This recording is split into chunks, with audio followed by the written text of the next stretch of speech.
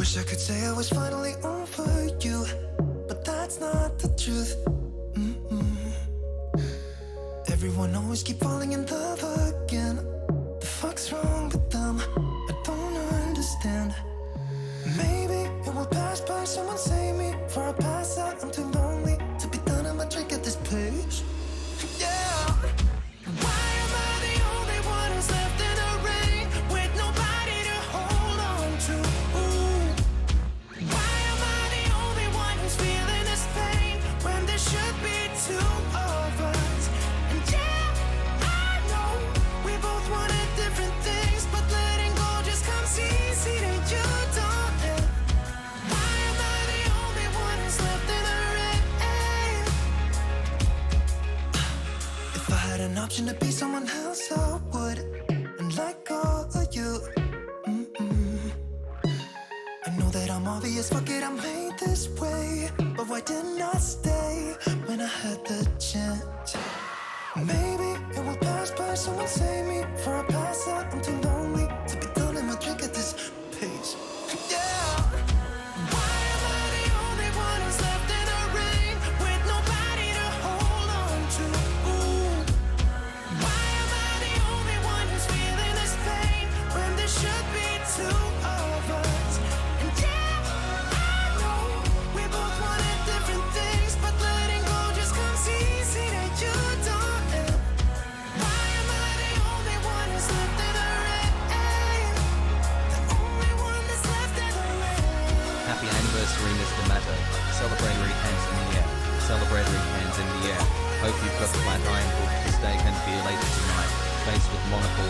Thank you for the entire year of your cast content, and here's to many, many more. Sick Harold, Sick Harold, Sick Harold, Sick Matt Jam, Sick Matt Jam, Sick Matt Jam, Sick Matt Jam, Sick Harold, Sick Harold, Sick Harold.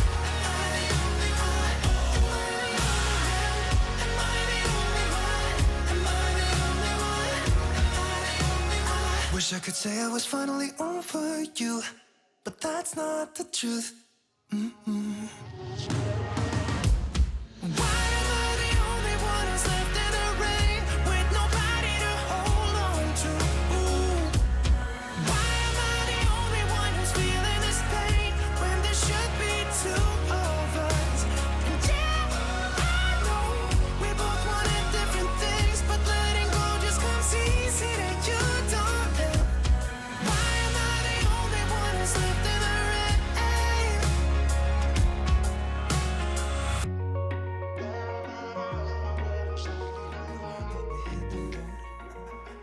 Doesn't matter where we go and destination unknown. I don't care where the motor stops, cause when I want it, then I want it. Yeah, I want it, oh I want it, let's go. Look around, where's the people at? I want a taste of the good life. Hit me with it right now, I'm in it. Cause when I want it, then I want it. Yeah, I want it, oh I want it, let's go. And I won't look back, yeah. I don't care about the bad shit back home. It's Cincinnati, baby, I just wanna let it go. Nothing matters when we're way out here. Yeah. Baby, I don't have to know your real name. I'm just addicted to the way you take the pain away. Nothing matters when we're way out here. Yeah. Cincinnati, baby, Cincinnati, baby. You said, yeah, Cincinnati, baby, Cincinnati, baby. It's 2 a.m. when we close the bar, but we're in the get-go. Next place, give me someone I could dance with you beneath the stars. Cause when I want it, then I want it. Yeah, I want you. Everything stops when you move like that, and I wanna get in close to you. It's what I'm gonna do, cause right now I'm in it. I feel kinda dizzy when I'm staring at you. And I won't look back, yeah. I don't care about the bad shit back home. It's Cincinnati, baby, I just wanna let it go. Nothing matters when we're way out here. Yeah. Maybe I don't have to know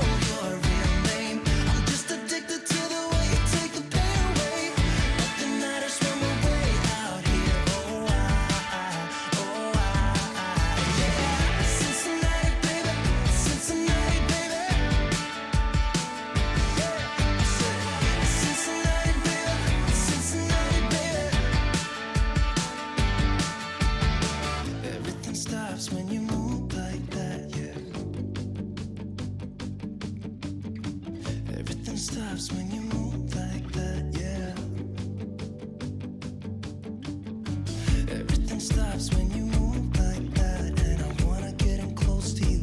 It's what I'm gonna do, 'cause right now I'm in it. Yeah, I'm fucking in it. I don't care about the bad shit back home. It's Cincinnati, baby, I just wanna let it go. Nothing matters when we're way out here. Oh, yeah. Maybe I don't have to know your real name. I'm just addicted to the way you take the pain away. Nothing matters when we're way out here. Yeah. Cincinnati, baby. Cincinnati, baby. I said, Cincinnati, baby. Cincinnati, baby.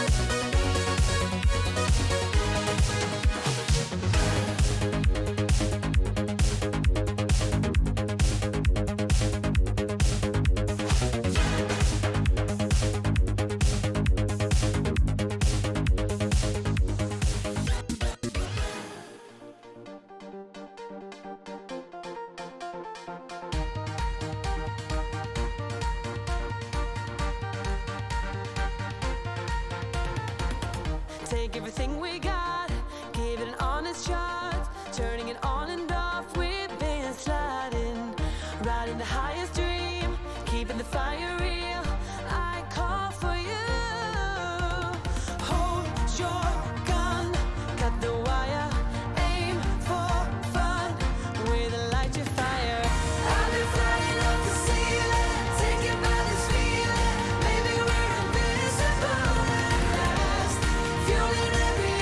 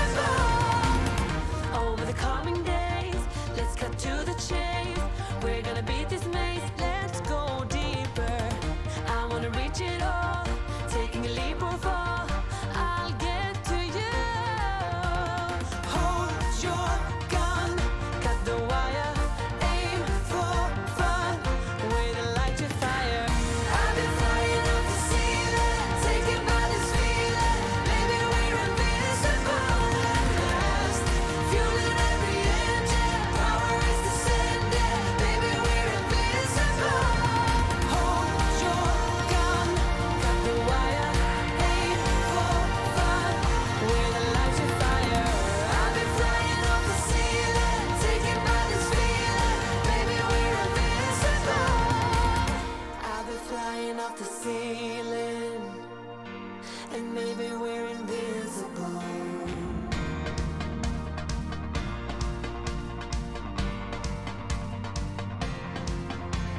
Hold your gun, caught the wire, aim for desire. Hold your gun, caught the wire, aim for desire. Hold your gun, caught the wire, aim for desire. Hold your gun, caught the wire, aim for desire. I'll be flying to make you believe. With my heart like the drive, we do what we want, but when I'm free, with our hearts on hyperdrive.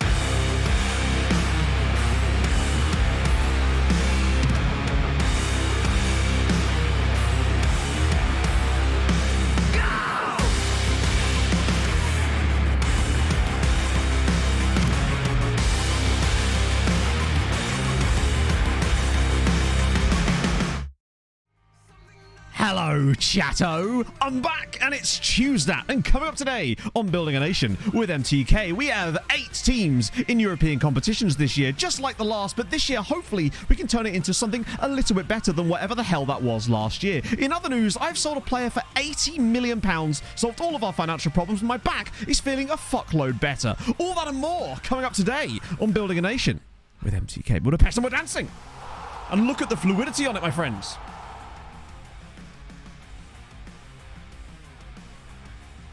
I don't know why I'm winking. It's happened. Just go with it. Oh, it isn't Jasiba, but it nearly was. Now that you've reminded me of Jasiba, it nearly was. Oh, I'm back, friends. Right, let me just move that down a little bit. Holy shit. Let's just get into a couple of bits first. Bill, thank you very much for the 12 months during the intro. Benny is playing. Thank you for the follow. And Ironic Christian, thank you very much for the 18 months as well. Walk like a Hungarian. That is the vibe. I mean, oh, it's nice. Sazmaz, the man himself. Thank you very much for the 20 months at tier 2. You'd bloody love to see something. Yeah. For some reason, I was looking at the emotes and the message underneath, and I was waiting for Russell to read them out, and then it just went, yee. It do be feeling like that. Oh, God, mate. Swear to God. So, yes, I saw the physio yesterday. Which was really, really nice. It was just nice that they were able to fit me in so fast, basically. I could have actually got an appointment on Friday, but with not the main dude, and I thought, fuck it, for this, I probably should go and see the big head honcho, just to make sure, right? So I thought I'd wait till Monday and see how things go, basically, with it. Take the weekend off or whatever, but bloody hell, it was not getting any better over the weekend, I must say. Like, I went to the pub on Saturday, and I was on one of those benches, you know, like pub garden benches, and it was agony for the rest of the day. It really, really was. Cameron, thank you very much for the prime as well. That is very, very nice of you, my friend. I saw the head physio, exactly. I was sent to the specialist. Yeah, it's almost like the former Premier League physio knows what he's doing. Who could have predicted that, eh? So, basically, literally, I went in, I sat down, I explained the basic premise of the issue to him, within about, 30 seconds of me saying that, he went like this, and then pointed straight at his, I guess it was like a model of the back, basically, that a physio will have on the wall, basically. Johnsworth, thank you very much for the 10 months as well. That's super kind of you, my friend. Oh, and he was like, right, so this sounds like what I know. It sounds like what I know what it is, basically. Paul and Ray as well with the 37 months. Mike, 37 months. That is mad. 37 months of the world's okest streamer playing with little dots on a glorified spreadsheet. Great content as always. I'll take it. I will absolutely take it. And thank you for the 37 months. That's a lot of months. Yeah, I had the model for him. It's just one of those things, right? I had to sign a release form and everything. It was like, I don't know where the pictures are going to end up now, you see. E25 Clay, Matt, thank you very much months. for the 2 months, my friend. I swear you had a resub last stream as well. I must just be imagining that. But no, I'm Beyond Ultra as well with the 6 months too. Bloody hell. I will finish in a minute, chatter, but I'm being bombarded with resubs. How 6 very months. uncouth of you. MTK are massive everywhere they go. It's true. They really are. I was wearing I wore my MTK shirt with pride to my physio appointment yesterday. So yeah, he just goes and points at the dummy and he's like, right. So he stood up and basically explained to me that there's almost a 99% chance that it was, hang on, let me think if I can remember the name. A zygatophysial joint, which is basically in your spine. Every single spinal disc or part of your spinal cord has these tiny joints on the side of it that are almost like roofing tiles that sort of pivot around when you move your back around. And sometimes what happens is one of them gets twisted so far that it then can't twist back essentially, and there's no amount of like you bending your back around and trying to crack your back is going to make any difference, and it can put a lot of pressure on other parts of your back. And the reason I knew that it wasn't going to be muscular is because it just didn't improve in that point, and he was actually like, so stretching can actually make this worse. So essentially, what if I was on the other 1%? You just never know, basically. But so essentially he was like, what we're going to do is essentially try to apply some pressure and pop it back in, which was a scary sounding thing, admittedly. So whacked me up on the physio table, applied some pressure to certain parts of my back just to loosen my shoulder blades up or whatever, and then just kind of went like this, and my whole back, it sounded like someone tearing a bit of paper. It was like, and oh mate, the mother of all back cracks, I've got to be honest with you, chatter, it was unbelievable.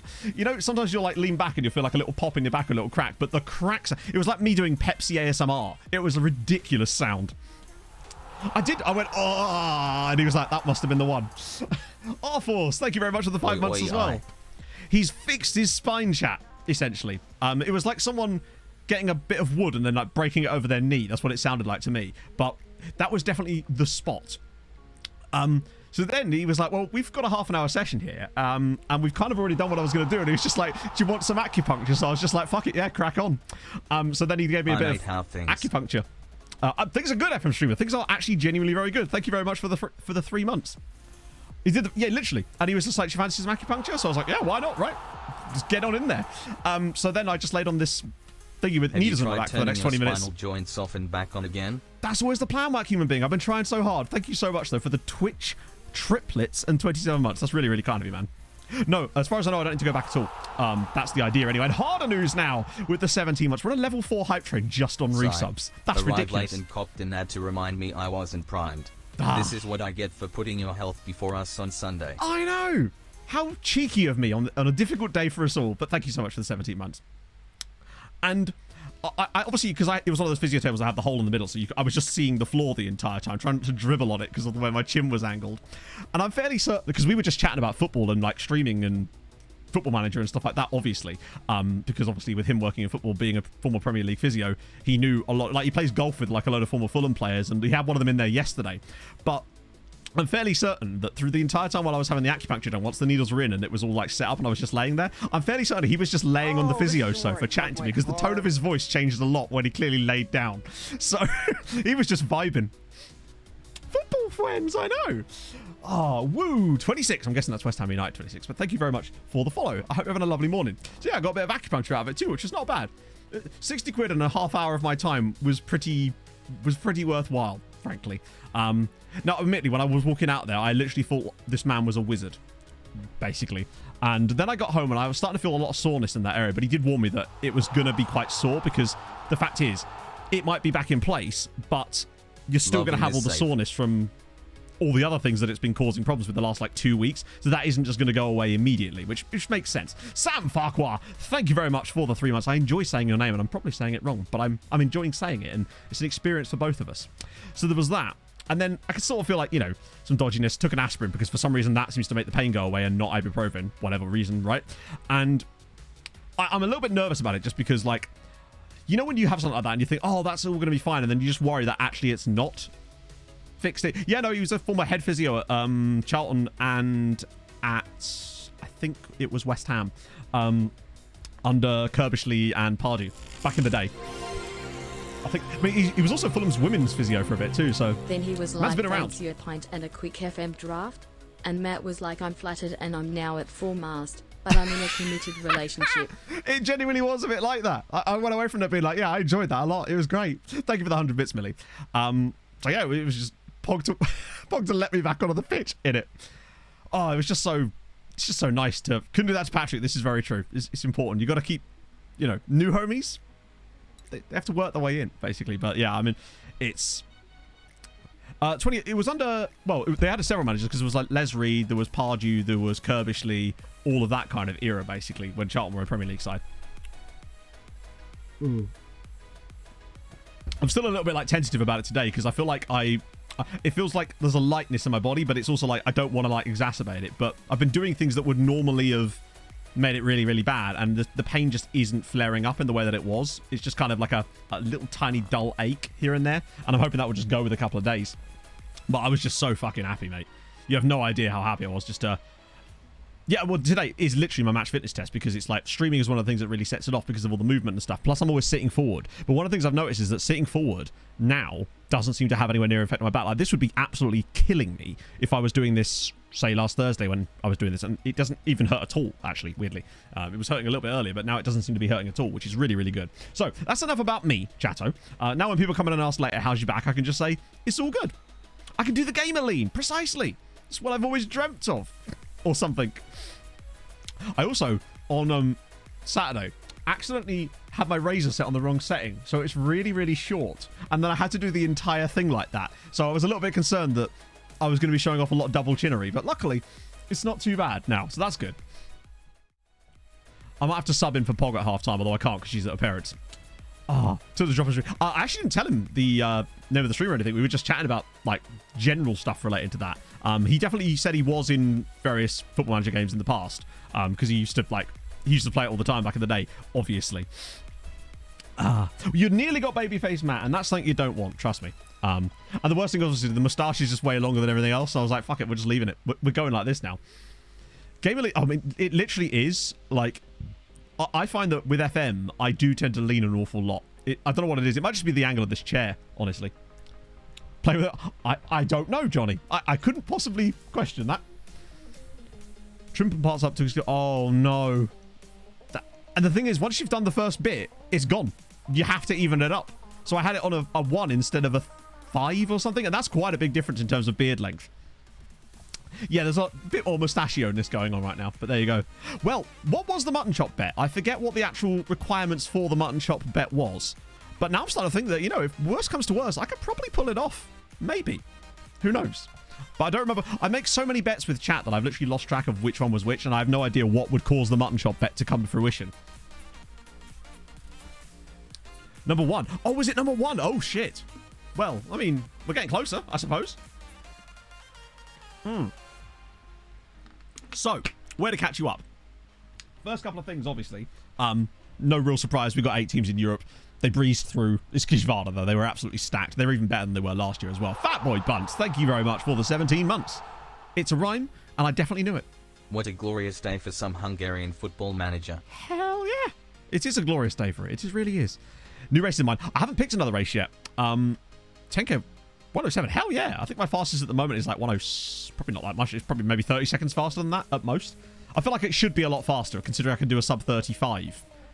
So, as in sub 35k, not sub 35. So I should really, my 10k should be closer to an hour than it is. I just haven't done it for a while. Yeah, no, literally, Comrade. A mate of mine has one that he managed to get second hand or stole from work. I can't remember which one. In a way, that is second hand. And he absolutely rates it. I would like to get a proper ergonomic chair because these gamer chairs are just, they're all show and no function. It's form over function massively. No, I haven't picked the next race yet. I want to do like a mountain race or something like that, like one of the, like a Snowdonia half or something like that, if they do that kind of thing. I want them to be like experiences, I suppose, but nothing planned just yet. Equally so, yeah, we're getting there. So, things to catch you up on. England sadly do have the extra team in Europe this year. It was Leicester. They nearly didn't get through. They played for Millicao in the 3rd qualifying round, and I thought, you know what? If there's ever a chance to get knocked out, maybe this is it, but they were fairly shit, and unfortunately Leicester got themselves through, and I think they played like a Polish side in the last knockout round, so they were never going to get knocked out there, which is a shame, but there you go. Step up like thumbs up. Maybe I'll find a half marathon in Malta that just so happens to go past the Siren Stadium, of which I'm still not entirely sure where it is, but regardless, maybe there'll be a Malta marathon I can do as an excuse or something. 1,000 goals, MTK gets the 3,000 plus. Ooh. I would say, that's 37 goals. I think we comfortably... Oh, that's games 1. Hang on, wait. Oh, no, actually, no, we'll totally get to 3,000 goals scored. Sorry, 3,000 goal difference before we get to 103 more goals conceded. Because if you think about it, we've done 23 seasons now. This is the start of season 24, and we've still conceded under 900 goals. So that's less than 50 a year. Considerably less than 50 a year, and think how many of those were right at the start of the save when we weren't quite as dominant as we are now. Yeah, that's what I'm hoping for, DMC, even if it's next year or something. Ooh, a Toho. I've never heard of a Hoto. I always look on Find a Race, but that looks kind of fun. Okay, cool, thanks for that. Your boy Daniel, thank you very much for the follow. So, that's that situation set up. The next thing I suppose we should discuss is the fact that I sold a player for £80 million. Would anyone like to guess who I sold for £80 million? That becomes the next question. And I feel like I did it with the right contingency plan in place. It wasn't something I was going to do. No, Živkovic is Živy is still here, but not in the way that you think. Some of you will have already seen this in the Discord. Pretzel was already sold for £80 million, so you're technically not wrong. But you also are wrong at the same time. Well, it's yes, but actually no, essentially. Malta half and marathons in February. Ooh, that could be quite fun, actually. Wouldn't make... Yeah, no, so that has happened, but not in the way that I thought. So, basically, I'll show you. Bartechko has gone to Manchester United for £78 million. Now, we needed to sell someone this window, and that's what we're doing, Pierluigi. Again, honestly, I promise you, my friend, I've got this. I can handle it. I appreciate the support, but I promise you I can definitely... I've got the stream. It's all good. So, yeah. He's gone for 80... Well, it's 70 million up front. It's split in 2 different sections, and then like £8 million for something else. I can't remember the exact... It's something to do with like league appearances. But then again, at Manchester United, right? It's, yeah. And he's already played once too, which is magical, right? Yeah, I mean, the fact that he's played once is surprising. We have a budget again. Oh, yes. Whoppers, thank you very much for the 25 months. It's all good. Thank you very much, my friend. That's really, really kind of you. Doing it well? Yeah, I don't know if I'm doing it well, but I can handle it. It's all good.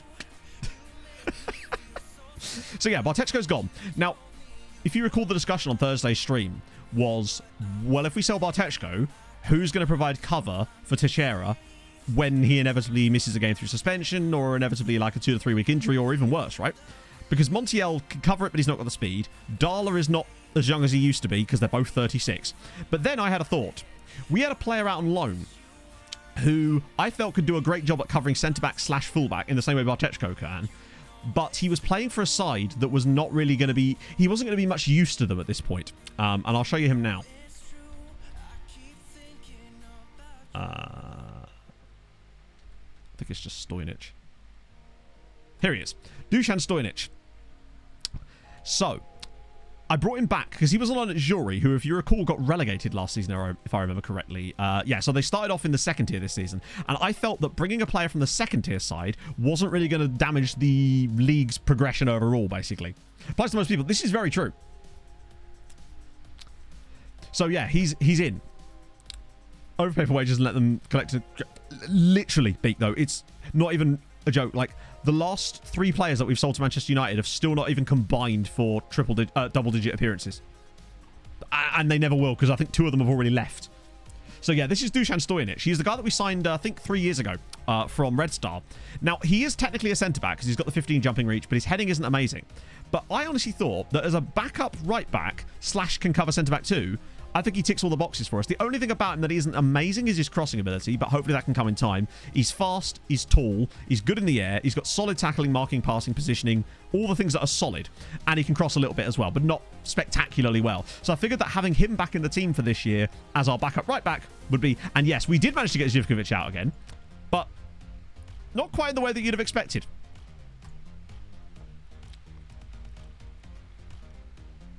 He is off the loan list. I'm almost certain he's off the loan list. I literally did it before stream. He's not on the loan list. Yeah. But yeah, Živkovic is permanently a Haladash player. So basically, the window was winding down, and I was like, right, what are we going to do about this? No one wants him on loan because he is what he is, and he's 30 years old, or he was 30 years old at the time. So I was like, shit, what are we going to do? So I noticed that he had a wanted logo, so I thought, fuck it, I'll just offer him out and see what's in the ether for him. And then when I looked at the wanted logo, it had all the usual suspects and Haladash, and I thought, oh, there's an opportunity for us here. So I offered him out for £20 million, which I thought was a fair amount, hoping to entice Haladash to bid. Obviously, the other clubs bid too, but Haladash bid. And the best thing about it is, at the top of the transfer menu, it said, my client wants to go to Haladash as it is his preferred destination. he actually wanted to join them over all the other teams, presumably because he has such a history with the club. But I love that FM took that into account. So he's gone to Halalash for £20 million, which obviously we could have got like 60 million for him probably. They would have paid it, but I didn't want them to. He's not a legend at the club, no, because he was a loan player, unfortunately. Daza with the 30 months. Was sure there was something I was meant to say to you, but I can't remember now, so instead let's just celebrate this 30 months. Oh yeah, and also Fulham get battered everywhere they go. Yeah, it does help when referees are completely incompetent, but we weren't very good anyway. Like, we were pretty crap for the most part in that game. Well, he won't be, like I said, he won't be on the Halalash Legends yet. Unless he is. It'd be weird if he now was added to them. No. They only have Gabor Kirai, interestingly. In fact, he's only even considered favoured personnel. No video today. There was going to be a video today, but my physio appointment was in the middle of the day yesterday, and I didn't get a chance to finish editing it, basically. It's a shame. Yeah, there's been some really horrendous refereeing over the course of the weekend in general. It feels like it's actually got worse this year, which is, if that's even possible, but it genuinely has. Thought the ref was great. Yeah, I like the part where he gave a penalty for fuck all and then sent Tim Ream off. I like that part. That was real fun. I didn't see the referees last night. That was the Arsenal Palace game, wasn't it? River do still look very, very good. It's almost like they knew that they didn't actually need Tony to play like that, and they can put other players in. It's almost like they've got a system. What I'd give for one of those. Yeah, they just kind of like him. It's unfortunately because loan players will never... I think FM has like a hard lock on it, and players can never really go beyond favoured personnel when they're on loan. Which does kind of make sense, I suppose, but it's still a bit of a shame. Oh. Yeah, the Tomiyasu one was a bit of a weird one, because he didn't even like really pull him back, did it? Have appealed the red card. That was, again, for me, a little bit like... Was that really a red? Yeah, well, this is the thing, Daz, because, like, Tim Ream didn't even bother leaving the pitch because he was like, well, obviously they're going to overturn that because there's no way that's going to be actually given as a penalty. And it just was. And the fact that it's not only a penalty in that situation, but a red, obviously it's a second yellow, but, like, what? Absolute madness. But there you go. West Brom, yeah, exactly, yeah. The referee, yeah, some of the refereeing in the World Cup final was a bit... It wasn't as bad, but it was pretty bad. There were some particularly egregious tackles, particularly on... Lauren James got into some very good positions. I don't know exactly who, but just someone, because we need someone. I have no idea what... Because I don't know if we're going to try and outright replace Mitrovic in terms of the style of player, or we're going to look for a different style and flip things up a little bit, basically. I know Balogun would cost us pretty much, possibly all the money and more, and it's a hell of a risk to take with that kind of cash. I've seen us linked with, like, Enesri, and there was another dude. We had a bid allegedly rejected by the player, actually, for the guy that's at Stuttgart. I can't remember his name exactly. Neil Malpe. No, I'm afraid you can't. God, Everton. What on earth? Like, they actually played quite well against us and still lost, but it doesn't seem like they carried the playing well part into the Villa game. Mary Earps is a vibe.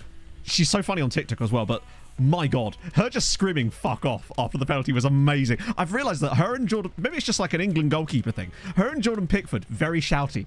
Like, they both have very similar energy when something happens in the defence. Both of them have the same kind of energy as like a parent that's like angry at their kids for not tidying up their toys. It's brilliant. I love that kind of energy out of goalkeepers. Yeah, and Nesri would be interesting. And I believe that Sevilla have already said they're sort of willing to sell. The Rabona, like, what was he doing? He just doesn't look up for it at the moment. Mary Queen of Stops. Yeah, such a good name. Oh.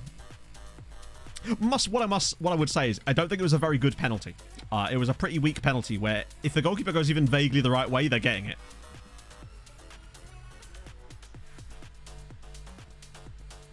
Spain were just better, though. They just were better. England didn't create enough on the night. Didn't deserve the win, really. Well, this is the thing. I feel like, honestly, Fulham might stay up this season just by virtue of the fact that there are some worse teams in the league. And that's obviously something, but it depends. We've still got the rest of the window, and we now have a decent amount of money to actually go and Nesri can't finish that. I mean, no one can finish for Fulham at the moment. Was that really the first penalty save ever? Wow, that's kind of sick. No, I've heard that we're interested in Balogun, but you just don't know what's... Until you see any actual, like, bids made and actual things happening, it's really hard to know if it's just media linking people with media, because the moment a club gets money, they get linked with everybody.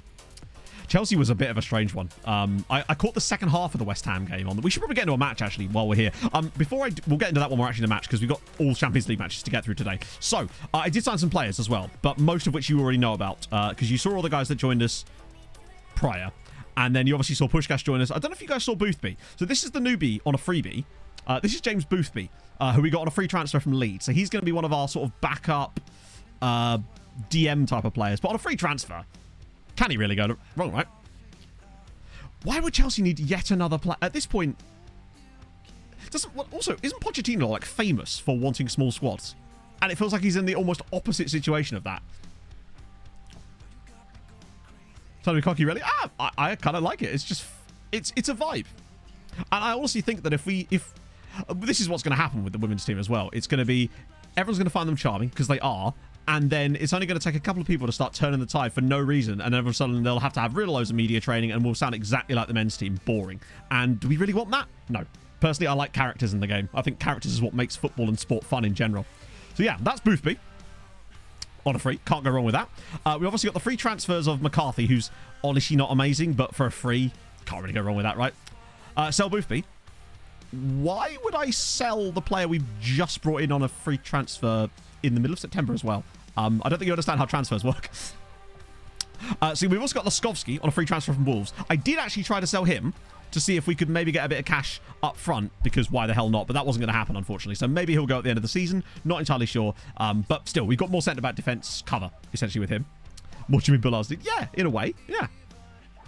Brought the players in Europe for it. That's true. You just get every player under your belt and then nothing can happen. Injury since... It's like she, cursed them somehow. Fancy us in. I mean, I think we're all in for it at some point. We're on the list somewhere, Smokey, right? There's a long list of people that are in line for the Everton throne, so to speak, and we're definitely on there. No, I know the insta flip isn't that daft, but we brought this guy in to be the backup for our DM role. If we get rid of him, we no longer have the backup for the DM role. That was the whole point of him. Bear in mind, he's on a 3-year contract, so we could sell him after this season, but yeah. Yeah, I saw the South Shields one. I saw it on TikTok, actually. Well, this is the thing. I think that we're still, despite being crap at the moment, we're still probably better than Wolves and Luton and Sheffield United and probably Everton. And you only have to be better than 3 teams. But that could still change. We could be crap, even crapper now. We'll have to see. Yeah, I don't think he'd be amazing to fit. I also signed that guy that we found from Slavia Prague. The Vietnamese dude, he's not very good. But I thought it'd be fun to have a Vietnamese player, right? Take Moise Keane? I just don't know, honestly. The Portsmouth thing. What was the Portsmouth thing? Didn't their match get Oh, yeah, they had the 23 minutes of stoppage time. They were talking about it on the Ramble. Well, I mean, they might not be just because there's other teams down there too.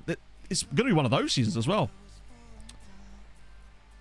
Overpaying for players, seeking a lot now will create a problem in the next few years. Hang on. I'm not sure what you mean. Which club are we specific, or are we just talking about general? Also, by the way, you know that guy that was at Barcelona that I tried to get for free? They listed him for £1 million. So I just thought, fuck it, we'll pick him up. He hasn't gone out on loan, unfortunately, but there you go. Stick at third. Well, yeah. It's... Yeah. Also, I picked up this guy here, who I do quite like. João Oliveira for Juventude for £4.7 million. I kind of liked his... He's more of an enganche because he's not the most mobile player. But I think he's an okay player. He's got a loan to Veg from. He's decent. Yeah, I mean, it feels like Everton have been... It reminds me a lot of Wigan. Do you remember when Wigan were just about survived relegation for about 3 or 4 seasons in a row, and then eventually they just finally couldn't do it anymore? It feels like this happens to a few teams. I think Sunderland were guilty of this for a few seasons as well. And eventually it will just get you. The Roddy Ager effect. Shouldn't have sold him to Fulham. Barcelona Athletic is their it's like Barca's B team, basically, I believe. So technically in Spain they count as a different club in this, but yeah. So also, we picked up Edwin Esser for £1.1 million from RZ. I think he's an okay player, but for £1 million, I couldn't really say no to him, right? Wigan's manager at the time. Exactly. For another more than worth. The thing is, when people say players going for more than they're worth, a player is worth what someone is willing to pay for the player, because that's how supply and demand works. So if a player is sold for £150 million because a club has valued them at that amount, that's their value. Now, their value will drop potentially if they then have to move again, but this whole sort of, I don't know, it's people are willing to pay what they're willing to pay, right? Just ask Brighton. So also, I started a recruitment focus again, chat. I started up the youth recruitment Wonderkid one, but I this time set it to the whole world, just as a vibe to see if we find anyone. And I'm fairly certain that this dude was in that. This guy, I really like. Sivold Solbak Laukholm. He's a centre-back, but he's already 6'2" at 16. 16 tackling, 11 marking, but that will come in time. 14 heading as well. I think he's really injury prone though, which is concerning. I think he might be the real deal, potentially. Still only 16, but for £5.5 million from Bodder, who have been churning out absolute worldies, I didn't even really do much scouting. I just saw his attributes and went, you know what, even if he's shit in terms of potential, he's probably still going to be a really solid player in the second tier or better. And now that he's here and he's still considered 5 stars, I really like him. Matoma is a just different level of quality, isn't he? And the last one is that Bolivian dude that I signed up a couple of windows ago that has now finally joined us. He's not amazing, but it's nice to have a Bolivian back in the squad, right? So yeah, budgets-wise, we're looking a lot better. Finances, we've got 190 million in the bank. Transfer budget's obviously massive because of the sale, but Laukholm for me looks really, really good. Right, so let's go. We're playing Man City first. Hang on, I'll show you our fixtures. We've got City and Man United are the 2 tough games, but we play City at home, Ajax at home, Mulder away, Lyon away, Man United away, which is going to be quite tough, Dortmund away, then we finish off with Brugge and Benfica at home. A reasonable set of fixtures. I'd say the only one I'm truly worried about is Man United away, although you never can tell these days. So that's hopefully the plan. I think I already set the squad up. Look at me go.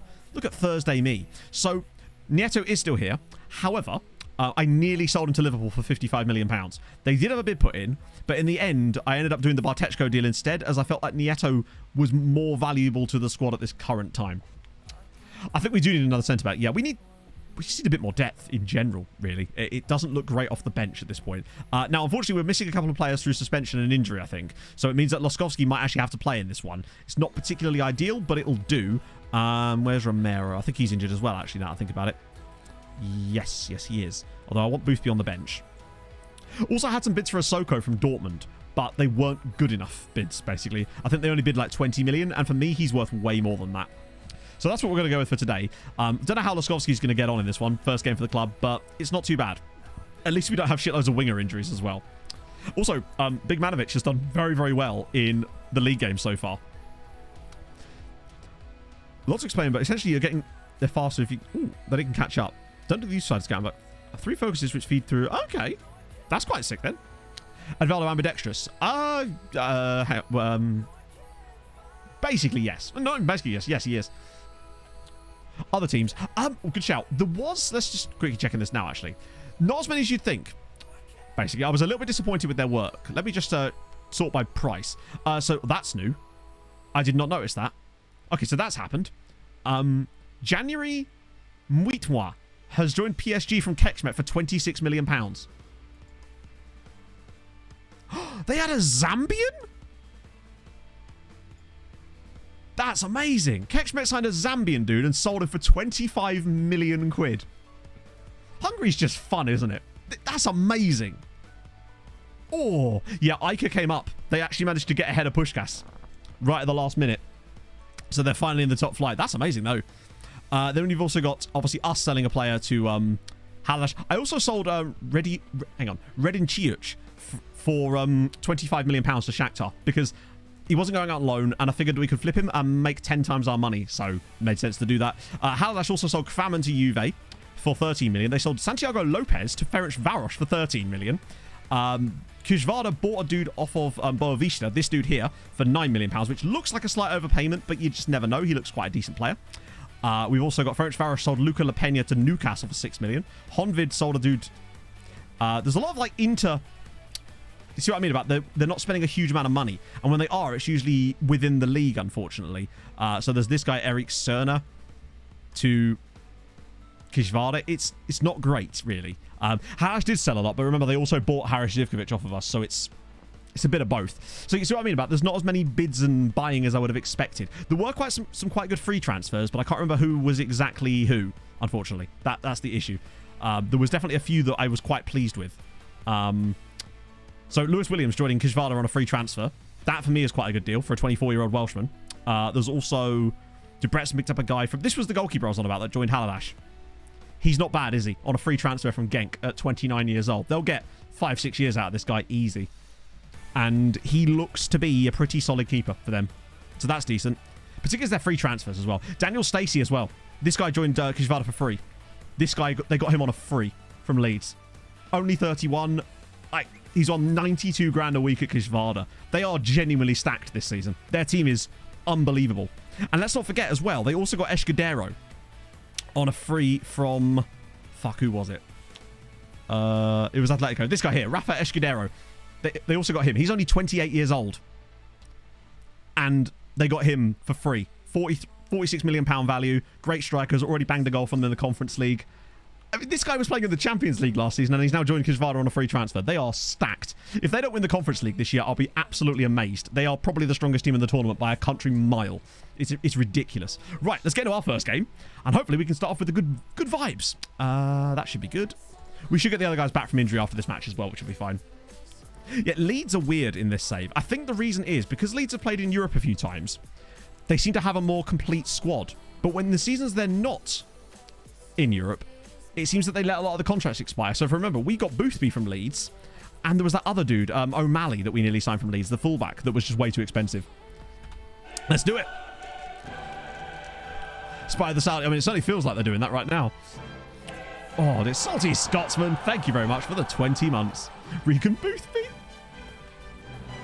Yeah, that'd be awesome, James. Actually, I'd like to test that out. Speaking of the multi test, and as Hadrian brings it up too, actually, Charlie, thank you for the follow. Huge potential. Even without trying to set up our domestic third-tier clubs, wanted to learn my best youth players. Oh, that's amazing. That's really good. So basically, progression is being made, chat, with the Malta test database. And I've made a special Discord channel, which you can't see at the moment, for people that want to potentially help test the Malta database when it is in a slightly more workable state.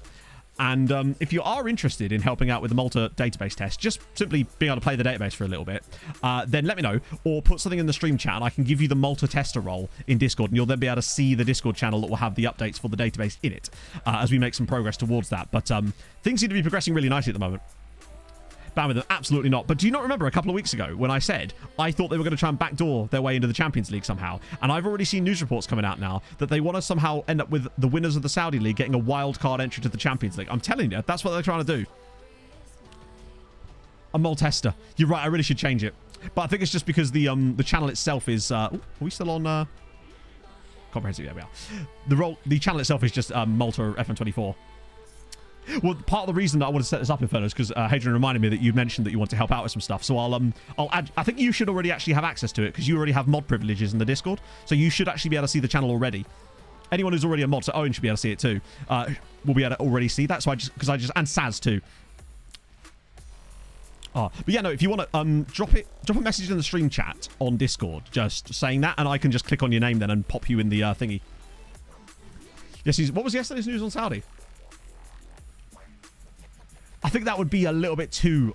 it's weird. I have like strange standards on stupid shit like that, Owen. But I feel like that for me would take it too far into the realm of silliness from our part. And I feel like people wouldn't really accept that. We want to make a fun environment where there's still enough like fun stuff that happens organically, I suppose. What a ball in. Mihail off the bar. Oh, you're not a Moddy Waddy. Ah, shit. In that case, you don't have access to it. My apologies. Right. So yeah, Halal actually playing Ajax. We've got... Ferencváros Porto. Kekschmidt away at Legia Warsaw. That's a winnable game, you never know. And I think... Is that it? I feel like I'm missing someone.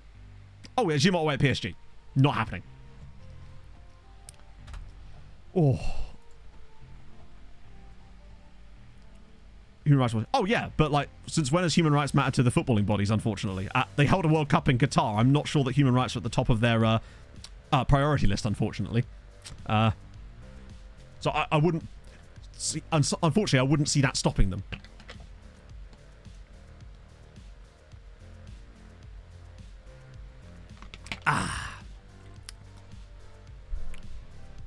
I'm curious to see if Halalash performs well with Živković now that he's a permanent player. We've started this game pretty well, which is nice.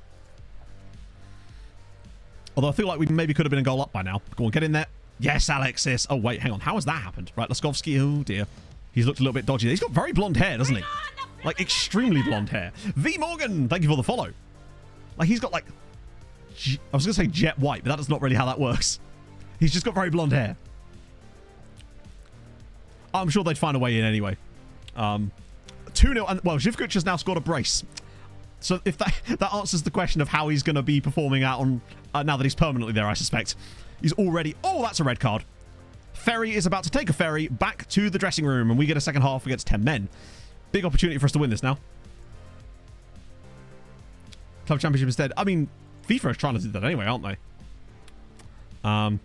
Right. we still need to be better, but now that they're down to 10, that could definitely help. And I'm not opposed to switching things if we need to. It's the best I can come up with. He was sold for £20 million. I gave them a cut price deal on him because I wanted him to move there, basically. It needed to be low enough that they'd bite, but not so low that the board would cancel it. I honestly thought that they might have cancelled it, but luckily they didn't. Right, what's this? How have they... I just want to see their system. Oh, they've gone very narrow.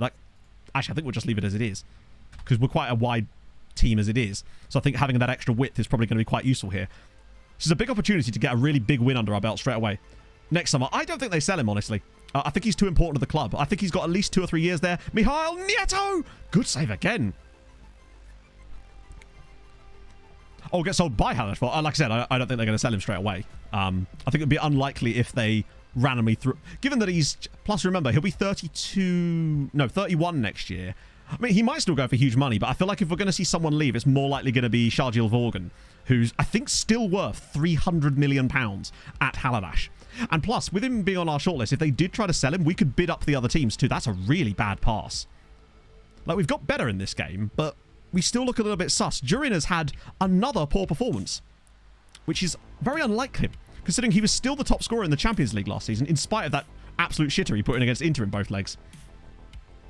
Yeah, there's a Phil Neville, who we believe is actually a face in the game, that plays for City in this save as Mihal's through. Oh, it's wide again. Oh, it's blocked. I hope this isn't going to be a sign of things to come, chat. I really hope not. The last thing we need right now is another one of these games where we dominate and don't take our chances. Patrice heads it wide. I'm about 5-10 minutes away from bringing on Bigmanovic, who is actually our top scorer this season already. Because Durin has played a decent number of matches, but he's just not been able to find the net so far, really. In the same levels, anyway. Oh, here we go. He's going to prove me wrong. Oh, and again. Well saved, actually, from the keeper.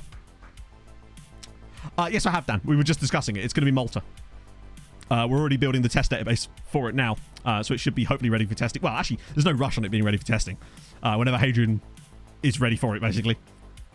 And apologies that there wasn't a video today. There was originally supposed to be a video today, but I didn't manage to get it edited in time because obviously I had the appointment in the middle of the day yesterday, which kind of took a lot more time. You know, appointments in the middle of the day just seem to take a lot more time than they need to, but you know how it is. So it should be out by Thursday stream. Edvaldo pulls it across, and Durin saved again and put over the line by Nieto, who I think is going to be offside. Yes, oh my life.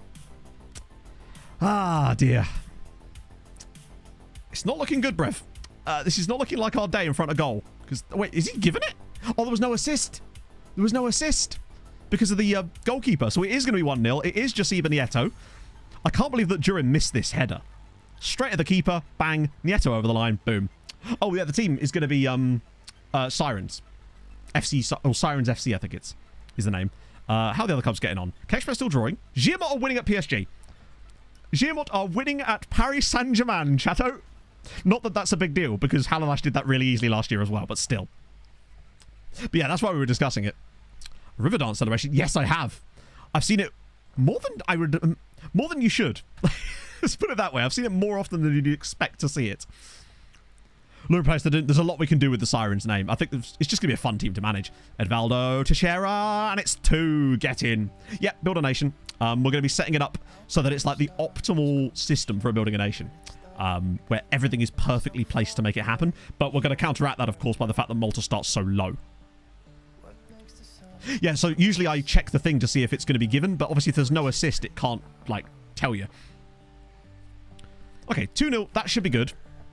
I want to keep Durin on, actually, just because now that we're playing well, I'm hoping that he might bag a goal and it will help his confidence out a little bit. Oh, yeah, it's going to be super difficult, but I think there's just going to be so much fun involved that it's kind of outweigh it. They're pretty low down. They're almost at the very bottom, but not quite at the bottom, is the way I remember it. As Edvaldo off the bar, on the rebound, over the line. There we go. 3-0. City are getting absolutely clapped now. Well, a multinational team top, I could... Oh, man, that'd be fucking sick. I'd love something like that.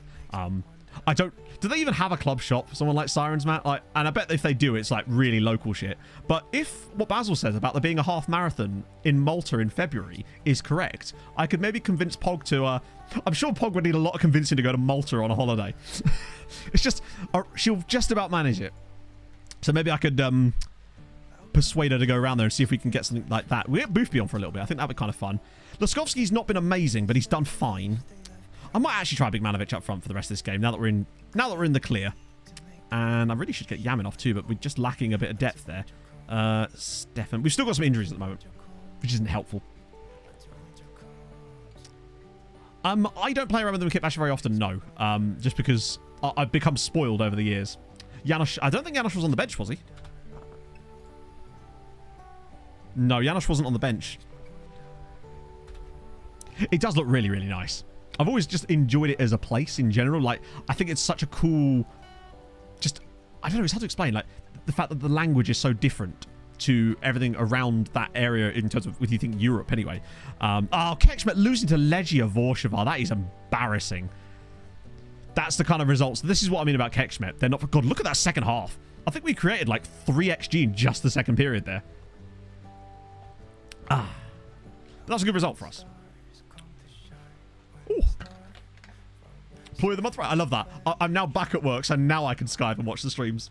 We're over the injury crisis, but we had a couple of residual injuries and some suspensions from the previous Champions League, apparently. But all the main guys that were out injured are back, so Mihail, Edvaldo, Carpenter was never injured, was he? And obviously we sold Kevin. That's a good result. Oh, right. Boom. I'm very grateful that people actually take the time to even like plan their days around things like that. It's mad that people would do that just to watch my silly buggeriness. Tajikistan at the top. Ooh. Yeah, I don't know if I'd want to do that just because, you know, particularly as we're putting this database out to the public, so to speak, right? This might be the racist homepage. Ooh. Okay. 25th of February. Malta. Okay, I'll definitely have to have a little look into that because that looks kind of fun. So, Ajax lose at home. Excellent news. Kekshmet losing to Legia is generally awful, and they're going to be... They've got 36th place written all over them. If they can't win against Legia Warsaw away from home, they've got no chance. We win, which is good. Giamot draw, and Ferencváros draw. Frustrating that they both threw away points, but to get points away at both Porto and PSG, I'd say that's a good sign. It's points that they wouldn't have got last year. Or, well, actually, they would have got last year. Points that they wouldn't have been getting in previous years, I suppose. They show up. Yeah, I think... Yeah, I mean, it does feel like at the moment, when we're on our day, we can beat just about anyone by considerable margins, but that Man United game does still worry me. That's the one game that might catch us out. So who have we got here? We've got Honvéd away at Olympiacos and Újpest hosting Crvena Zvezda. I'm worried about Újpest. They're performing appallingly in the league. They've sold someone as well, I think, to Kisvárda. I'm concerned about them. But that's the game they've got to be doing better in. Pog on a segment of the GoPro, just chasing me on a bike. Honvéd win at Olympiacos, Újpest win at Crvena Zvezda. That is fucking spectacular news. So 2 wins out of 2 in the Europa League. There's no Conference League this week, which means, bang, 4.1. We're not top, obviously, because we get the other stuff. Chasing, yeah, I was going to say. Me chasing her. She's got like a donut on a string, and I'm just frantically panting after her. But 4.1 so far. Most importantly, we are ahead of everyone that kind of matters the most, I suppose. And Portugal will fall off massively because they don't have a team in the Conference League. So that's a bit of a false dawn for them. Yeah, Greece must have done really well in the knockouts, in like the qualifiers, and maybe just have more teams in this year. That's the only explanation for it. But after a couple of rounds, they tend to fade. The key thing is to be above Italy, England, Spain, Germany, and the usual mob. But what a start for Liechtenstein. 4 points on the board. They're flying up the coefficients this year. I mean, it's not hard to fly up the coefficients when... Oh, wait, or are they? Yeah, it's not hard to go up when they've had some 0-point seasons. That means that Vaduz must have got through a round. Oh, yeah, so to give you an idea of where Malta is, in terms of coefficient-wise, I think we all know where Malta is. Yeah.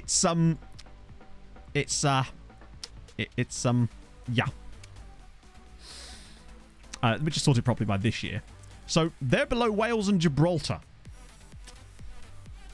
In terms of, yeah, they're actually worse. I think they start slightly higher than this. It's not amazing. So it's going to be a hell of a task when you consider that even Ireland started like 40th. Yeah, I think they've just fallen off, basically. There's going to be some pre-qualifiers. Holy shit. It was Daily Muriel. Also, John Sa. Don't mind a bit of that. Let's keep these going around. We do have some players to probably look at for scouting today, I suppose. It does. It's a cool flag. And you know I love a flag. Los Hollandes. Thank you very much for the follow. Call up unlikely. Why? As if you've got a better goalkeeper than him. Madness. Also, we've got a team called Comorom in the cup, and I suspect we might be about to slap them a boot a little bit. Slugs with the 30 months. How are you, my friend? Yeah, Basil, if you send me the links that you've got, I realise it's hard to sometimes see things in chat, because I am curious. That would be a really fun race to do. There is, Owen, yeah. There is. I believe there is still pre-qualifying, yeah. Only for, like, I think the bottom 4 nations? I think it's the bottom 4 nations. Now, there might not be in real life, but I think, obviously, SI just don't know that information, so currently, it still has it anyway. Soluble Manatee. Great name. Really good name. Do love a manatee. Man United are set to splash the cash on Leon Vorgan. Okay, so this is what we were worried about. What do you reckon? 150 mil? Fucking hell. It's like I've played this game before. 150 million for a Haladash player. I still don't think that's enough. And if they do bid on him, I'm going to bid on him too to try to... Obviously, they won't bid on him now because it's September. I'm going to bid them up to see if he is going to go, I want it to be 200 million plus for Haladash, because that could literally change everything. Although I'd rather him just not leave, honestly. That would be way better. Teenage. Yeah, so we actually discovered quite a lot of interesting names when we were doing our little random sojourn around the world last time. Sadly not. We've got Teenagers FC, but in fairness, they do scare the living shit out of me. So... But sadly, no players. But there is a Yanda Moon. It's just good to know that Moon is a name that you can have. I suppose yeah, Moon is quite a common name in, I believe, like South Korea, I suppose, isn't it? Like Ban Ki-moon, I believe, was one point Secretary General of the UN, maybe? Zemrin's above. Yeah, I think it's just a bit of luck from save to save as well. Right, Munoz has completed that. Carpenter's now... He's waited so long while all the other wingers were injured. And now he can finally have a little injury. Knowledge! Yeah, look at me go. Big. Oh, there's going to be so many biggers. Debrecen. My God, Sean Smith's just banged 6 goals for Debrecen in a game. Haladash just cruising by with quite a strong squad still, surprisingly. Let's just have a little look at bigger. Oh, there's so many biggers. There's biggers for days. 71 biggers. So we've got bigger Banza, bigger Bowler, bigger Magola, bigger... Oh, that's actually not that many biggers. I was expecting more. Bigger Mavinga. Bigger Kolonji. They're almost all Dr. Congo, except for this guy who's Angolan, but I wouldn't be surprised if he has Dr. Congo second nationality. Yeah. And, yeah, I think it's... And Bigger Bowler here, presumably, again, will have Dr. Congo second nationality, yeah. Bigger Bowler, I think, is my favourite of the bunch. I was expecting more. There's no Bigger Bolongo. You're expecting more. Unfortunately, more isn't going to do us much because we're just going to find thousands of people. 9,000 of people, in fact. Take your points for those. Find your points for that. Right, let me try and type this in and definitely not fuck it up. Oost. Yeah, this one here. Please tell me it's in my pack. No! Complex.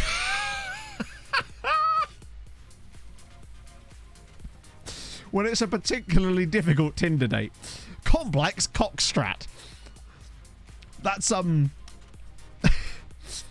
that's good. It's where cock wriggling comes alive, chatto. What a man. Oh. Yeah, Bigger Benteke I've seen loads, and I don't know why that is. I think it's just, you do just see that name quite a lot. Unless it's like a face in the game. Let's see. Unfortunately not, sadly. Twin with the Wankdorf state, of course, the very same. Oh yeah, Laskovsky got a bit annoyed at me when I tried to sell him. I can't imagine why he'd be annoyed at me. I only tried to sell him after like 1 day. The whiskey's still hitting? Okay. I did try to sell Lorival as well, but they were not having any of it. This feels like a Janosch game. It's the perfect time to start Janosch in a game like this. Get him some more football. But he's up to 2-star current ability now. And does seem to be progressing. I'm not sure really if we've seen too much on this, but 2-star current ability is solid. We'll take that. Bigger Zola is... 5'11 is not bad. Seen taller. That'll do. Cornflakes. That is definitely a sentence. This should be at least double figures. I'll be very disappointed if we don't bang doubles here. And I think maybe the only reason we might not is just because of like fitness levels. It's feeling a lot better, Pass Pro. Genuinely. Way, way better. The physio, give me a good old crack. Blast with the Hattie, that's disappointing. That's a really substandard performance from us. But Stojanic with 2 assists, which is really nice. Hey, Panis! With Treaty, no shit. League is stuck in 8th. Ah. It's just, so, unfortunately, Panis, it's so difficult. Like, what's the furthest you've had other Irish sides get in tournaments? I'm curious. Because we actually did get Treaty to 3rd in the end, which was very, very... I say Treaty. We got Ireland to 3rd. But I think part of that was because Dundalk actually became kind of reliable in Europe. Oh, hello. That's a good little bunch. And there's a Harold. Hang on, did Janosch do anything in that game? I have to make sure. No, he didn't. Gah. I was hoping we'd get a chance to play the song, but sadly not. Did I extend that? No. Cool. So, wait, we could do that? Yeah. I see no reason why not. What the hell? Oh, this is from... What were we looking? Oh, I know what it was. We were looking for like Roundor as well. We went on this whole little sojourn, and I got very shitty because again, back pain's a hell of a drug. So we want name bigger, and then we can should bring us the same guys, right? 13 players. Yeah, right. Now I'll just put on general. We can filter by height. The biggest bigger. Wait. Yeah. There we go. 6'5". To be fair, bigger by name, bigger by nature. Bro is 6'5". He is the biggest bigger banzer that I ever did see. Round of 16 of the Champions League. Holy shit, that's pretty good. Decline not making Champions League groups. Oh, God. That's bizarre. So there's been no, like, Conference League winners or anything like that. Jordanian Greek Dutch guy. Isn't a face in the game. Even better. How tall was Banzer? I just don't know. Banzer must have been at least 6'4". Or at most 6'4", I guess we now know. Also, bigger Kabamba at 5'7". Sir, you're a disgrace to the name. Can't be done.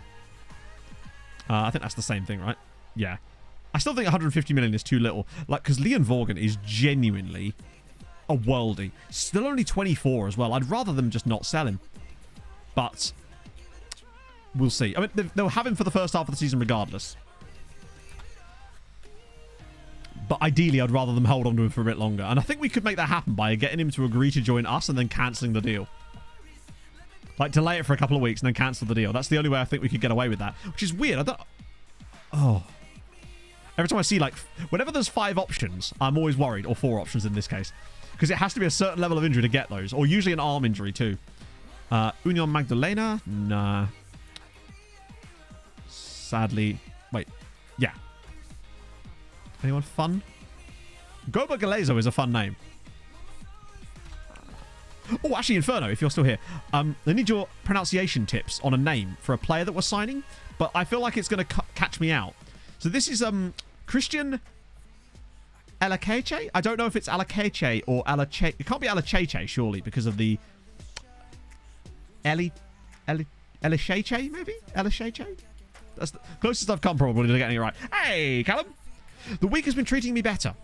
It has. It genuinely has. I feel bright and airy. Like, we've done an hour stream and my back isn't really playing up at all. LSHA. Oh, it could be LSHA. True. Call him Ellie. Done. Have any second nationality?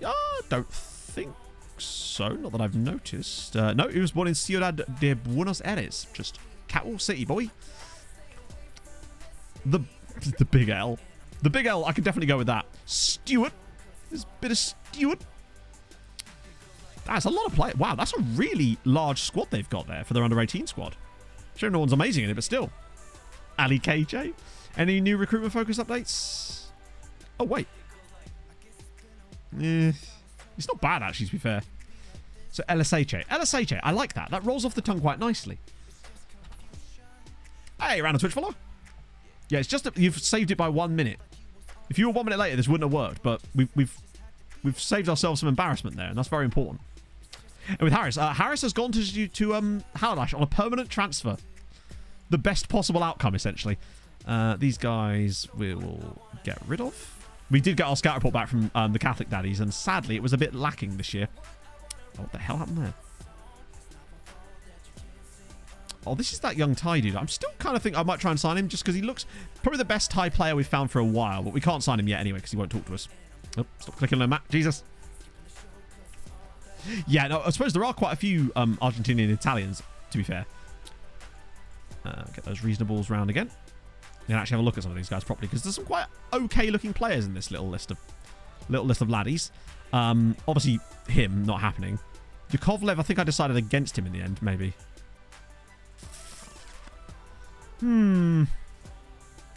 Actually, that tackling is quite good.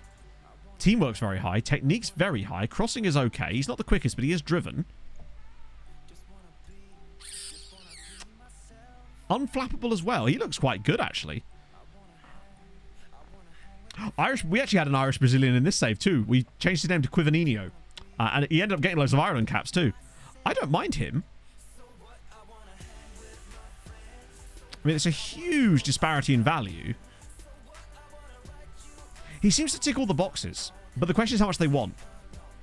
Oh, wait, did we have a... Oh, hang on. I think we already agreed... Didn't we... Yeah, we already agreed a deal for him once, if I recall. But we didn't have any money at the time. So we decided that it wasn't worth it to us then. But it is now, I think. That makes sense. Pretty much, yeah, it does seem like that. Ooh, hello. What about this guy? Fernando Quinones. Good with both feet.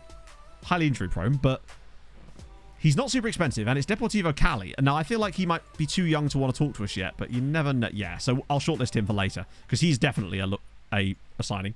Trophies won already. I can in a second, but basically it's 4 Champions Leagues, all the league titles. That's pretty much it. I say pretty much as if 4 Champions Leagues isn't a lot, but that's basically where it's at. He's not bad either. I think the problem with him is he's quite expensive. Wait, was that the guy I just looked at? Or was that a different guy? Yeah, a lot of cups, I suppose, but no one cares about those. Apart from the board and the players randomly. At seemingly completely random intervals as well. You're highly injured. Oh, it's only pulled thigh. He's also only 15. Which means I think he's probably worth looking at, but there's no way that we're actually going to be able to sign him yet. Edipo Faria. He's 6'1", which makes me think that that jumping reach should, in theory, start to... I mean, not that those two things are intrinsically tied, but... That was the guy from the... That makes a lot of sense. I'm not sure about him at the moment. You...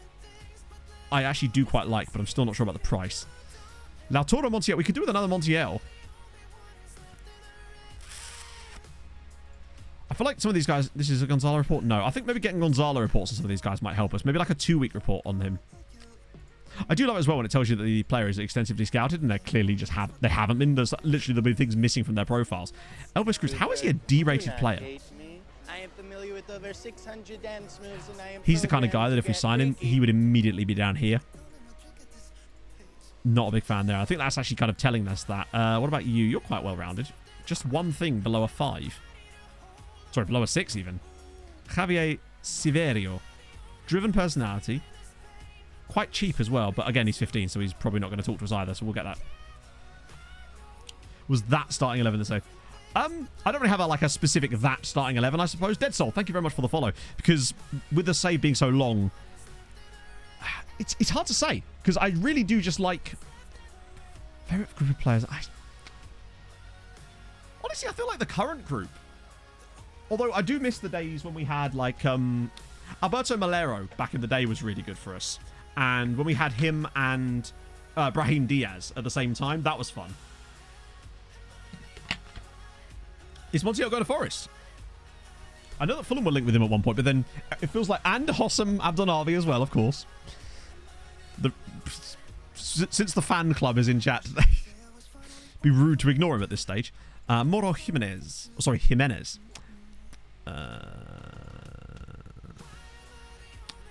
I don't know why we're even well, there's no way we can sign these guys for 2 years anyway. Dario Romero. Okay, you're 17. We might have a chance of signing you, maybe.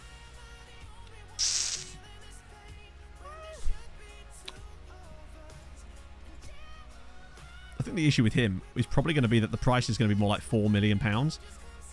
If he's under 2, I'd accept. Nah. Oh, fuck no. Absolutely not. Yeah, Mihal and Mihail and Edvaldo become, like, going through the loan farm and actually eventually pausing themselves into the team is pretty fun. That I do enjoy that about them. Tex-Mex as well. Actually, one of my favorite things from the save was the story of Tex-Mex and how he went from being an overpriced winger signing that was just incapable of doing his job, despite all of his attributes telling us that he was the perfect man for the job, to us deciding to play him through the middle at random one day, and then him having the most unbelievable second half of a season. Like, he got, I think, what was it, 2 assists and... Yeah, I think he got 2 assists in his first 19 games that season. We then switched him to being an attacking mid in the middle, and I think he banged, like, over a goal a game contribution for the rest of the year, and then did it for, like, the next 2 years straight. Guy was absolutely unstoppable for a while. Hey, Icarus! Oh, am I getting... Oh, I am. Frantichaz, thank you very much for the prime. It's very kind of you, sir. Hope you're having a lovely Tuesday. I can't say morning anymore. It is afternoon. Model says and evasive unflappable. Damn. Evasive, actually, it's not too bad. That's... I mean, his professionalism is probably through the wazoo. No, the wazoo would be bad. It's through the ceiling or something. I don't know about these guys, honestly. But they are all signable, so I might as well at least take a closer look. You're probably a bit too much for that, but some of these guys are more in the cheaper range, like this guy here, Carlos Arroyo. He's very technical in certain places. That's one of those things where the match engine just simply didn't work out, basically, Brazio. It's so strange, though, isn't it? Like, because, as you say, he had all the attributes to be an elite winger or inside forward because he had the great finishing and composure and all the sort of attributes. And he just didn't do it for whatever reason. I did just, in fact, forget the term through the roof. Yes, you are correct. What about Estrella? He's good on both feet as well. Still wanting to have... I have, though. I'm 33. I can't... Oh, he's only just signed a new contract. I have to go as soon as I get up in the morning. It just... My body can't handle... Oh, he's quite... He is a fullback. Such a high wage. That's the problem with some of these guys. Seifar Moya? It's an interesting first name. Ooh. Oh, that's... the composure is genuinely awful. I probably shouldn't dwell too much on these guys at the moment, simply because we've got so many games to get through today. But regardless... Oh, nice. Oh, thank you so much, Fran. That's really kind of you, man. I'm glad that you came over from the Tom video. That was a really fun video to record. Let me just get that sorted. Wait, no. If Durian can start, he can start up front.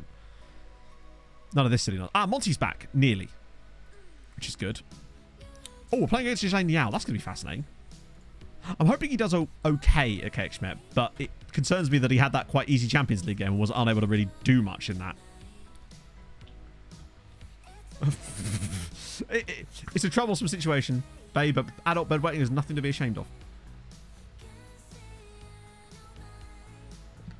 I find that you get that issue more with goalkeepers, where players just don't seem to perform to their attributes.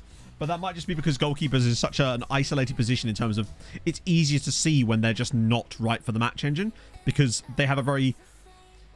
The spotlight is on them in certain situations that gives you a really good idea of it, whereas players, you have to go by like vague statistics and you're just never really sure if it's actually what's doing it. Blaz with another 2 goals there, though. Nieto with another goal. Presumably it was a free kick, let's be honest. Iker and Spartacus have not started this season well. I think we can all agree on that one. But what I will say is that Bing Sword has started the season very well. He's got 10 goals in 6 starts for Honvéd this year, and he's actually starting to look a little bit like Haris Živkovic, except he's only 24 years old, and I think he could still get better than this. He's actually a worldie. Like, he's a world-class striker playing for Honvéd, and he's so well-rounded. He's fast, he's got good finishing, his composure's a little bit sus, and he'll need to get that one out. Sarah Bowles, thank you for the follow. Let's catch up on some of these lookups. Hopefully I got... Oh, Musu. Yeah, he must have retired, right? Yeah, he did. He finished his career after 6 years in Qatar. Conceded a decent amount of goals. It's mad that he was actually only here for 3 years. Welcome in, Sarah. Oh, sorry. Welcome, I should say. Biggest 2 takeaways in the first 2 weeks of the EPL. Referees are dreadful. City look solid. Arsenal look decent, but not like at their free-flowing best. Wolves look in a lot of trouble, but still play quite well against Man United. Everton looks shocking. Fulham don't look great. It's hard to tell after 2 weeks, really. I think you really need to see like a good 7 or 8 game stretch. Brighton look massive, yep. Admittedly, they have played 2 of the worst teams in the Premier League, but they still actually beat them and beat them very comfortably. And that's not always as easy as it looks. Brighton do look just fun. I just love watching them, honestly. They play such fun football. And Mitoma is just such a joy to see on the pitch. Thing is, he probably is going to get Ukraine caps, but it is what it is. We'll know more soon. Yeah, Arsenal do have a lot of injuries at the moment too, which isn't helping. But the fact is they've got the wins. And winning games when you've got those kind of problems is really important. There we go. Cool. I honestly think that Sheffield United are going to finish lower than Luton. I think that Sheffield United lost 2 of their best players. Are probably promoted. One of whom to a promotion like rival, essentially, which is just bizarre to me. Oh, imagine if Brighton just went and won the league. I don't know. I feel like Everton looked really good in that first half against Fulham. And in patches in the second half too. They just couldn't take their chances. But I feel like if they could maybe just sort that out, but then this has been a problem for a while, right? And Fulham aren't that good either. I'm hoping we sort that shit out. It was so useful. I think just having 3 points on the board right now is absolutely massive. I think once they can start playing some home games, Kenilworth Road is going to be fascinating to see how that's going to perform for them.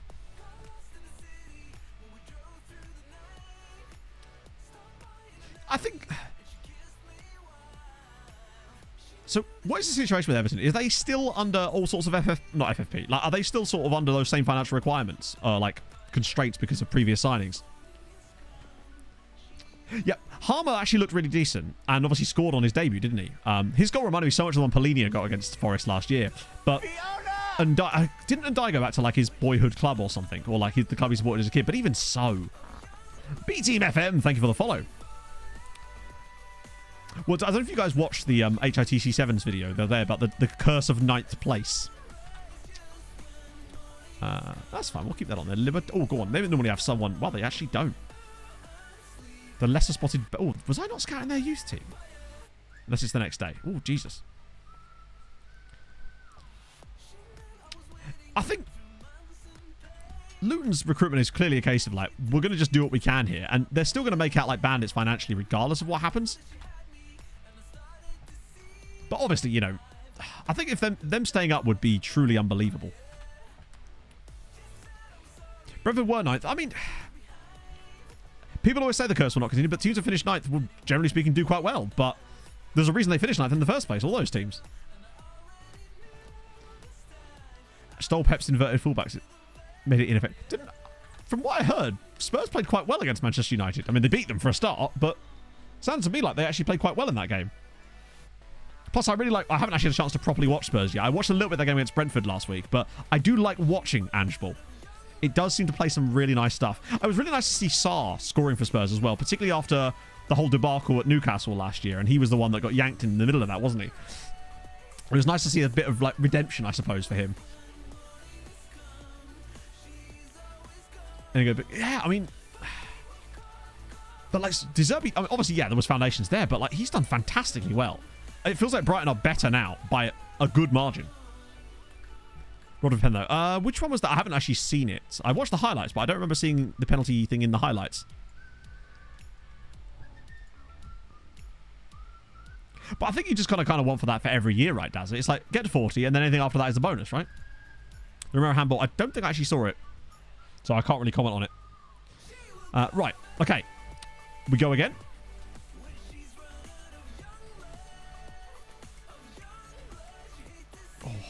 Nice to see McGinn scoring for Villa as well. Feels like when they first came back up to the Premier League, he was just like the guy, and he just seems to have faded a lot since then. Still smashing it massive. It's because they invest so wisely. Brighton sell players when they know they've got their successor already in place, basically, it seems. It's such a clever way of... And it's something that every club really should do, but their recruitment has just been so on point. Under De Zerbi, they seem to have more cutting edge. I mean, they've won both games 4-1 so far. They're not shy in putting teams to the sword. They're creating the same amount of chances as before, but now they're taking them. Highcast dab sick mad jam sick mad jam sick mad jam WTS yog sick Harold sick. Thank you so much for the 22 months. Thank you. Thank you. I hope you're well, my friend. Oh. You know, yeah, I mean, I think any player that does even a little bit good at the start of their tenure in the Premier League just will get linked with every big move under the sun. You just see it constantly. Oh, finally a win for one of the bottom two. Wow, Kexmet are in the relegation places. Have to follow us up. I mean, if it's a sensible system and they continue to do it right and don't abandon the principles that they've got, I don't see how it can fall off. I mean, they can make mistakes every now and then, but if you I think what happens to a lot of these sides that have these really sensible recruitment strategies is what seems to happen is that after a while they reach like a ceiling of where they can currently reach with the current squad, and instead of continuing their methods and bringing through the next young players to take it to the next level over time, they get too short-termist and will then start signing players for like 30-40 million pounds out of nowhere, and it completely ruins their entire recruitment system, and it puts them in a financial hole too, and then it just ruins everything. There's so many times the club seems to do this. Hey, Drew, things are going good. We're just coming up to our second Champions League game after clapping Man City in the first one. Baleba. I think I did see a TikTok about him, yeah.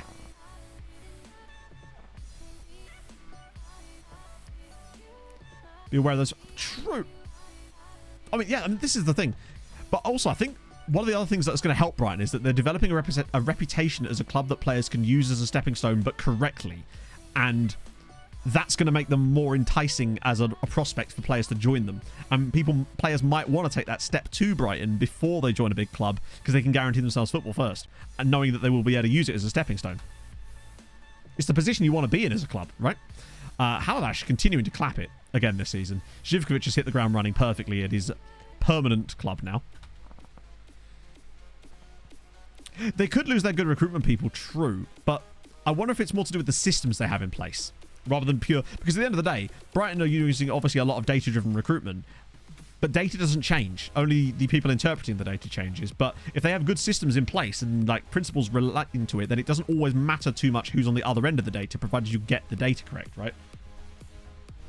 Oh, there is so much luck in it because, like, any player could get a massive injury or might have issues with motivation and whatnot that you just don't really know until that player's played a little bit and had a bit more of a career, right?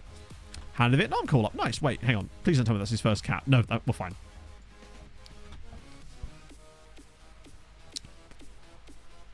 So they're still scouting him. But I think they've been scouting him for like 2 years now. Cantalao. I remember these guys. I think there was someone in chat doing a save with these guys last year, if I remember.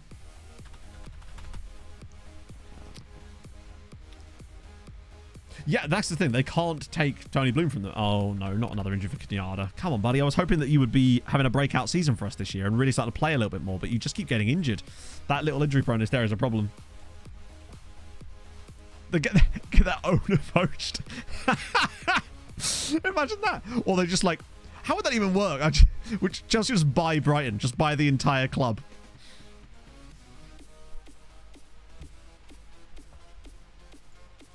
Yeah, I mean, look what happened with Union Saint-Gilloise. They've done, I don't know what they've been doing in Belgium last year, obviously. They came very close to the title win that time, didn't they? I think, wouldn't they have won the title if it wasn't for the fact that Belgium has weird, like, bit after that?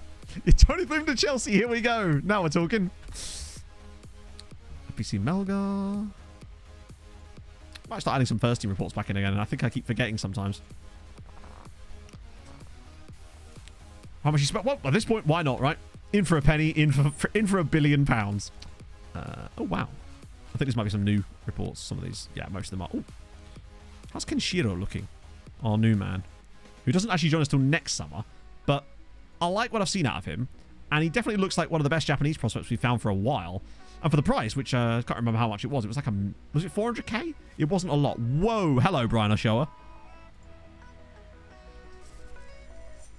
He's very good. I'm guessing you won't talk to us yet. No, but he is getting shortlisted because he's very nice. Crossing, tackling, reasonable pace, not the tallest, but great mentals, good on both feet. Yes, Brian, like him. Keep an eye on him for when he turns signable, basically. Oh. Yeah, exactly. He's got, think of the points he's got. I'm being nice to our short king here, Adrian, all right? So Halalash away at Bayern, tough. Ferencváros got to win that. Kexmet away at Bayer Leverkusen, I have no hope for them anymore. And Giamot hosting Celtic, got to win that. James, you still feel like Spurs are missing a really ruthless striker in that system, though? With, like, do you think that's something they actually are going to look to bring in, or are they happy with Richarlison and just the system? Because obviously the system is more important in some respects, but... Hello, Matto. 13 Hello. months of sheer entertainment. Well, I don't know about sheer, but thank you very much for the 13 months, Margaret. I hope you're having a lovely morning. CNFM, I saw a guy who was 4'10 once when I was testing something for a video. But I think that's the shortest I've seen. I think that was a real player. It seems Regen's heights are more contained. The Little Chef post. Oh, mate. It just made me so nostalgic. The current ranking is number 2, Ben. I mean, didn't Son play through the middle quite a lot at one point with Kane? Because when Son was like... Didn't he win the Golden Boot or damn near win the Golden Boot one season? Was that playing through the middle quite a lot? I forget. I can't remember which manager that was under at that point. 4'11". Oh, interesting. Oh, yeah, you're right, because I spent that time trying to break the editors to try and let me have taller players than that. It'll have to change when women's football comes in, presumably, right? Was that the Mourinho? Yeah. Oh, of course it was, yeah. Edvaldo Bigmanovic. Is Michal... No, I want to try Bigmanovic here. I think it's an opportunity for him to start. Monty's going to play again. What a man. I guess so. But I guess that's a good position to be in, right? You get your 100 million for Kane. You get a system that's going to be more of a system. And success. Where is Janos? I'll put Janos on the bench because I feel like he doesn't at least need to be on the bench a little bit more. So I can use him as an option in certain games. Games like today, potentially. Actually, Bigmanovic is looking kind of dead. So maybe I should start Michal, actually, for this one. And Yamin kind of has no choice but to play. Wow, look at Velasquez. He's down to a 3-star now just because of his age. Oh. Hang on. It's because I moved Stojnic back too late. It's unfortunate, but means we can register him after Christmas. No Janos. No, we got Janos. She's on the bench. But this is a Champions League game, and we would quite like to win it. Oh.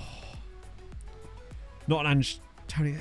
I guess. I mean, actually, he kind of is, isn't he? Yeah. But I mean, how long is Tony going to be out for still? I don't know how much longer he's got left on the ban. I imagine it's still quite a way. 11 jumping routes on a 4'11 is pretty good. Out to January. Okay, so it's not too bad then. It's still quite bad, but like... Seems like a lot of footballers lately are being like investigated for certain betting irregularities. Isn't Paquetá also being investigated for something to do with that too? Wait, so you can't even train until September? That seems a bit counterproductive.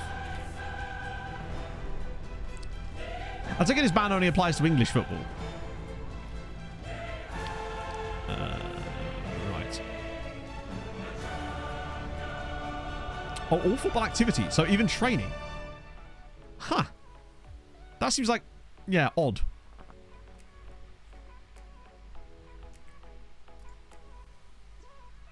Oh, an injury. Okay. We've not looked very good in this game so far. But Ferencváros are 2-0 up, which is good news. Right, here we go. Wasn't even allowed to come to game. Good lord. What do they think he's going to do? I guess the one thing about Richarlison as well is it means if you do sign a proper striker, Richarlison isn't just someone who's going to suddenly drop out the team then, because he at least has functionality to apparently clearly. I suppose, yeah. That was a good header actually from Edvaldo. That's why I like having Edvaldo and Michal in the team. Having tall wingers getting into these positions is so damn useful for us because they're almost always going to be taller than the fullbacks they're up against. Oh. Signals. Go on, Nieto. Come on. Bang it top bins, buddy. Oh, that's not a bad effort, actually. I love that Barcelona have a player called Ronnie Thorley. It just sounds like a player. It sounds like someone out of the 60s, basically. Giamot winning already. Who are they playing? Giamot look very good.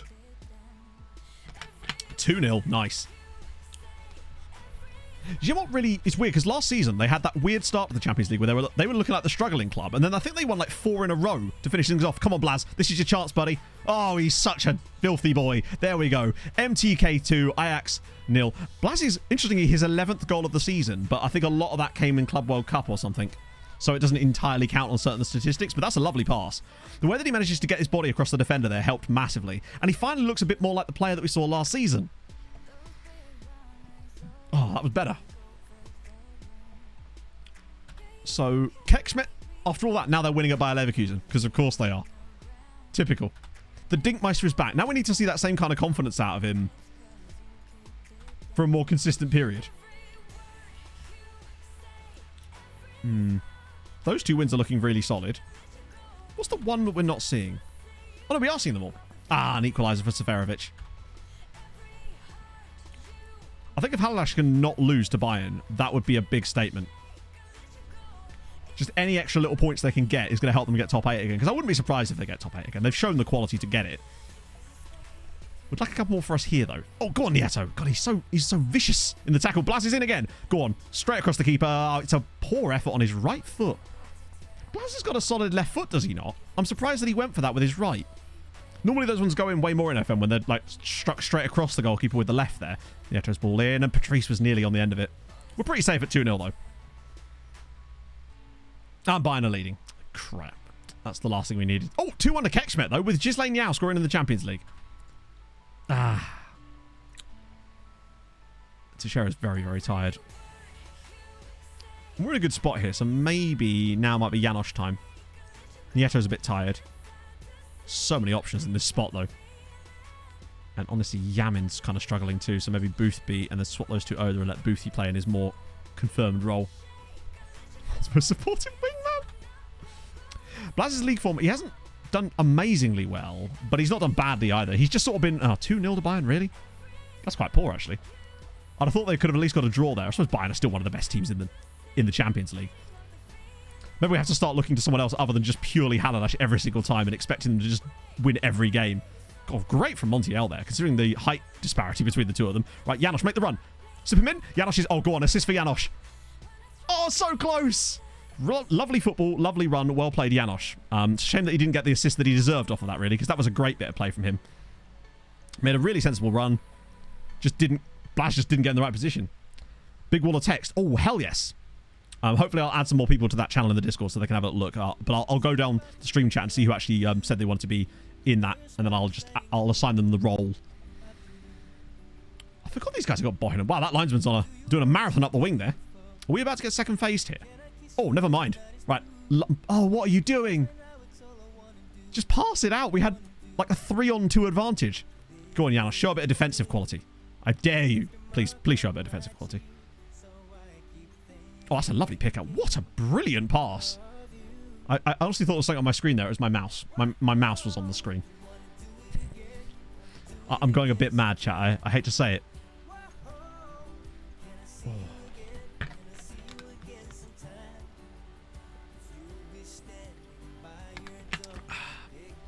Shoulder still feeling a little sore. Raposo! Good finish. But nowhere near as bad as it was. Back still feels just a bit sore in general, honestly. I think part of that might just because I didn't go for a run this morning. That was better. Janosch did well there. Just controls it. That's a great... his pass attempt was very solid. The defenders kind of made that for him. Does that count as an assist, I wonder? Because if it does, we're playing it. Probably not. Nope. No assist for Janosch. Rubbish. Just can't get the assist these days. There was in fact, something on the screen. It just was the mouse. Right. 3-0 win for us. It's back-to-back 3-0ers. Nice. Pez. Yeah, it wasn't great in that game, but Janosch looked really good off the bench. Like, a couple of key passes, looked really solid. Soccer ball. It's because it was hiding part of the guy's name, and I was just like, oh, that's clearly something on the screen. No, that's just your mouse, Matt. Oh, no, 90. Oh, for God's sake. Why? Okay, so that's why we can't have nice things. Kekschmidt throw it away in the 93rd minute. But Ferencváros and Ziyech both win. So Ziyech on to 4 points. Ferencváros on to 4 points. Halalash on 3, but it was a tough game. Kekschmidt still on 1, and that should have been their first win. I really don't know if they're going to be able to get out of this. I love that Real Madrid are still down in the bottom few. Hans Geering, thank you very much for the follow. Hope you're having a lovely Tuesday. Tuesday? Who am I? Tuesdat. We got some money for that too. Not that we're in a big financial trouble right now. We've got 187 mil in the bank. We're finally looking a bit more stable. Well, until next season, when inevitably the money's back down onto 100 million again. Because we're quite... Nicholas Bentner, now at 57, still delaying his coaching qualifications. One day, eh? Right. Honvéd hosts Ludogorets. That's a home win, surely. And Újpest away at Hoffenheim, tough. Very tough. And what about Kishvarda? Away at Osijek. Not easy, actually. Osijek has no mugs. I want 2 out of 3 wins from those games. That would be about right. No, he just lives here. Well, actually, he lives in the school at this point. Right. That's a poor result. That's a worse result. Well, that's not that. That one surprises me. Let me guess. They lost as well. What? Really? Particularly as most of the XG would have been the penalties, because they missed a penalty and then scored the penalty, which means that most of the XG was literally... How is that even possible? This is what I mean. That's annoying. So that's cost us quite a lot on coefficient on this day, as we now do slip... Holy shit. Yeah, both France and England now go above us. Kishvar pointing. Yeah. Well, my guess is that he missed the... Wait, yeah, hang on. How does that work? Because usually when a player like misses a penalty, i.e. it gets saved and then put in the rebound, it doesn't say scored penalty, does it? That's just FM being FM, I think. Ollie, thank you for the 24 we're up months. To 2 years. Ooh. Who do we need to tell? The parents. Anyway, a thought provoker for you. Oh god. Some people are like slinkies. They don't really have a purpose, but they bring a smile to your face when you push them downstairs. I remember one time when I was like a proper emo, I had that as my MSN, like, name. That exact... Well, it wasn't exactly that. It was like, I'm like a slinky. Fun to play with, but you wouldn't care if I fell down the stairs. That was lit. Oh, dear. Drops from the post. I don't know, actually. I just so edgy. Flower. Oh, there's blatantly some nice Unicode art in there too. Definitely. Where would we be without it? As if you had any estimations of me at all, Hadrian. What are you saying? If anything, it'd be rude to think that you had estimations of me in the first place. Well, they actually drew. Well. A rare moment of something for them. Oh, God. Are IK even going to, like, win, not lose a game this season? I think there might have been FM glitching out, but it is just typical, isn't it? I think they'll still be okay, but Kishvarda should be winning Osijek easily. I thought they were going to win 6 out of 6, honestly. The squad they've got... No, sorry, no. They're a team that got to the knockouts of the Champions League last season and should have got even further than they did. Not only that, their squad is much stronger this season than it was last year when they were in the Champions League. The striker they signed, the freebies they picked up, their squad is stacked. So the fact they lost to Osijek is very disappointing. But as long as they get through, right? Hopefully. Wow, 120 grand? Who'd have thunk it? As I can lose again. Okay, that's 7 lost. Oof. We're no longer top either because they've played an extra game. Up down the coefficient. Yes, we just did that. We're down to 4th on the year currently because we had a bit of a shitty day. Oh, hello. We had a bit of a bad one with the teams in the Europa League. No, I want to keep that because that could be for us because we have a buyback clause on Lawrence's contract, meaning that we can buy him back. So we should be able to get money off if we were to buy him back. Reports on Janosch progress. Okay, good. Well, that's nice. As long as we can see green arrows on Janosch, I'm happy with that. Oh, dear. Oh, great. Now it's international break time. After this game, that is.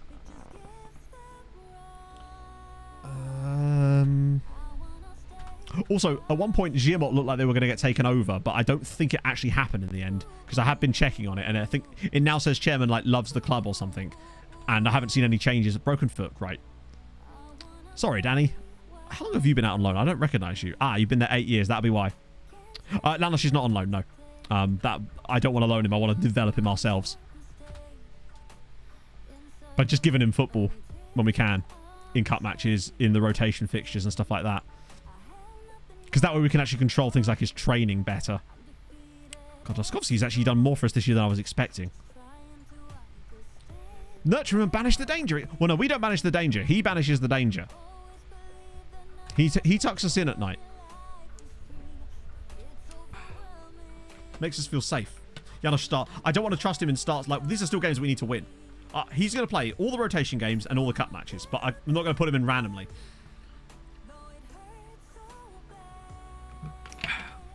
I probably should start putting him on the bench for those games, though. That way the AI could maybe bring him on as a sub if they need to. As well. I don't know. Who was he? I don't recognize you. What did I do? What did I did? And I haven't seen any changes at Broken Foot. Right. Sorry, Danny. How long have you been out on loan? I don't recognize you. Ah, you've been there 8 years. That'd be... I've literally forgotten most of the names of players that have played for this club at any point. Well, then, Janos should better do something good. It's up to him. I can't push the button without cause, chat. It'd be like yelling fire in a crowded theatre. It doesn't work. Wait, hang on. I probably should schedule a friendly against the under-19s in here just to be safe. Yeah, it's there, isn't it? Oh, okay. No under-19s. What the hell? Hang on. What? Try that again. Why would it let me confirm it? That's weird. Let me just schedule a friendly against someone that isn't them. That's weird. It won't let me schedule a friendly against the second team that day. Even though they're listed as a team we can play friendlies against.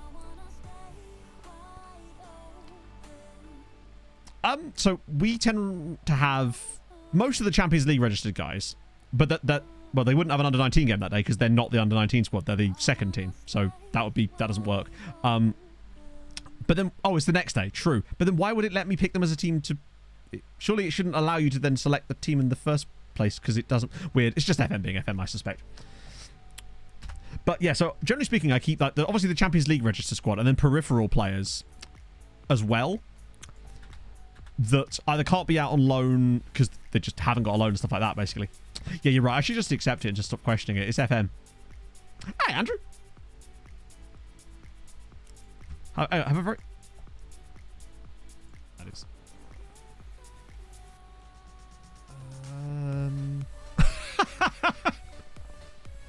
What can I say? I'm a maestro of the dark arts. So I love how now that Vashas have not got Ghislaine Yao, they're having an absolutely worldy of a season. But the St. Lawrence, who do have some very good players on loan from us, are now hitting it, which is good. Says wow, they have a big squad of not a lot of quality. Maybe I'd heard the song and I just knew. Monthly loan stats. Who's doing the best out on loan so far? Kikaradze with 12 and 12 is very solid. How's Ghislaine Yao getting on? Where even is Ghislaine Yao? Kekschmidt. Okay, let me just sort by Kekschmidt. Be easier. 1 goal in 9 games. Okay, buddy. Wow, he's averaging a 6.18. How are you performing so poorly? Look at your attributes, friend. No, Cockringling plays for Uipesh permanently now. I managed to sell him to them for £2 million last year or the year before. I say he still plays for them. He might not play for them anymore for all I know. They might have sold him. Sent him to the big Cockringling shop in the sky. No, he is still at Uipesh. In fact, to be fair, has banged 6 in 9 so far this season. With his 12... He's got 8 in 12 for Hungary as well. Bro's actually been playing very well in general. Not that we should act super surprised. Like, he does actually have quite good attributes in the grand scheme of things. Ishvankis doing okay there too. Nice. Scouting updates. Nice. Okay. Some of you guys can go around again. Wait, was that the guy that I tried to... wait, no, it's a different guy. It's a different Brian. Panikova. Victor Pazzi. You're 6 million quid. And you're just not that good. You're... average. I think we might, for these guys, I might just start saving them up for the moment. While we make time. I think in terms of meme signings, particularly because he's actually good. Like, he's not a worldie by any means, but he's a genuinely decent player who's forged out a hell of a career, especially in the second tier in this save. No, Sem, no. I do feel a bit sorry for Sem. But man did sign an 8-year contract, so it's really on him. But he gets to start the other games. Yeah, we'll rotate the squad for this one. Give Lorival a chance to start up front for us. Bit of that. Oh, wait, again, a player I don't recognise. He's been out on loan for 5 years, so that would sort of make sense. He'll probably leave in a couple.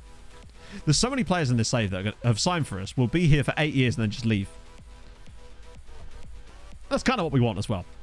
boost them up a little bit, and then release them into the wild where they can have a real impact on the world, or at least on the Hungarian second division. Casa Estrela del Benfica. Oh my god, there's so many names. Casa Estrela.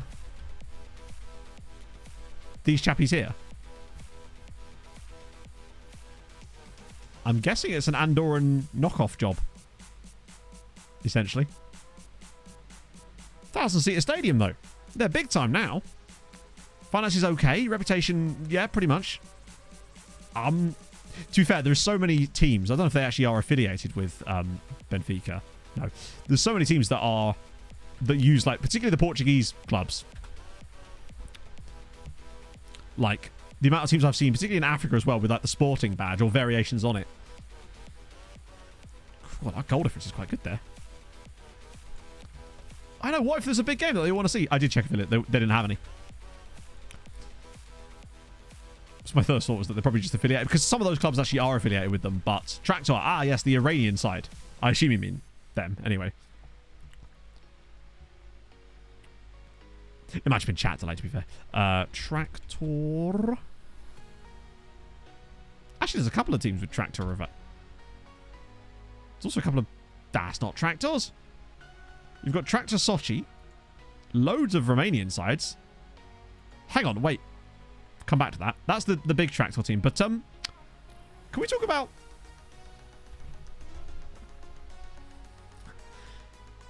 AS Tractorul Horia. Huria. That's a badge. I feel like I recognise that badge from somewhere. I just can't quite place it. Don't know. One day. FC Tractor of Manchester. 21-0 win, by the way, in that friendly. Just thought I'd point that out. Oh. Eric Tractorhog. Get super showing. True. No, you won't, because that's not the badge, technically. It's someone else's badge. That's what they should have done. Just replace Manchester United's badges with the Tractor Horia team. Problem solved. Legal case dismissed, chat. Don't know what you're on about. The game feels like it's moving at quite a nice pace today, which is unusual.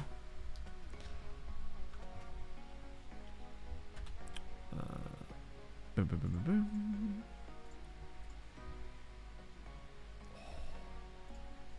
Must admit, shoulder is still giving me a little bit of jip today, but it definitely doesn't feel anywhere near as bad as it was before, I think. So that's something.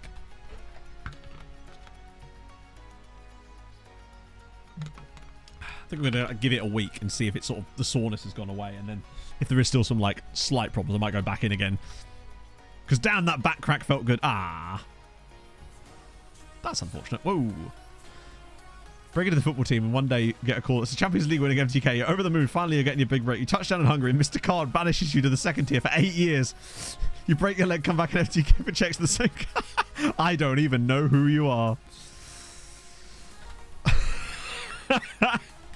The red diesels. That's good. Okay. Artvin. Christ. Is it this one? Oh, it's definitely this one. Hey, it's fine. They've changed the colours. They've gone into Photoshop and gone paint bucket tool. Problem solved. Didn't even bother to change the yellow. Like, they play in a blue kit. Why is this not blue? They've got no. Old Tractford. I don't know. I think this might be an amateur league. I'm just giving it. I don't know what the giveaway was in that one. There's a lot of badges like that. There's a team in, I believe, Zimbabwe or Ghana that have a knockoff Manchester United badge as well, except it's green and yellow, and I can't remember which team it is. John Deroy side.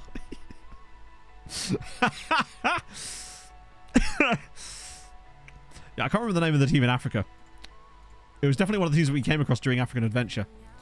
Bedacombe Chelsea. Bedacombe... Are they Thai? They're Ghanaian. What am I on about? At least their badges had some attempt at being slightly different. Tractors in a rainy too. I'm aware of that, yes. Bring out the Norwich City scarves. Turns out they were actually just copying an African side all along. I've got another injury there.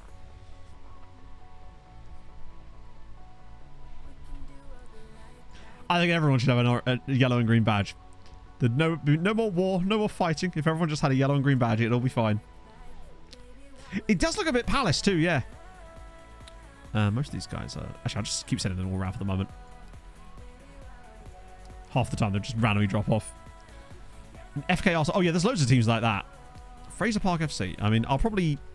You know, I probably should start actually requiring request things for this, but... which one?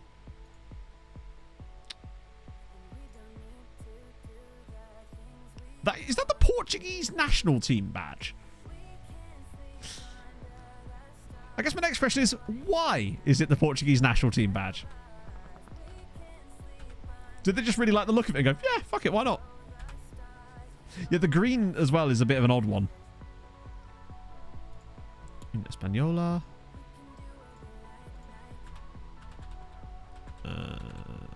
Right. Why would it not be? I suppose, right, yeah. Alison Maximan's mate. Was that the equivalent of in FM when a player goes, hey, I want you to bring in a friend to help me settle? Oh, yeah, there's some mad ones in English football. For example, Hook. It's just that. It looks like someone's just stolen that out of like a painting on a pub wall.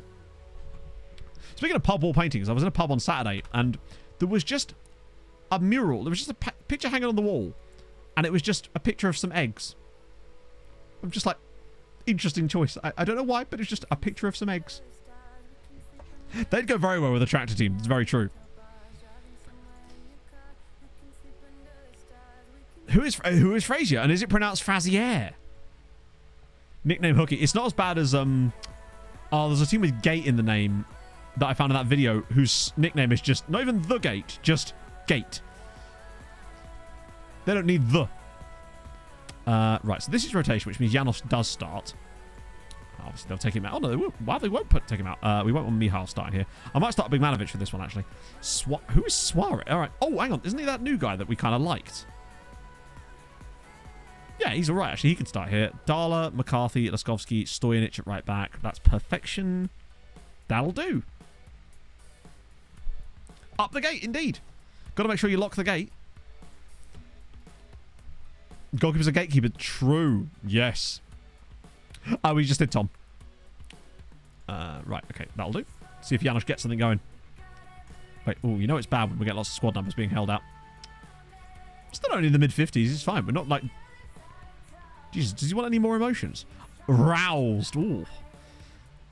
I wouldn't even be able to describe certain emotions like that. What? I've never felt roused in my life or emboldened by anything.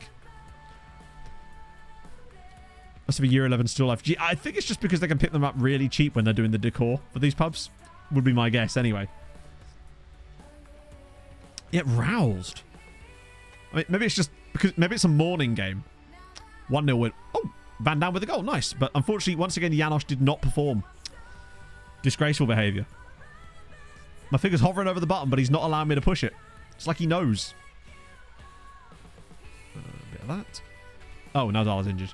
I mean, he is 37 to his... To be fair to him, he's 37 now. And still, he's losing a bit of agility. He sort of is progressing attribute-wise, but he still hasn't really been at the club for long enough to have a nice, like, pattern. But we did check it last year, and there is, like, upgrades in certain parts of him going along. So he is getting better. Which is the main question. He's doing fine. But he's still very young. He's still only 17. And Durin wins his third consecutive Ballon d'Or. He's a little bit good, isn't he? He's still only 27 as well. Like, 3 consecutive Ballon d'Ors will certainly get you there. With different people behind him, basically, every single time as well. Was that his best one yet? Yeah, he got 35 in 36, 38 in 33, and then last year, 47 in 38. That's ridiculous. Kate Kit, thank you very much for the 9 months. That's a Twitch babby. An Austrian. No, that's... He probably is, isn't he? Let's be honest. Oh. No. In fact, he didn't even come through at an Austrian side. He came through at Sparta. Then to Milan, then to Bayern, then to Juve. I'm sure they'll find a whole load more. Wenghaus wins Golden Glove. I'm surprised Liam Cooper wasn't involved. Oh, I guess he wasn't playing for us for enough time, right? He's decent, but like, is he Golden Glove material? What about Boateng, who is still on loan there and has now been on loan there for 13 years? David Nieholm, thank you for the 1 year. Don't know why I said it weird like that. I'm glad I did that. Another injury for 12-month loan completed and another 6 coming up. Hell yes. Things you love to see. You can get that 2-year extension. Also, someone in Discord actually pointed out some... Oh, no, that's the last thing they need. That, for some reason, they managed to figure out why we had all those loans that were a bit mucked up. And basically, it comes down to the fact that for some reason, certain loans expired, like, a day earlier than the others last season. And then when we went to renew them, it only renewed for 1 year. And then it shifted all the days around a little bit. So we'll have to sort of... keep an eye on that, basically. God damn, Debrecen looking a bit better this year. Ica now 8 defeats out of 8. That's... I'm worried that they might be about to put on like a legendarily awful season. Yes, but it is against Ica. This is true. Ooh, Benin's second nationality. I always think to our Romanian Benin... The Beninese Romanian we had. Right, okay, Mulder. This could be dangerous for them, given our success recently against Norwegian sides when we play them in the Champions League. 28 before. Yeah, so if it's the 30th of June, which generally speaking it is, then it's the 2nd of June you want to be looking for. Round 0. I think they won't be, because every time a team threatens to be that bad, they never are. Record low. Right, so it was 13 there, 14, 17. So it's 13 at the moment. Lots of 17 points. Wow, God, remember that? Girmont getting relegated. Oh, how the times have changed. 30 all. So Vashas, obviously, who are painfully mid, also got 13. Jory got 13 once. 12 for Dios Jory. 10 points for St. Lawrence, ironically. Is another records page. Yeah, but this is more fun. I just like looking through the league. So 10 points is the record low. Ica are certainly looking on par with that kind of level of terribleness, I must say. 7 out of 8 games are lucky to be late. I think we actually got out rather fast, if I remember. Like, surprisingly fast. So...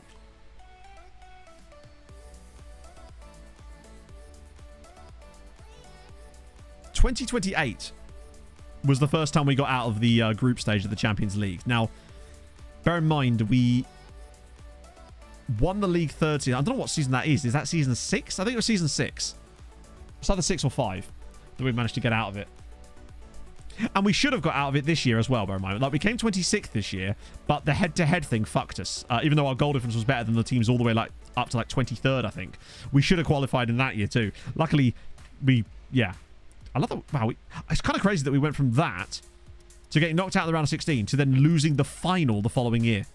That was season 7. That's so mad. As good as we've done in various places, I always forget that we got to a final in the 7th season of the save. River Plate. Come on, please have someone. Wow. That's surprisingly mid. They do have a Jose Ponce, though. Yeah, if it was season 7 with Sirens FC, that would be bizarre. I am wondering about the whole professionality thing. I'm hoping that that's not going to affect the save too much, because the problem is getting the other teams to turn pro could be a real problem. And that's not something we've really had to deal with in one of these saves before, because in Ireland, they were at least all professional sides. Just a random Conference League game on a Wednesday in Djurgården for some reason. Yeah, we really did fly up. They don't turn professionally in the top flight automatically. Yeah, that is a... I'm concerned... Ah, there we go. That's more like it. These guys might actually be worth looking at. It might be worth looking at, Hadrian, because I just don't know whether... You can't trust the game to do that realistically for you. Was it really that good? Christ, that team was actually kind of stacked, to be fair. I could sort of see why we did quite well. Just start getting rid of any guys who falls off the bottom of this list and just keep doing it the best. Plan for next save. The plan for next save is Malta with Sirens FC.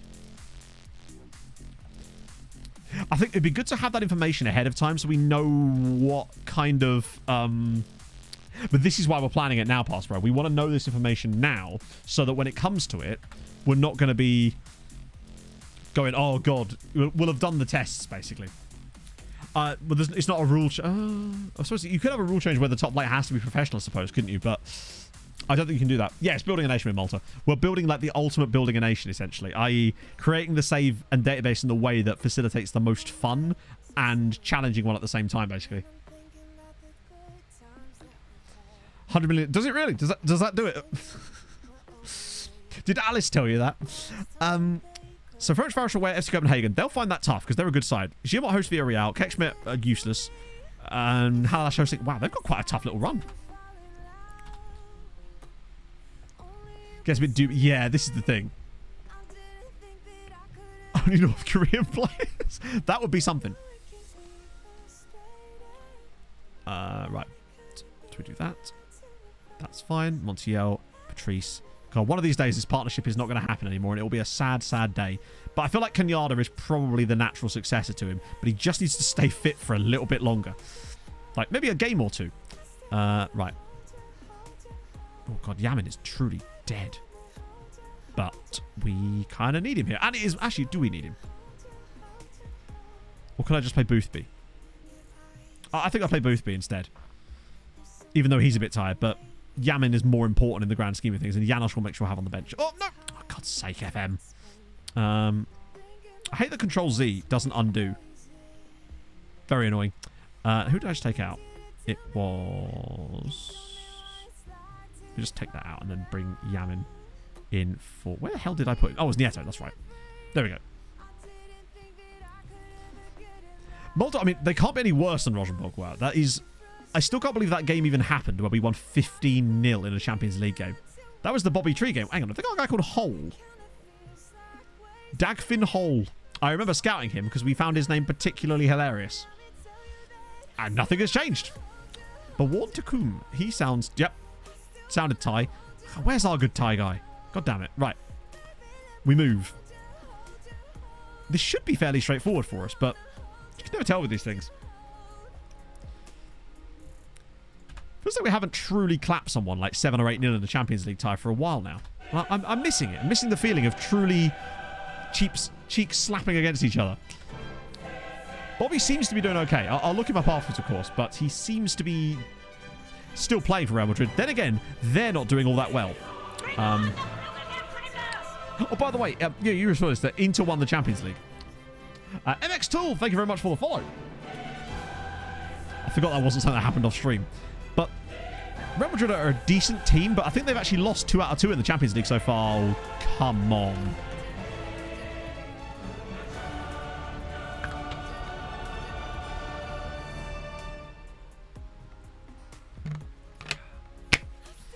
Yes, just a nice little elbow to the face. 5 minutes into a game against Mulder. How many days? I don't know, but if you remind me when we're out of the match, I can check the game status page and find out for you. Right. So that's just what we needed. Thomas has murdered a man. Did I just see that Kekschmidt had taken the lead against... I think Kekschmidt are beating Juventus. I'm fairly certain I saw that. Yep. Mihai Alaku. And Halash are beating Atletico. Right, and now we've got to do it with 10. We better manage to... I mean, frankly, if we're going to have a game against 10 men, I'd rather it be against Mulder. Probably the easiest game we, in theory, have in this entire group. But you just never can tell. Because with only one central midfielder, it is going to get a bit tight for us. We are going to need Nieto to do a job. I could maybe even switch to the Fortress, but we'll see what happens. We'll just start off staying how we are. Oh, no. Oh, crap. Oh, God, don't give away a penalty or something. Okay, we're losing to Mulder, and Dagfinn Hole has put us in a hole. Halish beat us in the league. I really don't think they will, but they'll continue moving. So we're now losing to a Norwegian side. That was really poor. Montiel just doesn't jump.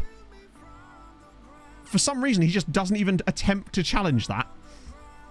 Right. Okay. Let's just give it a bit of time. Still early yet. I think we've still got the quality to come back, but it does concern me a little bit. How are they really on such appalling ratings? Ferencváros winning, good. Okay. This might have to be one of those... Okay, good. Patrice is there at the back post. Come on. It feels like we are now building Norway up accidentally. Yes.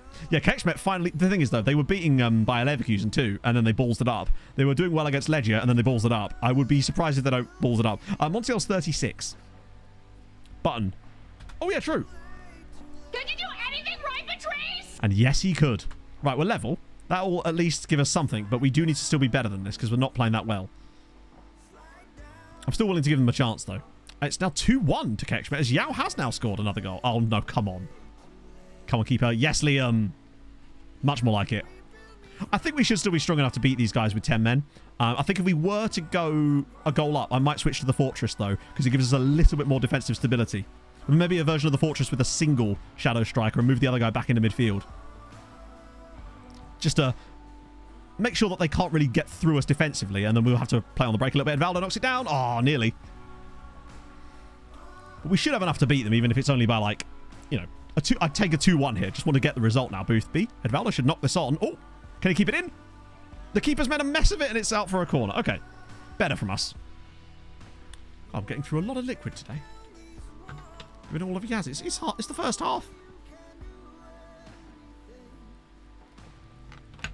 The lack of Teixeira, having to play Teixeira too much, I think, is a bit of an issue in the Champions League. Unfortunately, I wasn't able to register Stojanic in time.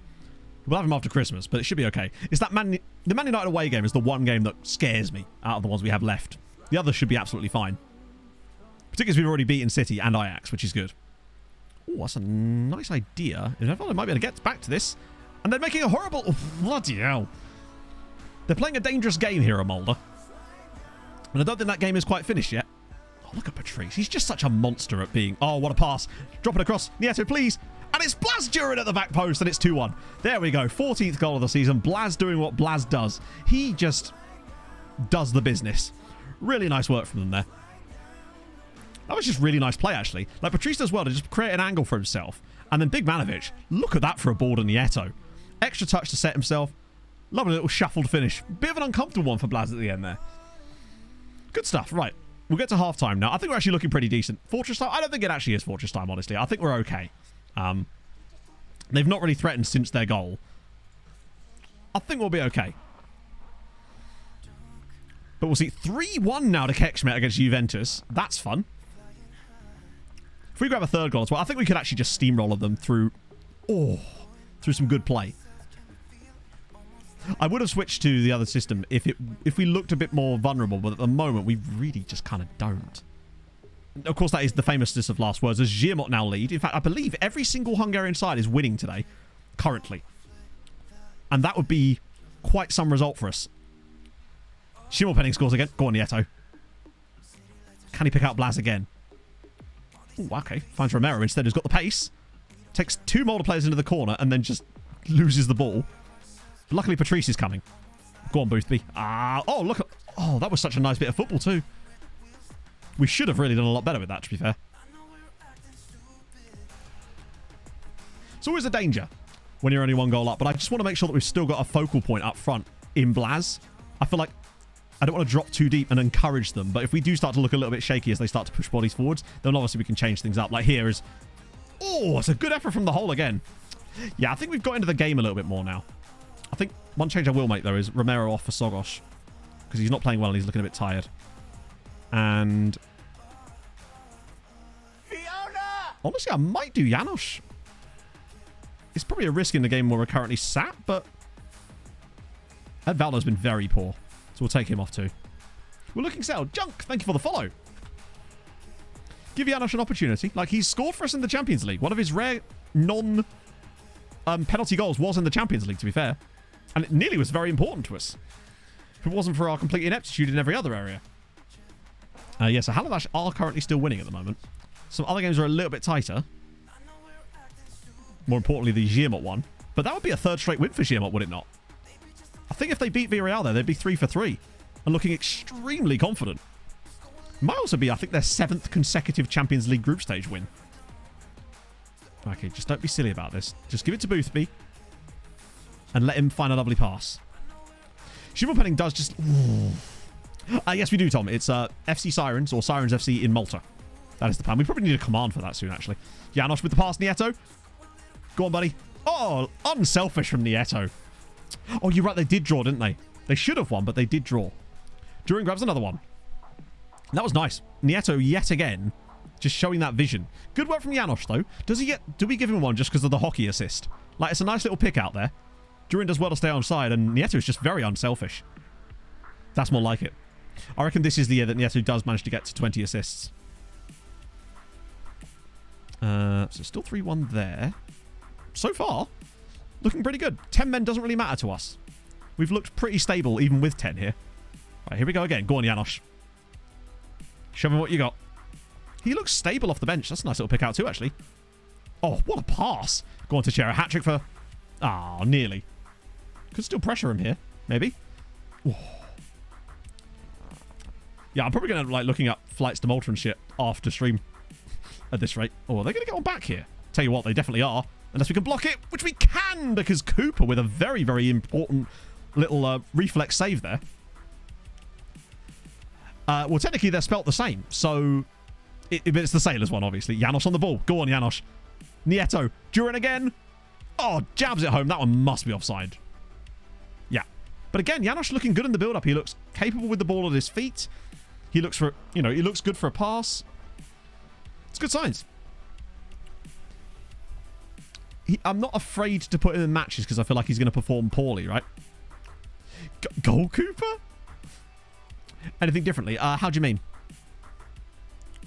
Let's just pull in. Ah, nearly. Watch, we could get caught on the break here by the most Scandinavian-sounding man ever. It's Gorskjernli. Here he comes. He looks a bit slow, though. Bit Holdpadder more than Gorskjernli. Did Patrice just do a back heel there in his own defense? That's brave, buddy. Maybe less of that, if you could. Oh, hang on. Back post for Janosch, maybe. Go on. Oh, no! He nearly found him. He nearly found Janosch at the back post. We're getting a bit end-to-end here. And, just cuts it out. So calm. Hey, Dan. Challenges or plans. Well, obviously, yeah, the Malta element of that will be a lot of the challenge. But we are definitely going to be changing some stuff with the database setup, essentially. Oh, I know it is final. I know it is, Garrett. But what I mean is, when you said the word is spelled the same other way, which means we can get away with both. Google Street View. Is it quite close to the sea, maybe? That was a big chance for us there. Okay, so with 10 men, we basically showed no signs of slowing up. We looked just as good. I mean, I say just as good. We probably would have won by a lot more if we didn't have 10 men, but Janosch looked capable off the bench. Don't know what rating he actually got in the end there. I think he's right down at the very bottom. It says 6.6, but I think he played better than that and deserves more credit. So, Ferencváros win. Giamot win. Kekshmet win. Haladash don't win. Haladash are the... I hate to break it to us all here. Haladash are currently the lowest ranked Hungarian side in the Champions League. Not what I would have thought would happen today, honestly. They are currently the lowest ranked. They've had a very tough start. It's fine, hard news. We'll build our own island and then build a stadium on it. So they're 17th. Kekshmet are now 13th with that win. Giamot are 8th. Ferencváros are 7th. And obviously we're, I think, top. Yeah, top. Benfica, what a start for them as well. It's looking good. I think it's just because Haladash in their first few matches have played Ajax away, Bayern away, and Atletico at home. Very, very difficult games so far for them. I assume they're going to have much, much easier fixtures coming up, and they'll bring their way back into it. Velasquez is going to be banned for 3 matches at least, isn't he? Nieto with 3 assists. I didn't realize it was all 3. Damn, he's started off well. 6 starts and 6 assists. Yeah, Real Madrid look really bad. And speaking of Real Madrid, let's look at Bobbert. How's he getting on? Oh, he's become more of a rotation option for Real now. Yes, I can, MX. Absolutely, yes. He's not playing as regularly now. Half each. There's so much we can do with it. Right, let's just check the game time. No, sorry, game status, isn't it? So what have we got? 26 days, 17 hours and 43 minutes. Repetitive strain injury, anyone? I think that's new. I don't think I had that one last time. Well, I think it's because Bobby's hit that peak point now where he's just going to be... But that was the plan, Aiden. Yeah, that's why he's on my shortlist still. My hope is that we can maybe bring him back on a free and just have Bobbert back for a little bit. Just so he can finish the save at the club that he... But at least he actually played for Real Madrid. Like, we got 106 million pounds for him, so we can hardly complain. I think it was the right time to sell though, because I think it allowed Blaz to start taking over the mantle as to be the player he is now, right? Like I was saying, sand beach rather than grass. Oh, imagine we could play on like a sandy pitch. Rep boost comes. The rep boost should come when the league ticks over into the new season, I believe. But also you will get rep boosts for certain things like trophy wins and progression at the time as well. But it should happen on a nation reset date. Right. What about Thursday? They need to make up for it because the last Thursday fixtures were pretty naff, if I'm honest. I was disappointed. Honvidero at Maccabi Haifa. Not easy. Ooh, Budapest away at Wolfsburg now. That's the second consecutive German team they've played away from home. And Kishvarda host Shamrock Rovers. Right. Put them in the ground. Yes, they can have regen brothers. And speaking of regens, right. Okay. So, someone got in touch with me and basically said that they'd essentially figured out how to make your own face in the game, players. And have regen spawn in the game with names and characteristics that you want. So, something I might offer as a Patreon perk next year, if we can figure out how to make it work properly, is our very own face in the games as part of the multi-save. But yeah, it's something that can be done. LNC files, yeah. I've only messed around with a few things with LNC files when doing stadium name changes, but you can do future regens in the LNC files, and it can actually have regens generate in the game with the names, date of birth, country, and stuff like that you set them as, but they will be regens. So that might be something I could offer as a Patreon perk for next year, potentially. Yeah, I can, Millie. It was Hadrian, I think, was actually the one that discovered this, or the guy mentioned that you spoke to him about it, basically, Hadrian. But yeah, so that might be quite a cool thing that we could potentially be able to do. I might want to test it first, because the one problem the guys seem to have was getting them to spawn at the right clubs. That's not the end of the world if they don't, but it feels like finding that out might be quite cool. That's how retro databases work. I don't know, actually. I think retro databases I don't know, honestly. I couldn't possibly tell you. I don't think that's how that works, because I don't think the regions are any different in those, right? Big heading fix a 20 heading. But yeah, so that might be something we could potentially have a look at. Big win for Honvi there, and 1-1 draw for Budapest. Do you know what? It's respectable. They're still 17th. Honvi are looking good for... I think they'll be a top 8 team relatively comfortably in this, and it's a pretty stacked field with Chelsea and Spurs in this, and Sevilla, so that's guaranteed win for them. I don't think you can remove players doing it, sadly. No, because they're facing the games through a very different situation. Talk about something. Oh, really? Okay, yeah. So he mentioned it to me, and I was like, that sounds dope. Just popping by with some quick beatboxing.beach. Mouse. Beach, beach, mouse. Beach, mouse. Beach, beach, mouse. Sounds like me deciding where and what to have for dinner. Yeah, if you could like do a band name list for that would be amazing. But I don't think that's quite possible. That was a wonderful rendition, Bagpuss. Thank you very much for your time. Hey, Bluebird. Right, let's see if Kishvarda at least... There we go. That's more like it. Yeah, there's a band names list. If you look in the folders that you do when you do a name check, name fix rather, you'll see the stuff in there for that, basically. Sound like a sprinkler. That was the plan, I suspect. So yeah, Kishvarda hump Shamrock Rovers with Suto. Bloody hell, he's good. Banging 4. Which brings them right back into the conversation. I think they should be able to go win out from here and get 15 points. Is there anyone really good? So Hertha is probably quite decent. PSV are solid, but not amazing. Leicester have already lost a game to Maribor. This is... and Atalanta are pretty decent too, but have also already lost to Boda and drawn with Servetta. Dinamo Kiev are pretty decent. Look at that Tirana with double wins. This is looking quite a weak field, I would say. It's the Z-Gen pack, MX, is what we're using for the regens. Okay, not too bad. Well, bear in mind, Leicester looked a bit ropey in the qualifiers too. They scraped past Milakau in the third round and only just managed to beat Lech Poznan.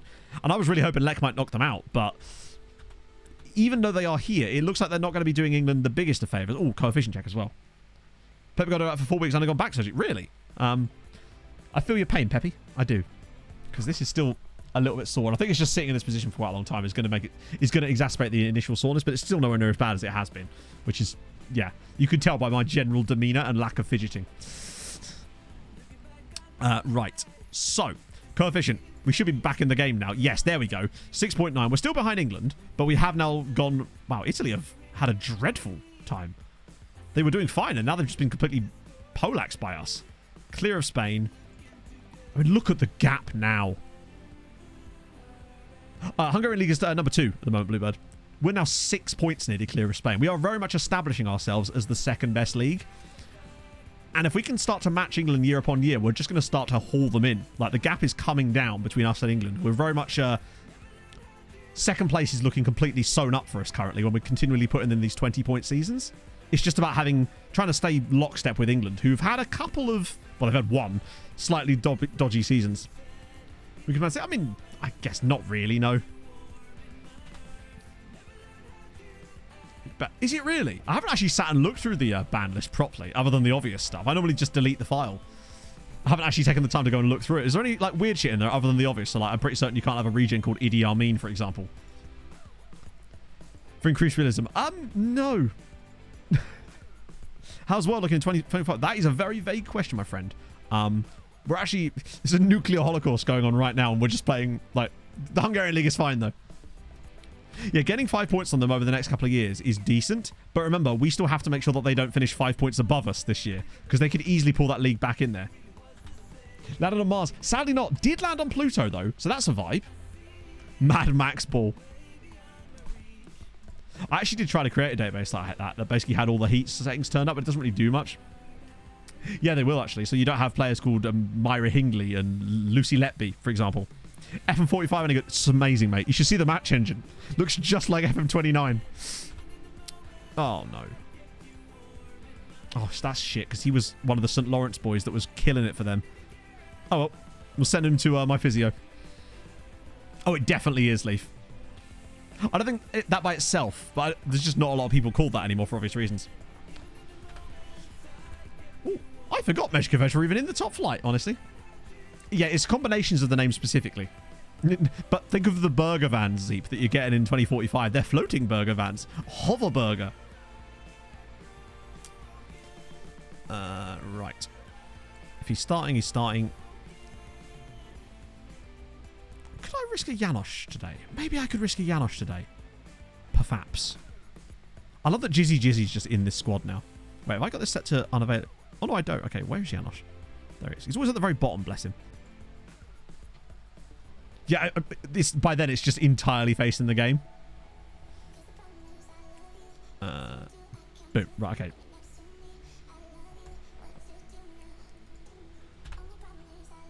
Oh. I imagine that was very much the first one. My star striker is called Margaret Thatcher.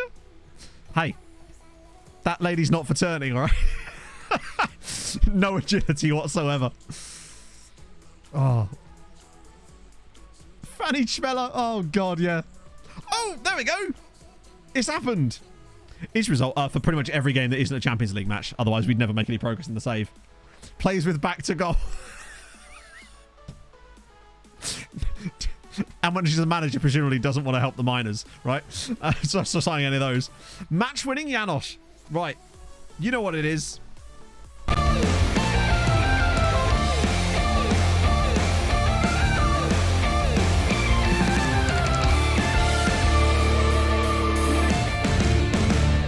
Yes. Oh. Well, we got the win. I actually forgot Meshkovich were even in the top flight. I've been focusing so much on Ica and how bad they are that I just didn't even realize they were there. Bagging goals. Well, bagging goal, at least. The Storm blessed. You should see this man carry a bridge. Yeah, she's developed. Yeah, we can. It's not going to look any different to last time, though. Because basically no time has passed. But he's training well, which is the key. Iron-willed lady personality. Oh. But it's fine, Bev. It was for us. It was for us. Speaking of books, actually, I finished my rom-com book that I was reading and decided to try something a little bit different because I ended up working from bed on Friday. I was just writing scripts and stuff because I figured it would help my back. And I ended up on Amazon looking through the books and I stumbled across this series by a guy called Clive Cussler called The Numa Files. And it's like Indiana Jones meets Uncharted. And it's so sick. Loving the book I'm reading so far called, I think it's called The Serpent. It's so fucking good. But yeah, that's his current development. The mentals are definitely improving. Technicals are all looking on the up. His physicals obviously going up with it as well. The skin is Saz23 ! Skin in chat, and you can get all the downloads and stuff. Well, we don't know what his final form is yet, Garrett. That's the thing. One day we'll figure it out. Dana Ricardo romance novel. I haven't, but it does sound like something I would not want to read. Absolutely banging. Yeah, I know. The thing is, there's 20 of them too. 20 books. I'm excited. Yeah, Numa. Literally. It's really fun, particularly as this book was written in like 2000, so it's like the old tech in it is quite nostalgic and fun as well. Mother Teresa as an anchor. Oh, just think of all the amazing like female regen names we're gonna get. That's like a whole new world for us. A whole dedicated, really? Damn. I take it dude's a bit like Baldacci in that he's just prolific. Because I think the Numa Files has like 20 books in the series. I know it's the Kurt Austin series. I believe is what it's called. Or it's called, the series is actually called the Numa Files, but the lead character is called Kurt Austin. Which is such a macho sounding like protagonist. Mia Khalifa face in the game. I think they must have their own... They might find a way to combine the name pools for the surnames, perhaps. Amelia Earhart on the wing. Yeah, think about it. There's so many options. It's going to be brilliant. Wait, did I even look at those players? Oh, I didn't, did I? I feel like we probably should look at like some of the... I don't think we have any Kosovan teams on my list, and I probably should. Surnames. Oh, true, yes, because obviously Iceland still uses Patra and matrilineal naming, doesn't it? So it would be like... Sorry, it's a patrilineal surnaming, so it would be like Christiansdottir or Christiansen. Right, yeah. Any Khalifas? Oh, there's bound to be. There's the Burj Al Khalifa for a start.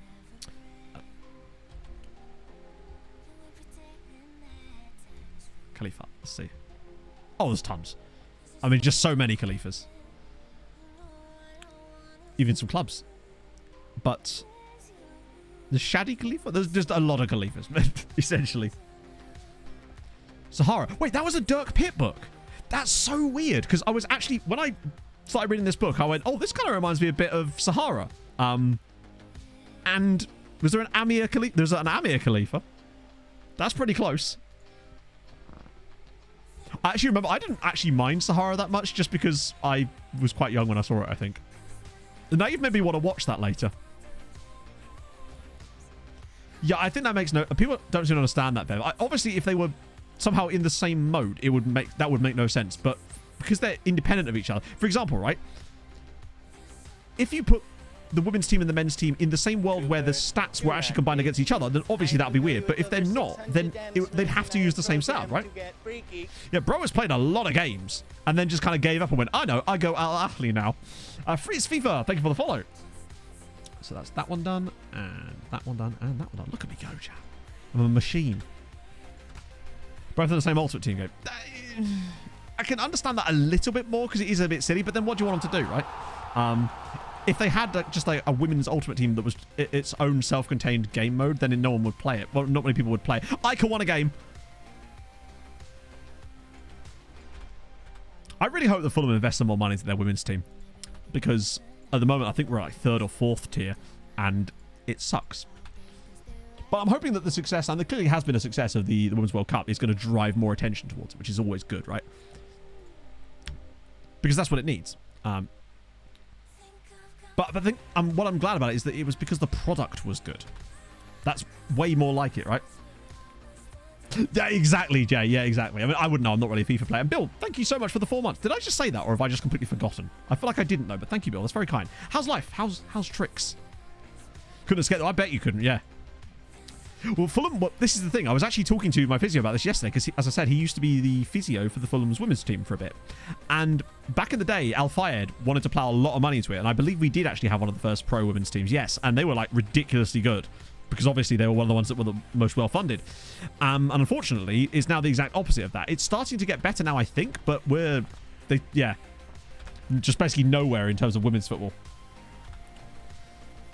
And there's your extra 2. I mean, we'll appeal it anyway, but yeah. Gout was fed up. Oh, wait, Jesus, that fucking sucks. Christ. What is it that causes gout again? I've actually forgotten, but I do remember it.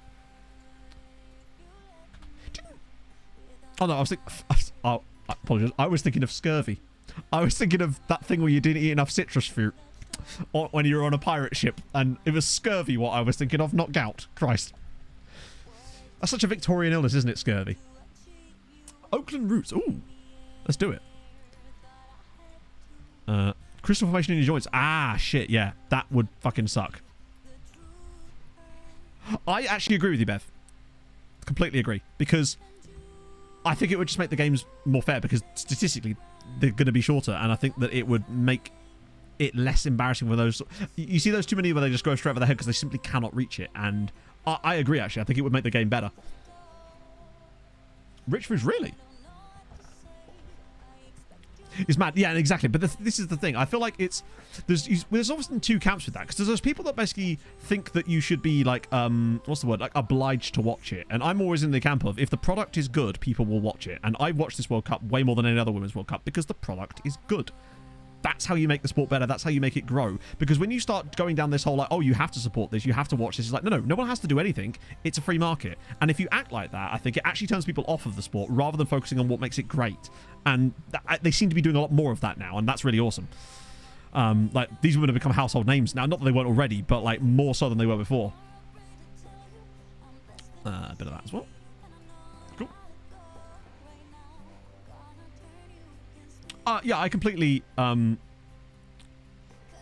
with that as well, Hadrian. At the end of the day, it still doesn't bring in the same kind of money that men's one does, but it is getting there, which is something, right?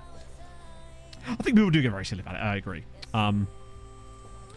I do find it very strange, though, with the whole with the US women's national team thing, where they were doing the whole equal pay thing, when it actually came out that they get a higher percentage of the prize money compared to the men anyway.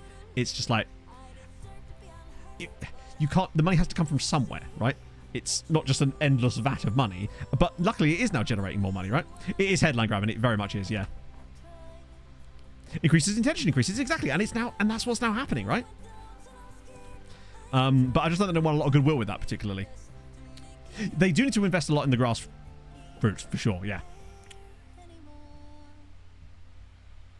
Baffling, yeah, indeed. I also saw some weird gatekeeping, like just on like random social media stuff to do with the women's national team. They're like, oh, now that they're doing well, you want to support them. It's like, no, you want people to support them. Why would you gatekeep that?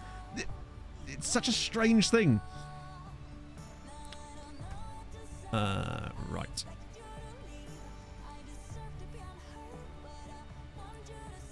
But at the end of the day, like, we just weren't as good as Spain in that final. I'm also kind of glad to see like the steps now being taken with like things like the Nike Luna.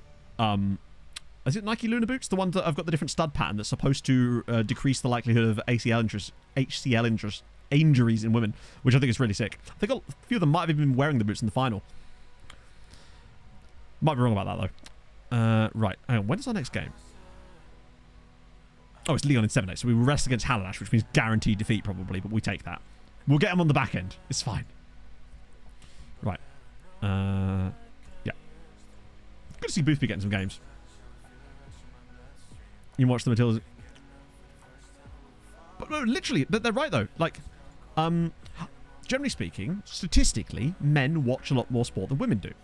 And obviously, the rise of women's football will hopefully get more women into watching women's sport. Of course it will, hopefully. But I feel like the fact is, it's probably still always going to be a market where there's going to be more men viewers because men watch more sport than women do on average. Or certainly watch more football specifically. I think from sport to sport it probably varies. But that means that they have to make sure that they market that. And that seems to be what's changed, I think. I think that the goalkeeping is still an issue, but it's nowhere near as bad as it used to be. That was the one thing that really used to stand out to me was goalkeeping in women's football. But now it's particularly, there's more and more like top quality goalkeepers that now stand out for being as good as they are. Yeah, but at least it's happening, right? So same if you think about like motorsport, with the amount of, unfortunately, people that had to lose their lives in order for certain safety features to be brought in, things like the hands devices and the halos in F1, right? It is interesting watching it though, because there is some slightly differences about the way that they play in general. One thing I noticed in women's football that I don't really see in the men's game, and I don't really know why actually, because I feel like it actually works quite well, is very often they're very calm in their own penalty areas, where they're willing to make these tiny little passes back to each other in the penalty area to clear the ball, rather than turning and looking up the field. But it seems to work quite well, and I don't know why you don't see that so much in the men's game. But I guess it's just because the pivot, I don't know. But I did notice that quite a lot.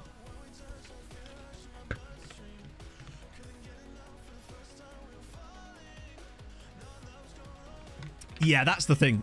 There isn't enough good teams, although it's better now. This World Cup clearly had less of the... like, what was the biggest win in this World Cup? Was it the England game against China? Because I can't think of there being any, like, you know, stupidly outrageous scorelines. It wasn't any higher than something you'd see at around a men's World Cup. Whereas I think in the back of the day, it used to be a lot worse. But that's what I mean, Rafa. I still feel like that, like Bev said about the crossbar. I think that... Was it 7-0? Who was the 7-0? Oh, was that Spain-Costa Rica, maybe? No, I agree, Bev. I think that if the goals were slightly more proportional, perhaps that would make sense. Oh, Netherlands-Vietnam. Pacey poachers. True, I suppose, yeah. Because even the fastest, like the sort of pace merchant players like Lauren Hemp, I suppose she's pretty pacey.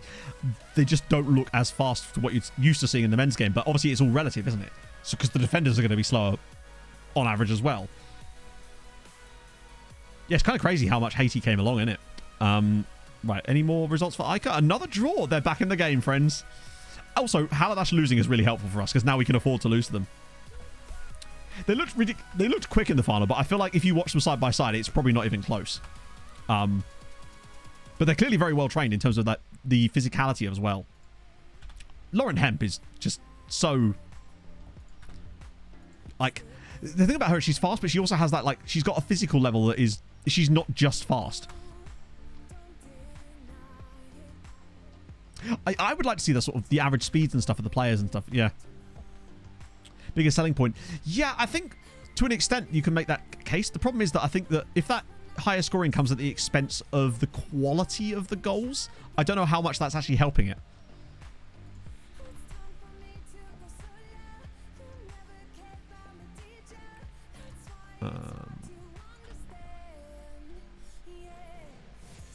Let's see.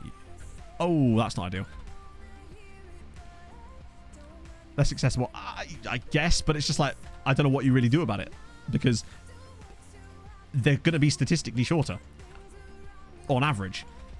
Although that might just be, though, because there's less of a pool to pick from at the moment. And it might be that as the game develops, there will be more taller women that can play goalkeeper, that actually it's just a question of the slightly smaller pool that is currently existing. And maybe now as more girls come through and play football, it will actually be holes that get plugged, I suppose.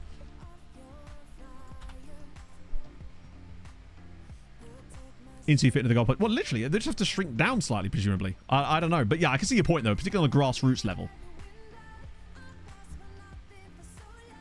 No major... Yeah. I come back to losing again. Shocker. Oh, what was the lookup? Oh, sorry, my apologies, Pill. We got completely distracted. Well, exactly, Gravelism. And I'm hoping that... But, I mean, that being said, statistically, men are still taller than women on average by a notable amount. So even if... like every single woman had the same, like, say the same number of men play women, sorry, same number of women play football as men. Statistically, their goalkeepers are still likely to be slightly shorter on average, but possibly not by as much as they are now. Maybe I think the gap will probably close. Oakland Roots. Oh, spelled that wrong. Well, that's another point, Daz. Yeah, particularly from things like netball. They've got a guy. There's a guy. There he is. Millie, thank you for the 100 bits. Regen names. I'd love some Lord of the Rings names in the regen lists, purely cause of the random lyrics that popped in my head when I was half asleep last night when YouTube went from a chill LOTR lore video onto a football rap video for some reason. Ahem. Oh, here we go.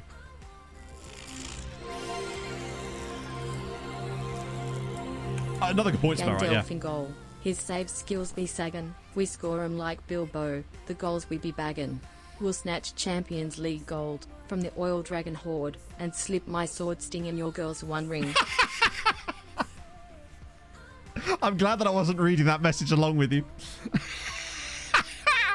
One ring? Anatomy lesson needed, maybe. Oh, dear. Oh. Oh, Jesus. Ah. It's, yeah, a little bit different, Adrian, I suppose. Just a little bit. Jesus Christ. Yeah, I mean, that's the truth as well with like kids, because I mean, some people just have massive growth spurts, don't they? Even like, you know. Netball, I've never really truly... I mean, I know what it is. The thing that always gets me whenever I see netball is just... It's weird seeing people not moving, I guess. Yeah, it seems nowadays the days of the sort of more diminutive goalkeeper are seemingly over. I mean, I imagine most of the goalkeepers in the Premier League are 6'2 plus, right? Presumably some of them quite a lot. For some reason, he's probably not, but I feel like Emi Martinez, he strikes me as a shorter man. He has the demeanor of a much shorter... I don't know why. Maybe it's just like the way he stands. He just looks shorter, but he's probably like 6'2". Ice Hockey's 1-2. Interesting. Actually, I remember watching a video. I think Rob Talks Hockey did a video about that the other day. Small bloke energy. Need to hoop without the back. Oh, Christ, yeah, because there's nothing bouncing off of. I mean, I've played netball back in the day in school, just because you're one of those like UK school sports that everyone just sort of plays at some point. Commonwealth basketball. I like that.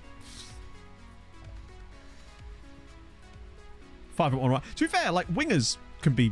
Wingers are not required. Every 6'5". Of course he fucking is. That's mad. Yeah, I would just not have thought that he was 6'5" for some reason. I figured he was going to be like 6'2", which is, you know, for a goalkeeper is fine, but like 6'5", fucking hell. Maybe I just I need to see him stand next to Luca Dean more. Yeah, I suppose defenders are pretty lanky themselves. We need some 6'9" lads. That's what we need. We need more Peter Crouches. Not that he's 6'9", but like... right, so this is rotation, which means Janosch. And... Oh my god, Istvan Kish, really? We may not have a choice here. I just want to make sure that we've got... Stojanic will play at right back, and then Kenyala can play in his natural position. The sort of, Bev. Like, the editor, as far as I'm aware, will only let you have players be a maximum of 6'8". I think it's actually technically not 6'8". It's like there's a... Because it's done in centimeters instead in the editor. I think 4'11" is the max you can have. 6'10". Oh, it's 6'10". Nice. But sometimes I think SI, if there are players that are shorter or taller than that, will actually have them programmed in the database at the start, but I don't know how they do that. Either that or the editor parameters are simply based around the tallest and smallest players that currently exist in the database.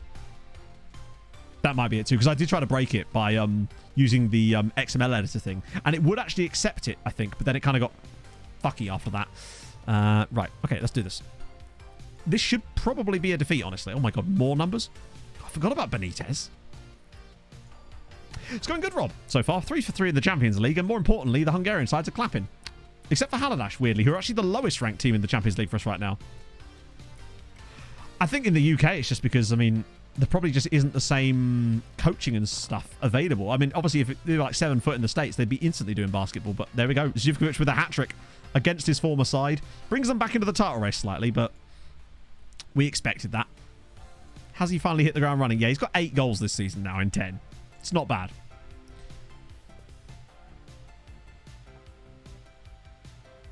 Hammer them, let's play again. Standard. I remember one time I was in a primary school football match, and the other team ended up giving us 2 of their players because we were so bad. Like, we never won a game. It was like the Renfrew Rejects, genuinely. Like, over 4 years. And the rugby team was nearly as bad. So it's like us. I think he probably doesn't, you know? He's got no opinion of me. To be fair, he's barely seen me. Over all the years. He's barely had any interactions with me. No player could dunk. Oh, no, dunks are cool. I mean, not that I watch a lot of basketball, they're just cool. Girls to dance. Oh, in high school, it was just kind of whatever. Like, I think they did rugby as well.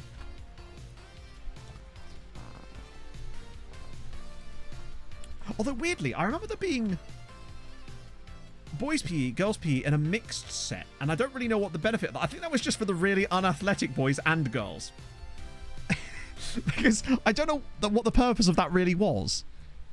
But yeah, there was boys PE, girls PE, and then there was the mixed set, and I was never in the mixed set, which is odd because I was a fatty bum bum, but I guess I was just on this side of athletic fat. The Olympians. Oh, so we never had like sets for that, but mixed up. That's so strange. Yeah, I mean, I did GCSE PE. So that's the thing that happened. Yeah, I wasn't even a uni. I was just a fatty, basically. No, it wasn't recording. I know this because I'm fairly certain Viking was in it. Although now that I say, no, it was just I don't know what it was, honestly, because some of my friends were in the mixed set. I think it's just I genuinely don't know. Bear in mind, this was like the early noughties. Oh yeah, from what I've heard, Bev, that's exactly what used to happen. Like, bear in mind, for my entire GCSEs, the like normal PE was essentially we just went up to the Astro and played football for the hour, twice a week. That was it, and they just couldn't be asked at that point. But my GCSE PE, obviously, you had like a theory lesson, and you had like one actual lesson. I remember one time I had to get like my mate had to give me a crash course in the rules of hockey before we did our hockey exam at GCSE PE, because we never used to play it properly. We would just, play it kind of casually like you would do football without really following the rules or anything. 2 4 inches tall. Holy shit. Yeah, you could just like demolish people. Oh, where is the final for the Champions League? Let's have a look. Hey, we got to get it on home soil, chat, right? Surely. How is a second division? Oh, no, it's not the second division, is it? Because Pushkas Arena isn't. For a second, I was like, hang on, did Pushkas play there? Of course not. Recent fixtures was obviously the cup final there between Hallidash and Honved. PE football was pretty much, yeah. Nothing like being picked last and having a playing goal. And then when you forget your gloves and you end up with like the imprint of a mitre ball on your palm. With an English save solely determined by yellow and red cards. It's funny you say that, Cap, because the video I have coming out on Thursday uses exactly one of those things as the basis for deciding league positions. I did the what if we removed points video yesterday. So that's going to be fun.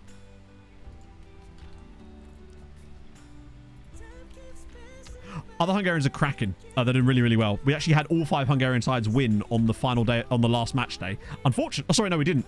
Everyone except Hallidash, who are actually the worst ranked Hungarian side in the Champions League at the moment, despite being clearly the best side. But they played Red Bull Salzburg today. They have had 3 very tough fixtures, so the fact that they came away from Ajax away, Bayern away, and Atletico at home with 4 points is actually probably quite good. But Girmont, on the other hand, are on 7, killing it. Ferencváros on 7, but they've got really tough games today. In fact, all of them except for Hallidash and us.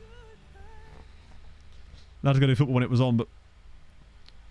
So, why were you in that set then, Sean? That's the thing that I don't understand. To be fair, Girmont, I think, actually beat them last year, didn't they? It's a very tough match day. This is not going to be one where we get a lot of points. I can't with every single psychopath in school. To be fair, for me, that was just most lessons. Because it was mixed with like other forms. James Matty, thank you very much for the 27 months. That's a mad amount of months. We PE was split, so our school had 6 different like houses / forms in each year, and we did PE with like 1/2 of them. They were split in like halves, so you did up till GCSE. You were like all your classes were with half of the people. So there was 2 other forms that we were always in PE with, and then for some reason at GCSE. You were obviously mixed even further than it was. I don't know. Schools do stuff weirdly, right? If all your friends were in mixed, then yeah, why wouldn't you do it? I think most of mine were in just full-on normal boys. Although I think Viking did spend some time in the mix with our other mate, Danny. Kids who hadn't been suspended, literally, yeah. Oh, okay. 115k players. Oh, that's going to be fascinating. I love that we're testing this so far away. It's dope. But yeah, again, if you missed what I was saying earlier, chat, if anyone's interested in helping us test the Malta database once it's in a more workable state, then drop something in the stream chat and I'll give you the Discord role so you'll be able to see the new database update channel that will have all the Malta stuff in it. But yeah, so if you're interested in that. So I'm just going to have a quick pee break and stretch my back off for a second because he did say I should probably stretch a little bit more when I'm streaming so that I don't like make an issue of myself. But yes, enjoy your Whiz Quiz. I'm going to grab myself a Popsy and be back in a second.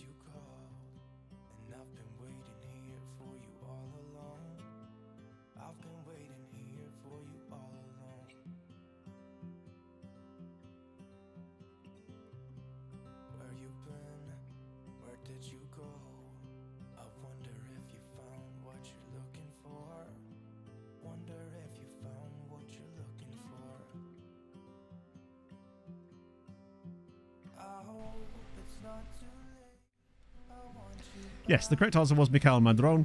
And yes, shame on you for knowing Sunderland players, Hadrian. You'll never be allowed back in St James's Park again. Ah. But luckily, it's tan. Ooh, a bit of Hulk Hogan could come in quite handy, actually.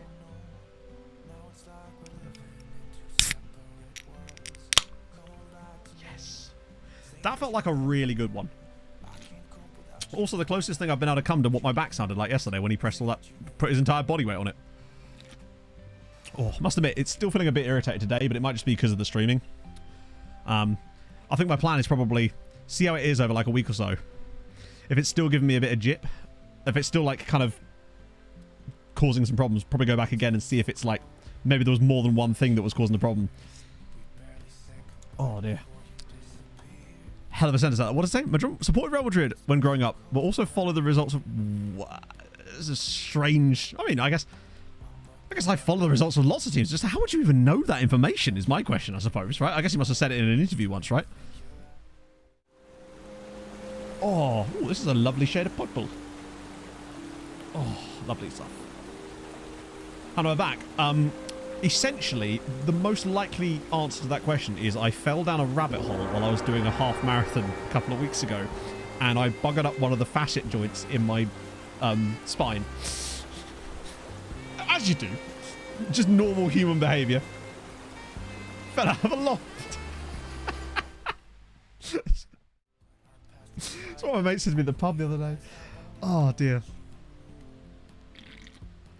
Yeah, Alice came down and she clapped me with a bat. Just at times.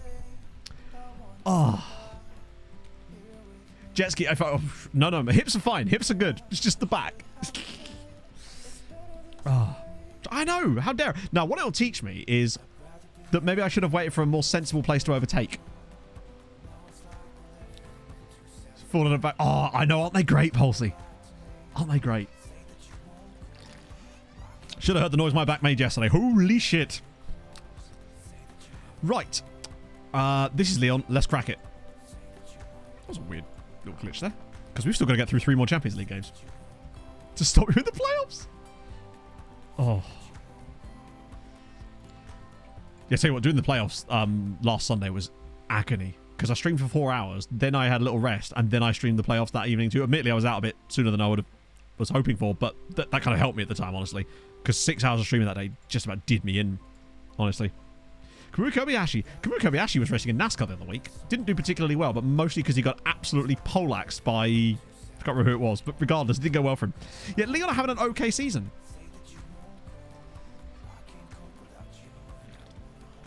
I could take over, but I think they want someone with a working back, right? I see them on TikTok all the time, new ship sofa. Pog finds that sort of stuff interesting, but not me. The last thing I remember anything about like that was when I was on holiday with my mates a few years ago, and it was really late in the evening, and we were just in this dining room, and it was that Dr. Pimple Popper thing was on like TLC or something, and I just remember sat there watching that off my face, and Pog was just like laying next to me, eating this giant, like I think it was a curry that she just had.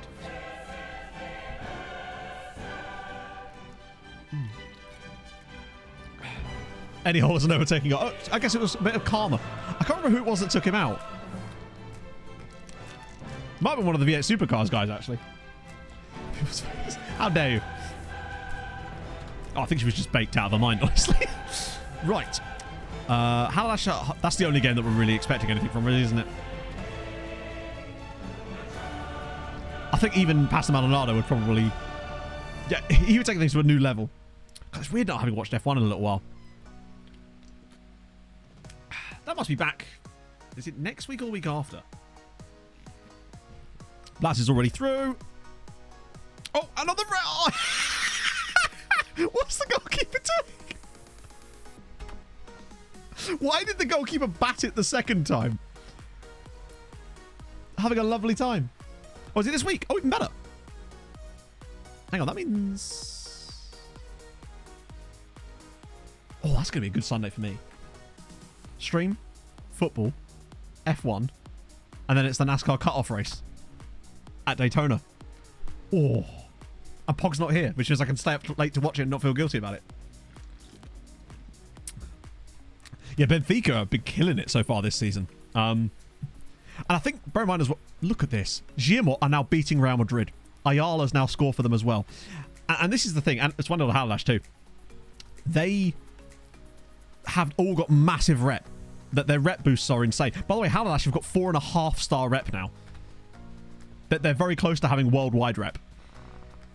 Which is just mad. Putting other people at risk in his road car. Man's never taken a day off, is he? Yeah, so I thought they were the same player, Hadrian. I thought one of them had moved to the other club last season. Turns out they're just different guys. One's called Angel Ayala, and I think the other one's Rodrigo Ayala. As it is in, I think that's going to be offside, though. No, never mind. David Darlin. Darlin. Oh, no. Started too high. Oh, is it It was Stenhouse. Of course it was fucking Stenhouse. There's a reason why they call him Recky Stenhouse. Like, why has he just headed that in? That's just a goal. No, they actually do have 2 Ayalas. Sort your octaves out. Needs to be done. Bit of space there. Oh dear. He's going to get fouled. Oh, God. Cooper is just... He should be called Liam Safe Hands Cuba. Cuba? Cuba. Because other than that one random mistake against Inter, he's been so good for us. Oh, nearly. If I could have just got that to the back post, this would have been a simple tap in for 2-0. Go on, Boothby. I reckon this is the game that we finally clap someone properly. I reckon 5-1. Oh, ball in. No, try again. Second time's the charm. Edvaldo over the bar.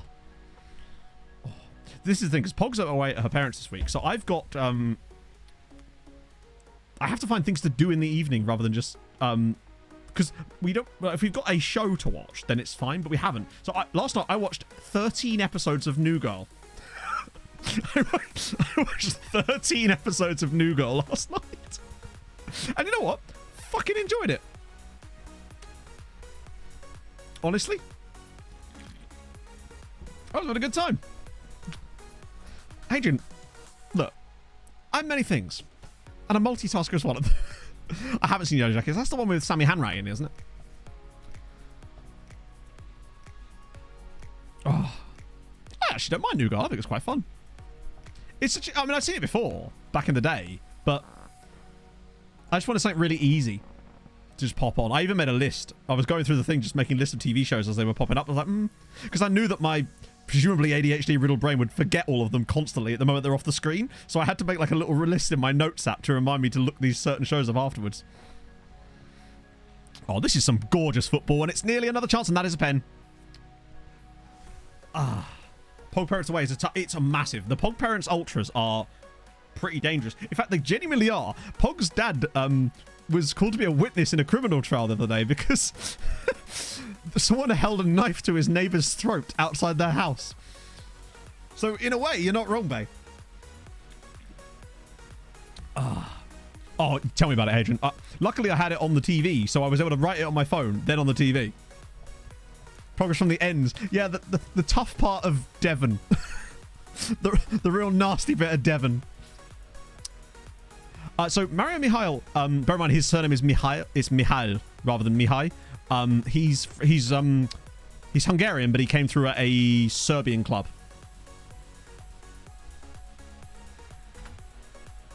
Right.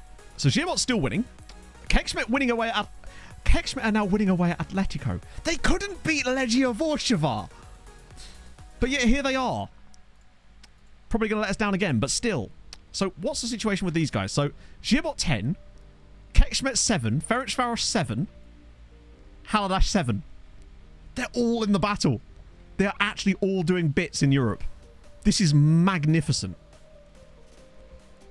Watch us get another situation where we have all 5 of us in the top 8 briefly, and then it all goes to shit. But this time, chat, we don't take a screenshot because we've got to back ourselves to hope that we can stay in the battle. Straight out of Tiverton. I don't even know where it is related to. Isn't Tiverton in Somerset? Or no, it's Taunton. Probably lost on purpose just to get out of there. Oh, I thought he was going to miss that. Go on, Boothby. Boothby's got a bit of height about him too, which I think really helps in the midfield. Yeah, we'll take a mental picture of it. Exactly. Go on, Mihal. Pop this on someone's head. Oh, was that Rabona? Edvaldo at the back post. It's 3. Classic. Dorset. Is it really Dorset? I thought it was Somerset. Ferencváros are playing PSG, I think. Someone quite good. They are 1-0 down. Apparently so, Paolo, yeah. 2D just for the birthday. That's what you want, right? I thought that's what you were all here for. Apologies for that. Yeah, Ferencváros. No, sorry, they're playing Barca. My bad. Okay, strong from us. Oh, if they can hang on, this could be a big, big day.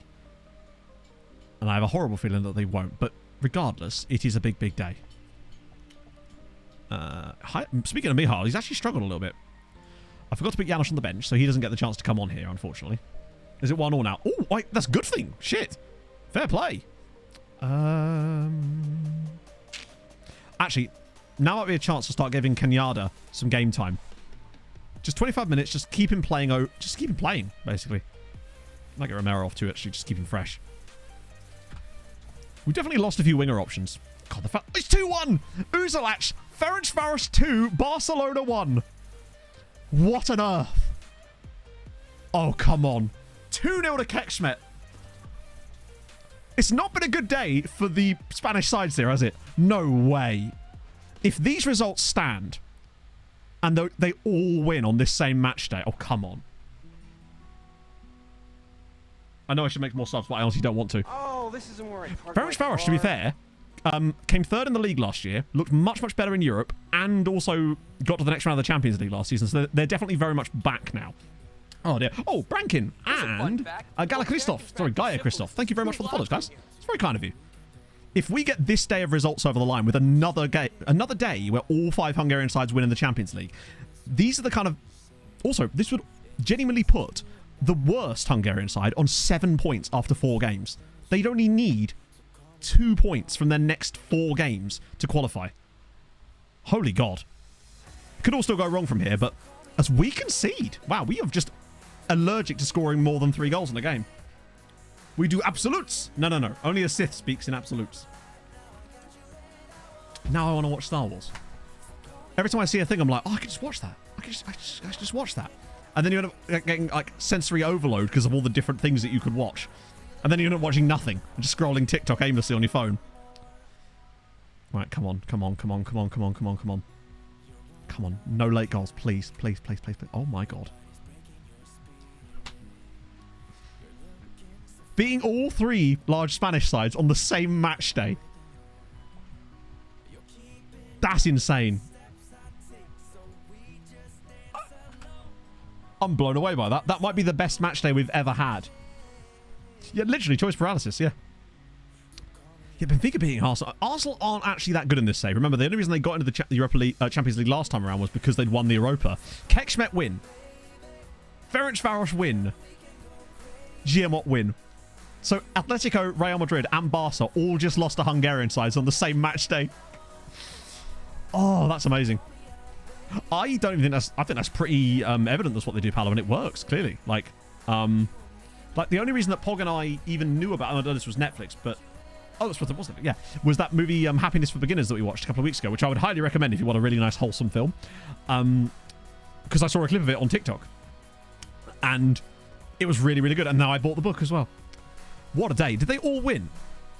They must have done, right? Yep, 3-0. Ayala, Guevara, and Martina. Haladash are still the worst team in Hungary.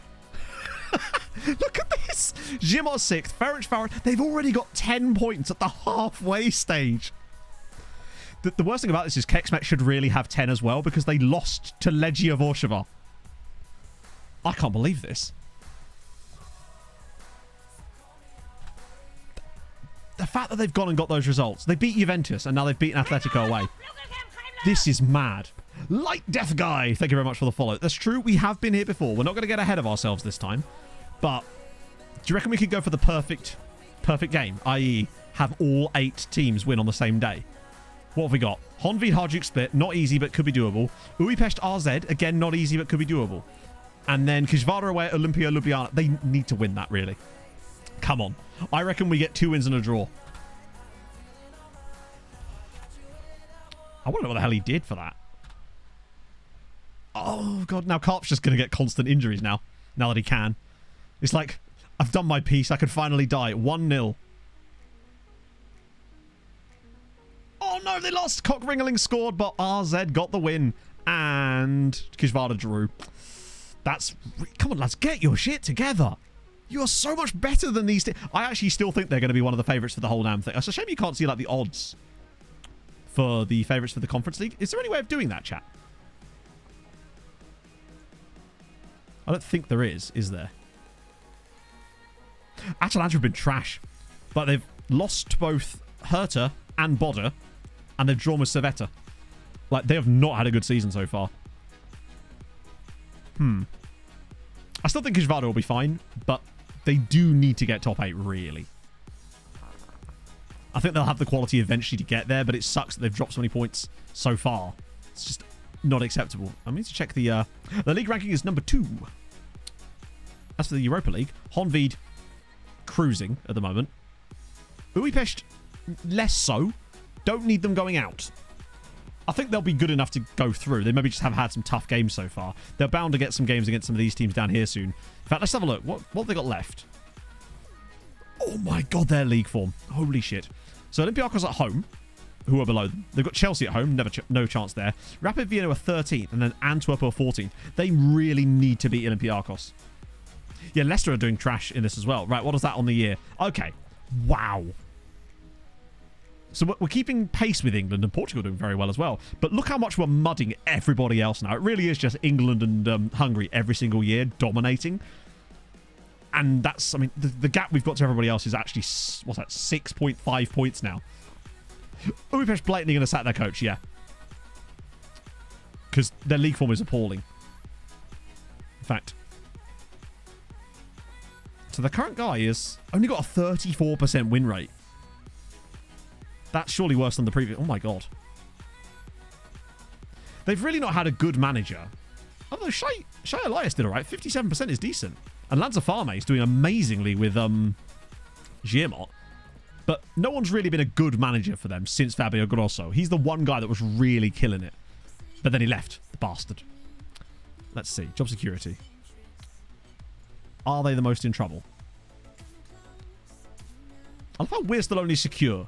We're not untouchable. 20 consecutive league titles. Still. At the moment, they're still stable, but I don't think it's going to be long until Pantelic is under a bit of pressure, it would seem.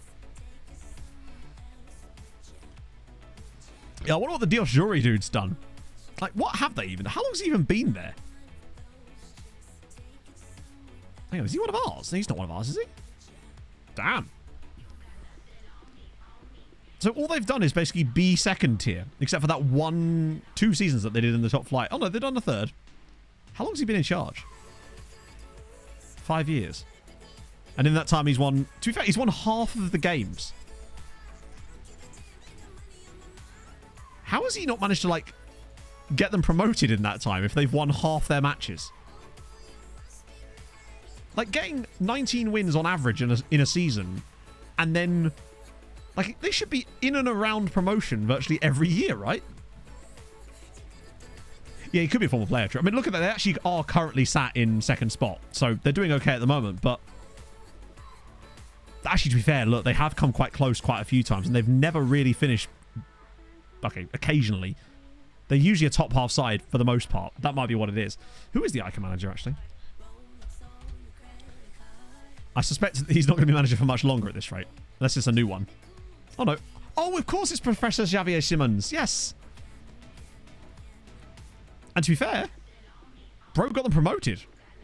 I wouldn't be surprised if Budapest sack their manager and replace him with him. I could totally see that happening. I love that he had his little finish of his career in Hungary. Spelt wrong? What's spelt wrong? If you mean the word professor, yes. Yes, it is. That was part of the fun. Or I misspelled it when we were making it and then just left it because I thought that would be funny, and then someone would correct me later down the line and I could pretend that it was on purpose. Long-term planning. Bill, get used to it. Okay, Spartacus are going to get an absolute cheek clapping here. I've been saying that phrase a lot lately. I think I just enjoy... It just rolls off the tongue quite nicely. You spell wrong? No, you spell wrong.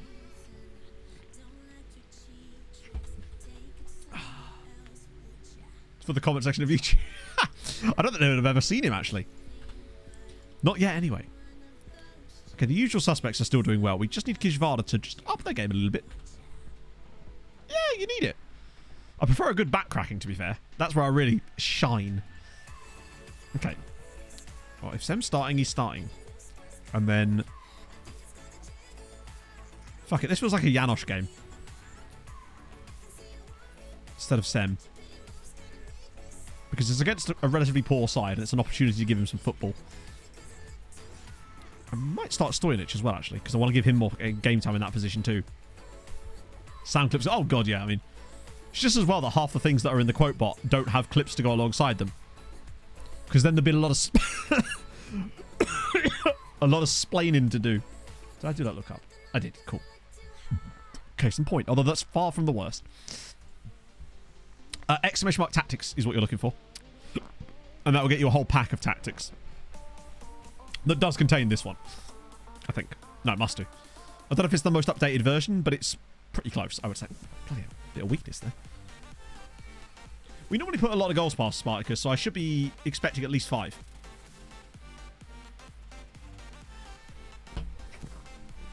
Ask and you shall receive. Another hat-trick for Blaz. Also, notably, an assist in there for our boy Janos. You know what time it is, friends. Here we go. Oh.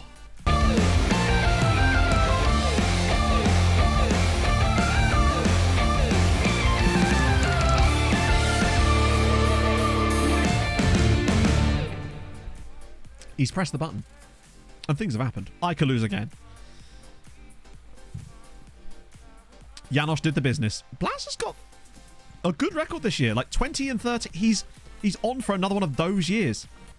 How's developing? Well, we looked at his development earlier and he was, oh no. That's the last thing Kexmet need. He has been absolutely killing it for them. Shit. But like, he's coming along nicely. Like his training, the most important thing with his development is the fact that he's training well. He's regularly putting in 9s and high 9s in training, which is a good sign. That combined with him getting regular football, like not regular football, but regular enough. Like I play him in all of the rotated fixtures, and if the team's a little bit tired and it's against a relatively weak opposition, I'll throw him in there too. He's probably going to still make like 20 appearances for us this year, most likely. Starts, that is. Hillbillies, that is. Gislaine, he's struggled weirdly in the league. In fact, oh no, hang on, he's got better now. Oh wow, he's really stepped it up. Holy shit. Bro has found his form. So he was on 1 goal in his first 9 matches, but he's got 6 in his last 5. So he's finally starting to show a little bit of quality now. 2 in the Champions League. He's got 5 in the league as well over that period. Can I see his form? Yeah, so he scored against Bayer Leverkusen, then he got one against Újpest, and he didn't play against Zirmot. Then he scored against Juve as well, didn't play. Then he got 2 against Husvada, 2 against Ica, and didn't score against Atletico and had a poor day. 9 in 14, though, sorry, not 9. 7 in 14, it's a goal every other game. It's solid. What? Playoffs? Wait, Liberia are in the World Cup playoff. I'm guessing they're playing Uruguay.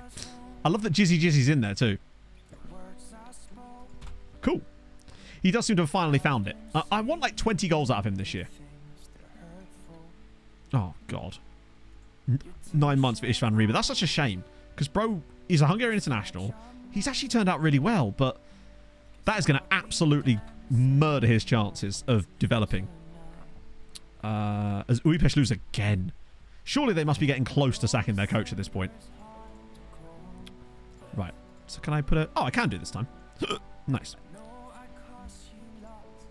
A bit of Korod. Yeah, maybe.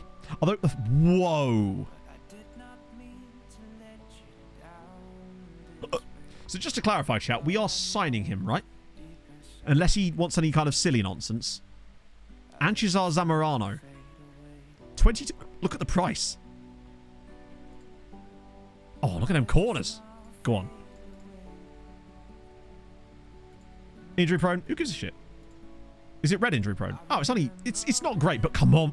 For the price? As if we wouldn't sign him.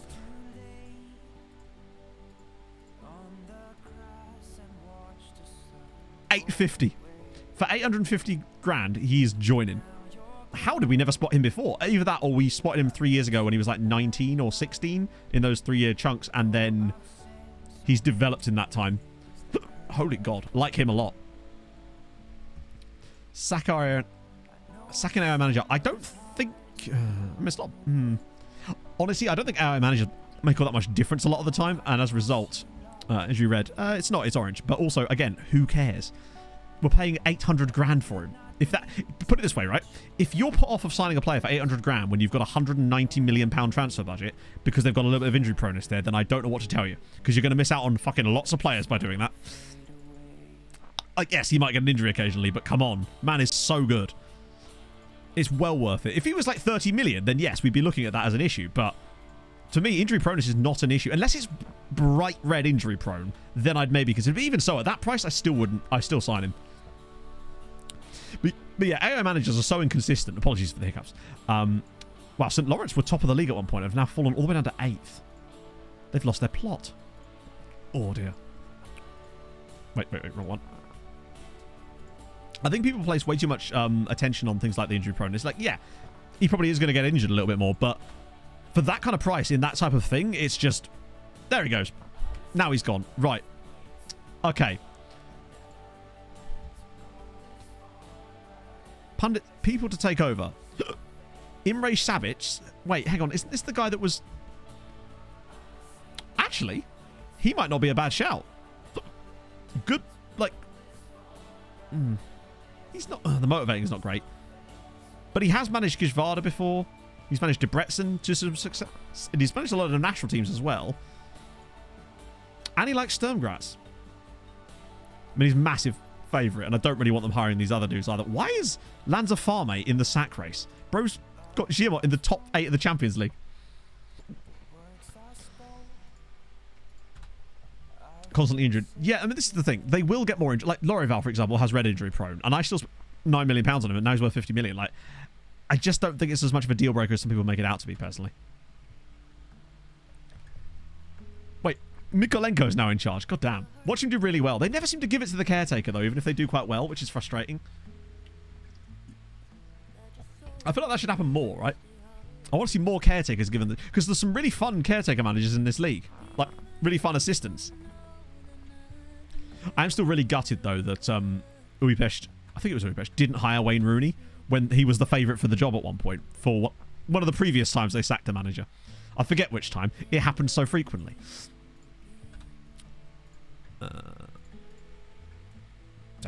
Okay.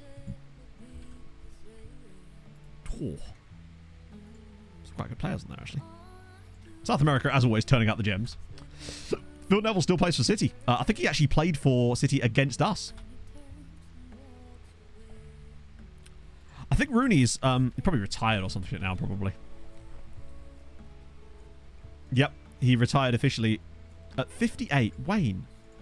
So basically, he left the USA job, and that was when I believe he was up for one of the jobs in Hungary. I can't remember which one it was. It was a couple of years ago, or it might have been after he left DC United. Actually, I forget. So maybe they didn't go for him because maybe he got the USA job and that turned them off of him potentially, because he literally had a job already. Oh, that Phil Neville. Sorry, I thought you meant the in-game Phil Neville. I think he's still in charge of Costa Rica, right? Oh, no. Phil, can I interest you in a job? All right, Phil. Yes, well, apparently Phil's having none of it. Yeah, this guy, like, he's a good player. He'll probably be one for the loan farm. Oh, my concern is the fact that he's 22. Oh, God. Wait. Okay. Actually, he's quite a good striker too. God, we've got a lot of quality out on loan. Oh, God, these fucking hiccups, man. Oh, not another broken leg. Damn. Big injuries coming in. Luckily, they're not to first team players, because that would have been much, much worse.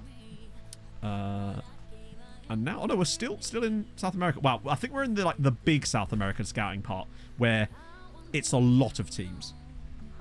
Because sometimes we go there a little bit from when I was adding extra teams in, but...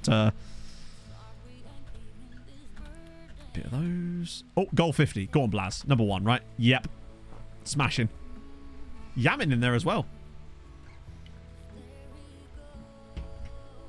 and Patrice and Nieto and Velazquez and Romero in there as well. Damn, that dude actually is ridiculous. Valier in there, Vust. So many Manchester United players. No wonder our guys can't get in their team. I wouldn't be surprised if Bartechko's in here now at random, just because he plays for Manchester United now. I feel like Bobby Tree still at 34 is in this list. Did Blas win this last year too? Wow, he's won goal 50 3 years in a row. And the Ballon d'Or 3 years in a row. At 30. Wait, who's at 30?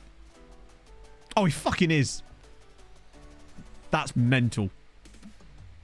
I tell you, it's genuinely just about who they play for the most part. Because when he was here, he was never in this contention at all. Because he wasn't even a starting centre-back for us. The moment he moves to Man United, suddenly his... Yeah, and he's also played 8 games. Which is the most of any player moving to Man United for a while. Look at him go. He's actually got 12 games if you count his Continental one. Is Kenny still there? God damn. Oh, okay. No more injuries like this, please. Although if you're going to have them, now's the time for it.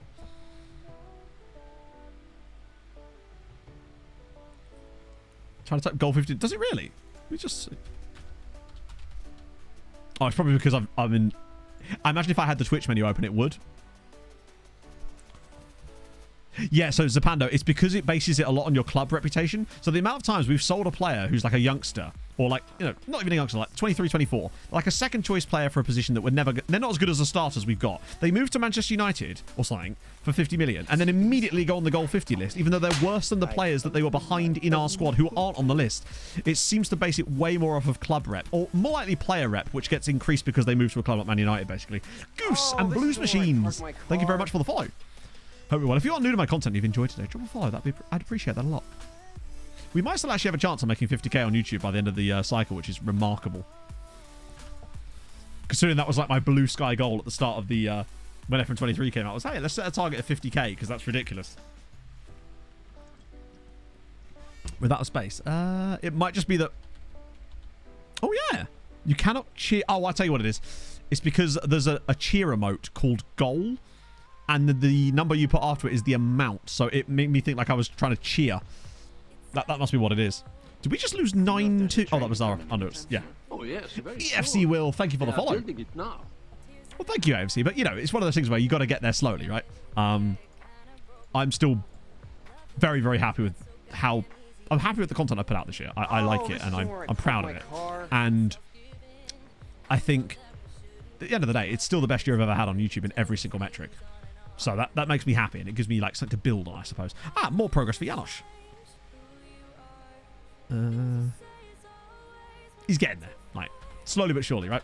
CBG says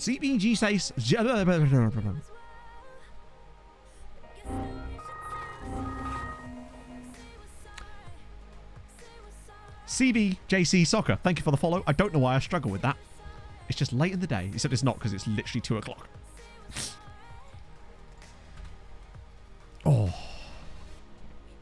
Oh, nice. How's that going in Romania?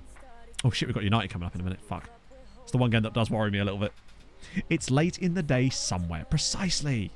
Now you're talking. Ringling in top form as Hungary dominate. Wait, are Hungary actually doing well here? Bloody hell. 6-0, obviously, over Andorra. Ringling with 2 goals and... 3 goals and 2 assists. Let me guess, they're still doing trash. Oh.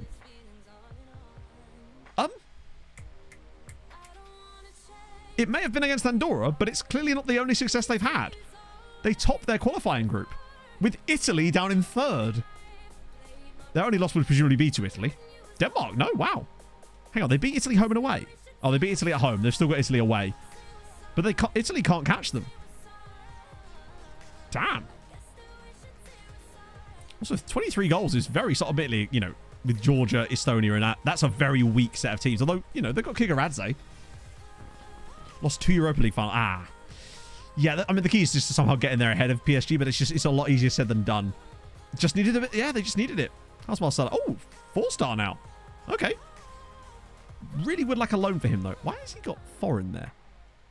We have loads of players that are non-EU, but they don't normally have that written on them. Is that like that weird squad rule that we never see actually invoked?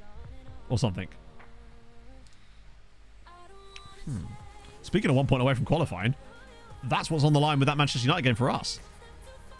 Well, not so much for us, but for the others. I still can't believe how what light work they're making of things so far. Like, 3 of them I think are already through, and it's really just Haladash and Kekshmet that need 2 more points in their next 4 games to pretty much be guaranteed a qualification as well. I would like to apologise to Kekshmet, because at the start of this, I said they were going to be 36th place merchants easily, and then they lost to Legia and completely reinforced that. Then they drew with a 93rd minute equaliser against Bayer Leverkusen, and I thought, yeah, even more absolute bottle merchants, and since then, they've been perfect. Oh, in the second tier, you're right, it could be that actually. Kanotti, thank you for the follow. But it's weird because he's not in the second tier. He's actually just he's not even on loan. For some reason, he didn't want to loan. Oh, Montiel's dropped right off. That's what I was afraid of. That's why I like to scout them obsessively. Still got some guys holding onto their ratings though, which is good. Those are probably the guys that make the cut.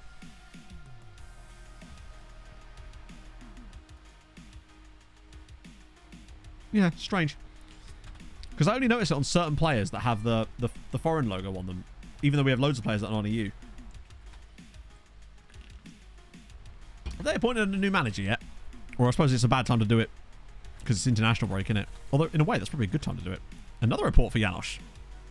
Okay, this is really good news. To constantly be getting reports like this saying that he's improved significantly as a footballer.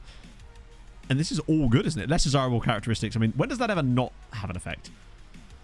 I feel like that I've never really get a report that says the squad's less desirable characteristics have had an effect. So they can't just let me have it. Let it be good. A bit of Herrero there. God, that man has all the media handling styles. What am I doing? Hang on, there we go. I must have missed their first team squad as well. That, and sometimes I just randomly add teams into it and then forget about it until like 3 years later when it comes back around again. Okay, rotation against Gijvarda, which should be a defeat.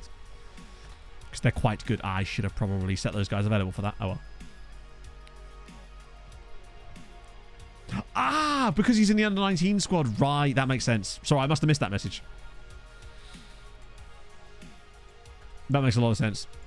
Ready to play as a starter? He's not, though, is he? Like, we have to be sensible about Janosch. He is good, and I'm enjoying his work, but he is not a starter player for us in terms of, compared to the likes of Edvaldo, Mihail, Carpenter. Like, he's not on their level yet, but that's fine. He's only 17. He has plenty of time to be getting to that level. But what he will be doing today is playing. Hang on, youth prospects, and you put Edvaldo in. Right, okay, let's start with not having that. We'll swap these two over. Dala's fine. This Suarez dude is getting a lot of game time there. Yeah, I mean, it's the best we got right now. And I want Lucas instead of Mihal. We want him to... And I want Sem, if I can. Actually, no, Sem's a bit tired. We'll go with Big Manovic for this one. This is probably going to be a defeat anyway. Yeah, I mean, but the thing is, he's not that far off. I trust him in the team when I put him in there. We're not putting him in there as like a show pony or like a mascot. He actually... I feel like he can contribute to games when he's in the team. As we've seen. Even that goal he scored against Inter in the Champions League last year.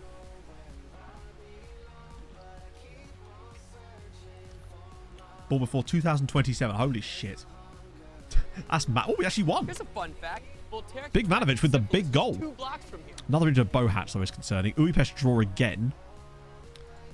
And I could take another point. Do you know what? I think they're going to get more than 10 this season, crazily. Bakatsov, thank you for the follow. Oh, Olympia, go on. Ah. Man could dream. No, I imagine we don't, James. Like, our players are... I mean, our under-19 team probably doesn't have anyone in it who's... There's probably some 19-year-olds in there, potentially. Did I say Cowley spotted? As in Danny Cowley? Hungry boss Danny... Oh, hello, look.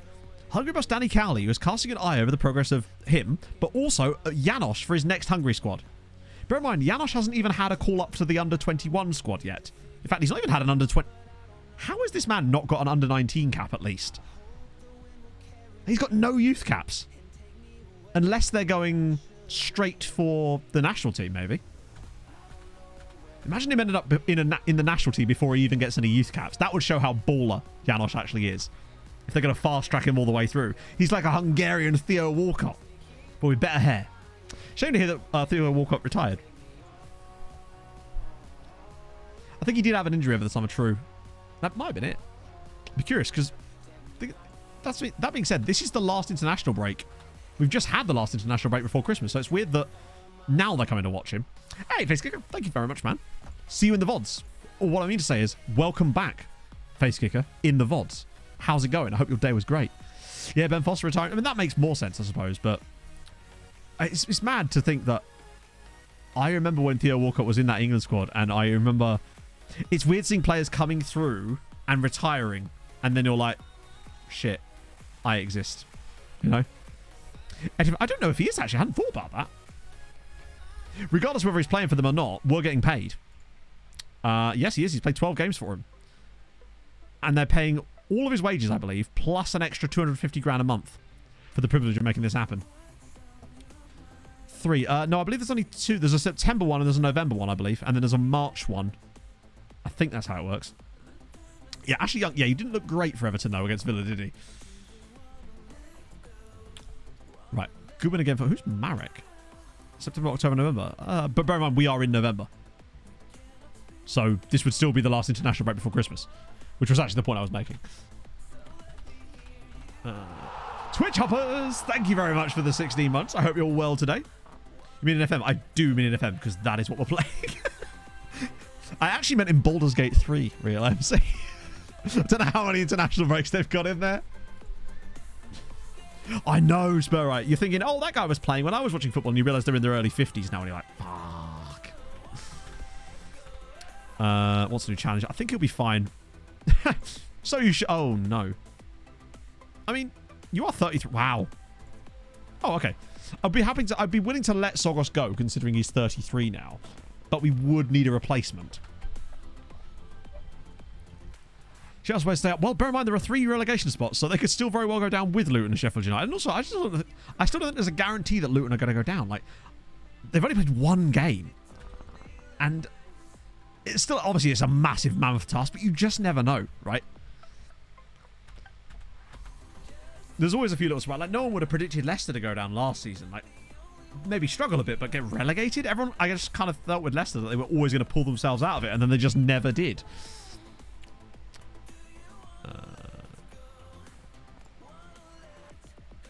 Bit of that. Okay. Maybe schoolboy. Yeah, I mean, I only watched the highlights of the game, but you have to be perfect, basically. Or as close to perfect as possible. I mean, just see Issa Diop, for example, against Brentford. It's very open, yeah. What else? I mean, you can put Fulham in that bracket too, honestly. Unless we sign a striker and sort our squad out a little bit, we are just as bad as... I mean, maybe not just as bad, but like verging on being as bad as those teams. We do have a little bit of quality in certain... I think just having João Palhinha could be enough to keep us up, honestly, when he's fit, because he clearly isn't going anywhere. It's the Z-Gen pack, so exclamation mark Z-Gen in chat. Someone will have almost certainly put it in chat for you by the time I finish saying this, but that is how you access the pack. Right, we're away at United. Tough times. Jim are away at Benfica. Very tough time. Palhinha was back. He actually played the second half against Brentford at the weekend, so he's now back. Halash hosts Roma. Winnable. Kekschmidt hosts Red Bull Salzburg. Massively winnable. If they get a point from that, even, they're in great shape. Right, we want Fortress today, because it's United away. He's no longer air. Exactly. The answer would no. We want Edvaldo. Yeah, that's the front line with Boothby and Yamin, because Velasquez is going to be suspended for the foreseeable future, frankly. And this time I will put Janos on the bench. Make sure he's available. I'm running pressure for chicken there. He's back. He's back. Yeah, I'm only half back. Still a bit of pain. Still nowhere near as bad as it was last time. But I do wonder if that's partly because I didn't go running today. And I'm hoping that's not the case. It genuinely doesn't feel as bad. Like, I'm just sat here. Yeah, that was a harsh one, Indicium. Honestly. Yeah, we go strikerless because it's away at Manchester United. So it's time for the Fortress. It's the only time we ever play the Fortress is away in the Champions League against the really big sides. Because it, generally speaking, does seem to work. Ever since the last time I went, oh, you know, it'll be fine. We don't need to play that one. And then we got clapped by City. But here we are. So they've got Serkan Özil, one of our former guys, nearly signed you. Bartechko in the back line there, but they are playing a back five. Well, sort of. Anyone else in there that I miss? Nope. We're good to go. Let's go. We could still end up fucking this up, but there's a chance. I don't mind playing against back fives, but I'm curious to see how it's going to work out with our strikerless tactic. Oh, shit. Not very well, apparently.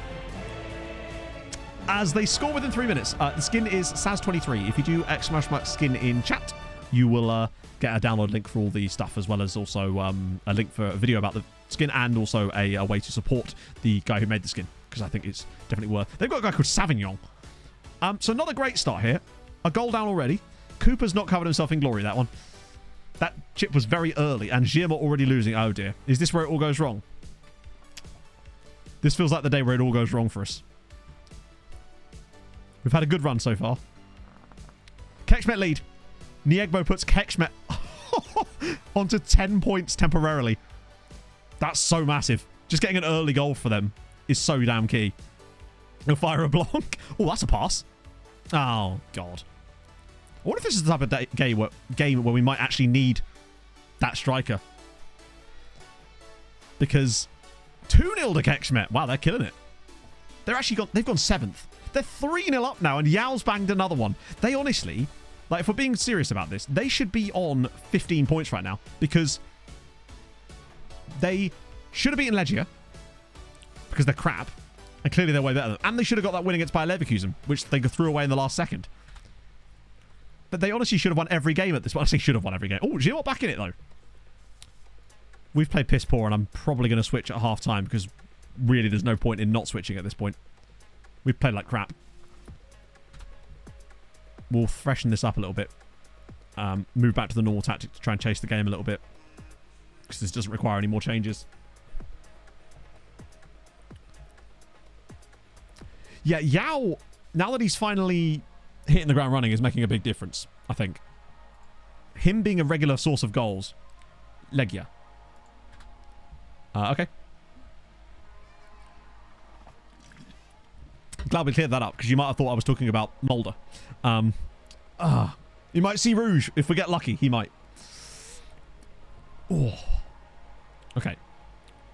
I think we just need a focal point through the middle, because we're not going to break through otherwise. Here we go, Neto. Right, slip him in. He's just been taken out. And Valdo's through. And it's in. I mean, they did just kind of try to murder Blasure in there. It's Manchester United 1, MTK Budapest 1, and we're back in the game. Come on. That's more like it. It does look like Blas just gets absolutely taken out from behind, though. But having Nieto pressing right up on them, like, look, the guy just takes him out. Lovely little pick out, though. Very calm finish from Evaldo, too. The keeper... Was that even... I don't think that was even going in until the keeper touched it, but we'll take it. 4-0 now. Yao scores another one. Haladash lead as well. They're back in the game. Who are we missing? Oh, Ferencváros are playing Bayer Leverkusen too. Who are currently sitting 4th, though, to be fair to them. It's actually Girmot that are letting us down currently. But they're not out of that game by any means. Unlike Red Bull Salzburg, who are very much out of that game. Oh, wait, what am I doing? I trust Janosch, but this is not the time. We probably could do with someone like Big Manovic in for this kind of moments. I still want to trust them to stay. Christ. We're still a little bit light of options in places. I might even get Lorival in here. Yeah, this is going very, very well for us so far today. All we need really is Girmot to get back in the game now. Oh, God, now Teixeira's hurt. This is why we needed Stojanic in the squad, but there was nothing I could do about that. Yeah, Man United just playing a back five here, and we've definitely got better as the game's worn on by just having a focal point up front. God, a late equaliser for Girmot could be a massive moment in that game, if they could find one. Ferencváros lead. Schimmelpenning now with the goal. No way. I don't believe this. The success that they're having this year is genuinely astonishing.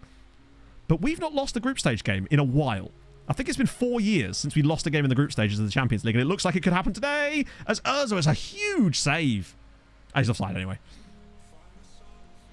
Schimmelpenning is so consistent in Europe. He's always scoring for them. Ooh, this is a good position. Lorival. I'm surprised he didn't go for goal there, actually. I think if that was Nieto on the pitch, he might have done. But we're not done yet. Oh, God. Darla's just given it away. And how have we not come out of that scenario with the ball? The fact that Urza has the ball here is mad. Please tackle him. I suspect we're about to concede because the player's gone on way too long and, yeah. No, Haladash have equalised as well.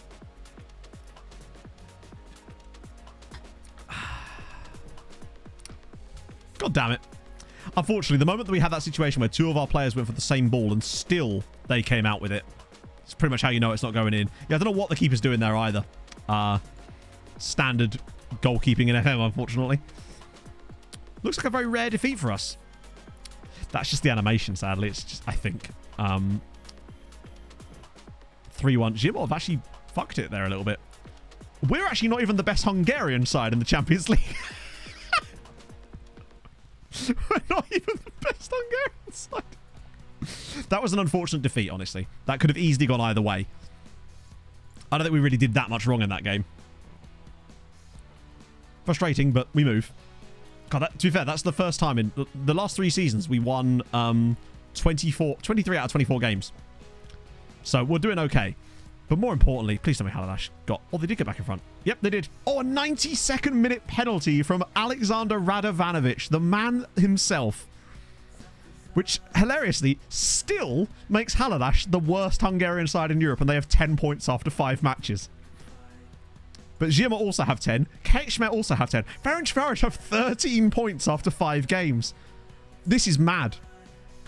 Yeah, remember the Ferencváros that went 20 games without winning or something? It was actually even more than that, I think. I think it might have been nearly 30. We are massive. Hungary is absolutely huge. Right, what about Thursday? What you got for us? Don't let us down at other competitions. If we get 5 sides in the top 8 ones, I mean, we did have that brief moment during the last season where that actually was the case. Újpest host Olympiacos. That's huge. They must win that. And then Honvéd are killing it anyway, so we don't really care.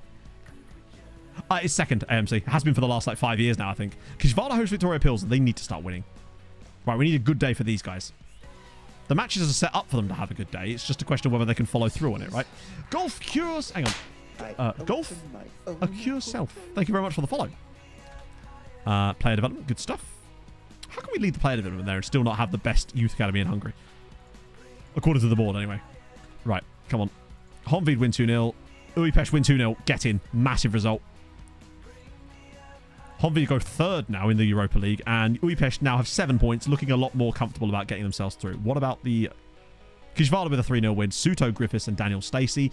Okay, Kisvara starting to look a little bit better now. I think they're still going to have enough to get top 8, but... Well, hopefully, anyway. So all 3 of those guys win as well. We must be pretty close to England. Oh, look at that. 10 points. We've closed the gap on England over that match day. And Portugal are in there too, but look at the gap between us and everybody else beyond that. We are genuinely staying lockstep with England now, year by year, and that's more like it. Like last year, we beat them. It could have been a lot better for us as well, but this is more like it. Austria Lustenau. Are they, I'm assuming, an Austrian side, right? Maybe they won the Austrian Cup? But now we're looking...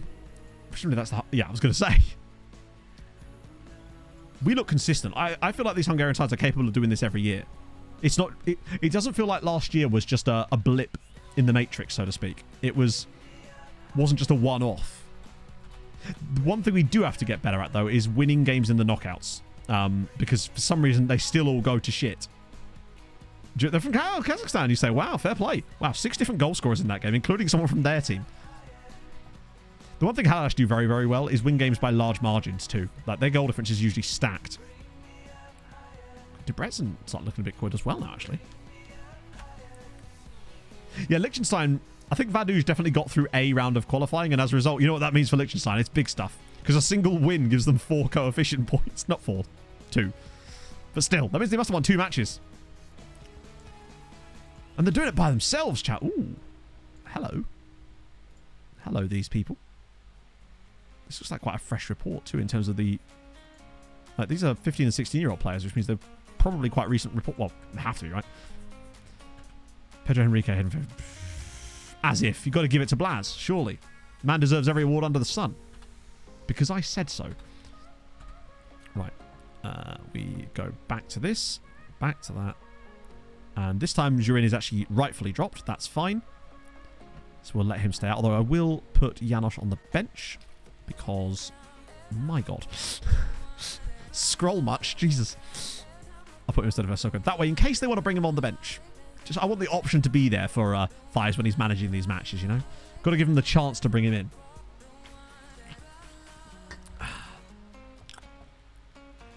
You could, Kaka, but I feel like it wouldn't be anywhere near as fun because then you'd only be relying on yourself and you wouldn't have to worry. You wouldn't have to like think about other teams in your leagues.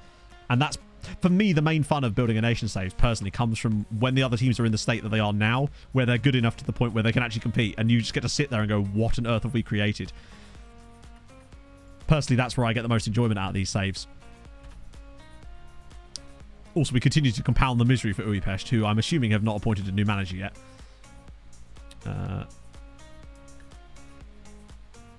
Oh, there it is.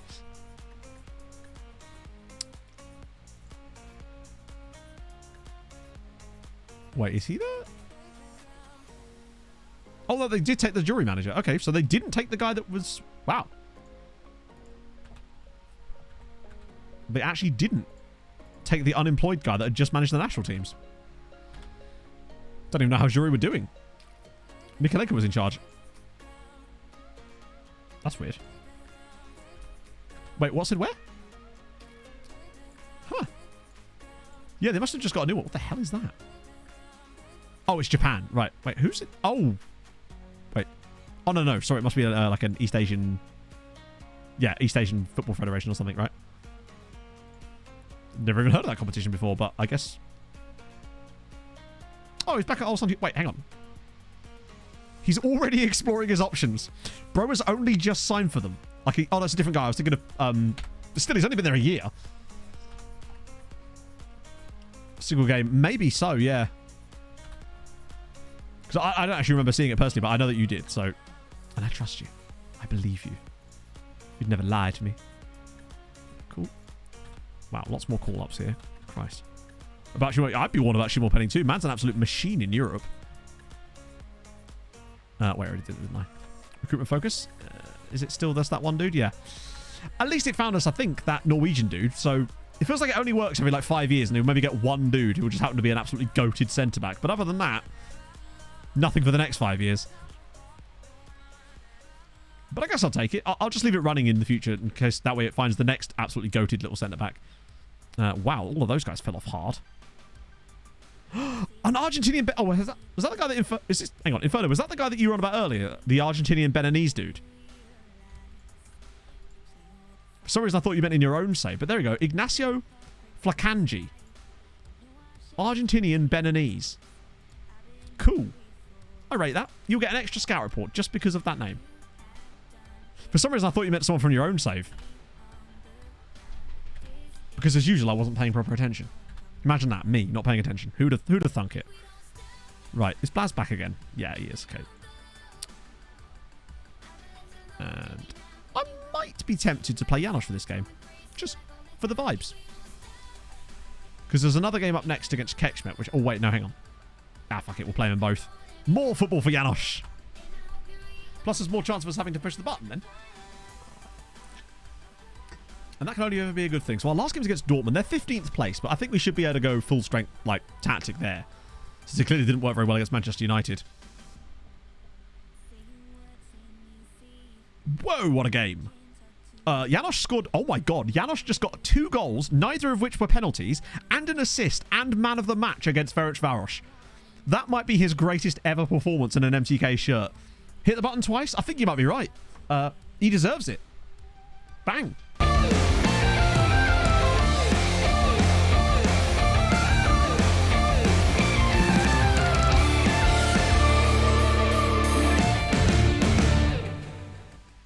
Two in normal play. Exactly. Give him the credit where it's due. Bye. Off we go again.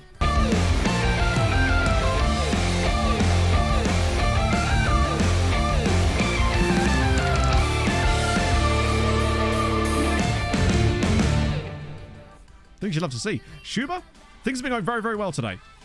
Firstly, Janosch just scored 2 goals, neither of which were pens, and absolutely is killing it now. fact, let's just see what his record is for this season. 8 starts, 2 off the bench. 4 goals, 2 assists. Only one of them is a penalty as well. So it means he must have scored another open player in there somewhere too. Man is actually starting to get it. Europe is going amazingly. For the most part. Honvéd third in the Europa League. Budapest struggling a little bit, but they have just set their manager. They're doing okay. They're doing okay. As for the ECL, Kishvada have struggled a little bit, but they'll probably still get top 8. It's the Champions League where things are really popping off. If you've just joined us, this is the Champions League group right now. 5 games in. Ferencváros, second. Ahead of us. Kecskemét, 7th. Győr 11th. And Haladáš 13th. Every single team is basically already qualified for the next round with 3 matches to spare, and all of them still have a chance of getting into the top 8. No, so the difference with last year, James, was on the last match day, there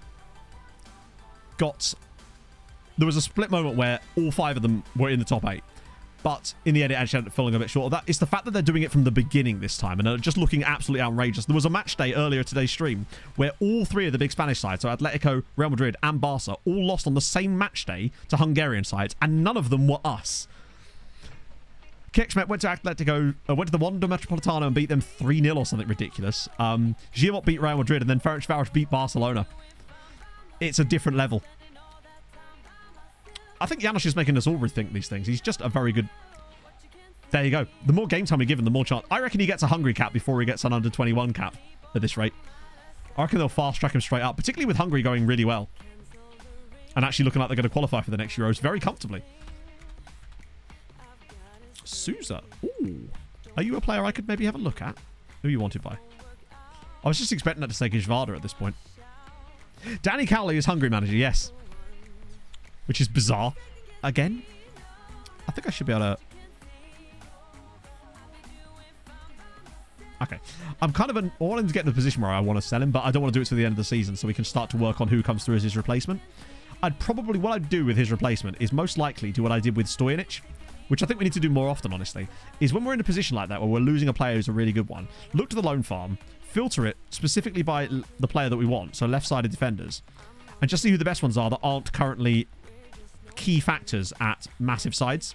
So I'd probably go and grab someone like either Hidassi or Sonflor back from one of those other clubs. Bring him back in, although the tackling concerns me slightly. So maybe instead of him, Hidassi? One of those two would probably be the one to come back. I think that has to be our new strategy. Oh, wait, hang on. What? No. Why do they want to leave the club? We're in the middle of a season, Edvaldo. You're 29. It seems like the right strategy, because that's what I did when I sold Bartechko. Oh, yeah, I also sold Bartechko to Man United Stuber for 80 million quid. But I brought Stojanic back from his loan at Győr, so he's now going to cover that role for us should we need backup in the right back spot. And he can also cover centre-back too. That way we'll also have options. It's just a constant conveyor belt, basically. Oh, 2 transfer clauses. Hello. Who's the second one? Oh. Nah. We'll hang on to that. He's already got 10 league appearances for Manchester United this season in the first half of the year. I think we hang on and take the 7.25 million. Because they're still going to owe us another £30 million. So that's the thing. We've actually got even more money coming in because they still owe us 30 million quid. In fact, nearly 40 million quid on that deal. So Alfred will take care of Bruce Wayne. Ah. Oh. So I think we're in just a really healthy spot in terms of squad, in terms of finances, in terms of the whole league. Gone are the misery of what was last season. Although I suspect part of the reason I found it so extra miserable was because of the back pain. I can't imagine that really helped. Although I must say, it's actually starting to get quite irritated now.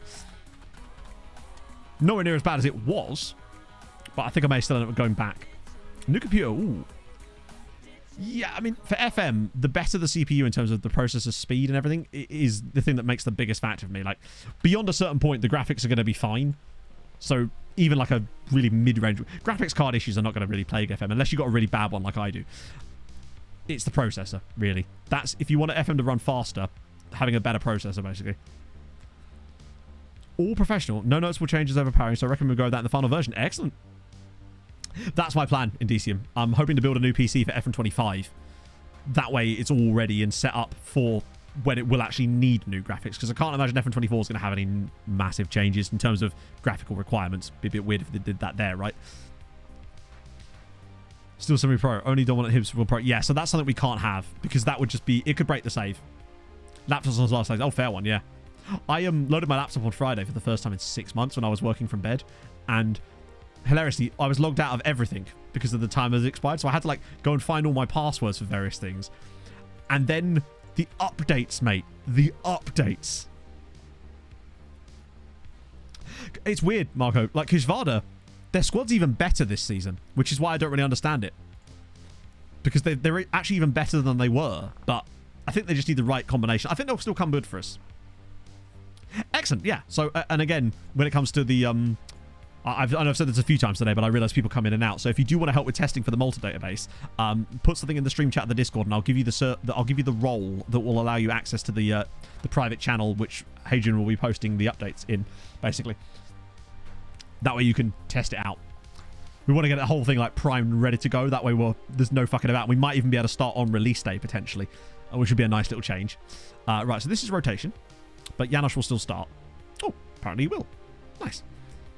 And I want Lucas out wide because, yeah, and maybe Carp through the middle. Actually, who else can I put through the middle? Let's put Lorival in. Rest of the team is fine. We've got Kenyatta and McCarthy. Cool. Need to report. Oh, true, yes. But regardless, it's going to be... When I say release, I meant like... Oh, yeah, because the editor doesn't come until the full game's out, does it? Regardless, it's not a big deal. I'm not one of those people that needs to start their brand new save on the release day. I don't really... There's like a small viewership bump you get from it, but it's really not particularly noticeable. And you still get it even regardless. Because we still got it when we were playing Dundee United. Where are they in the prediction? I don't know, actually. It should be third or fourth, maybe? Third, yeah. So we're obviously odds on. Then Haladash, Kishvada, Ferencváros. Makes sense. Oh, yeah, tactics. I mean, I don't... I mean, if you can carry over your save, then the tactics would, in theory, have to, right? That's what I would expect, Henry. But that's kind of exactly what we did with Dundee United. I think we even did like an extra week, in fact. Manager preference. I don't know if there is that. If there is an issue. If there is a transfer preference. Sorry, like, although we need to make sure there's... I assume Hadrian's already sorted that with the transfer preferences. But if there was a way that we could have it so there was managerial preferences, that would be fun. To be fair, Beng Sword is an absolutely monstrous striker. He's actually considered world-class by the game. He's probably up there with us being as good as Zivkovic. He's not quite as good as Blaz, but he's probably the joint second-best striker in the league. He's genuinely world-class, and he's still only 24, which is scary. 4-1 win, Big Manovic as well. Janos with another goal and an assist from open play. And a 9.1 rating for Janos. I'm telling you, he's actually starting to work now in this team. That's mental. Big Manovic as well has got a decent amount of goals. This isn't right. Where's my button? Janos, off you go again, buddy. I can't believe I've pressed it so many times lately. Go!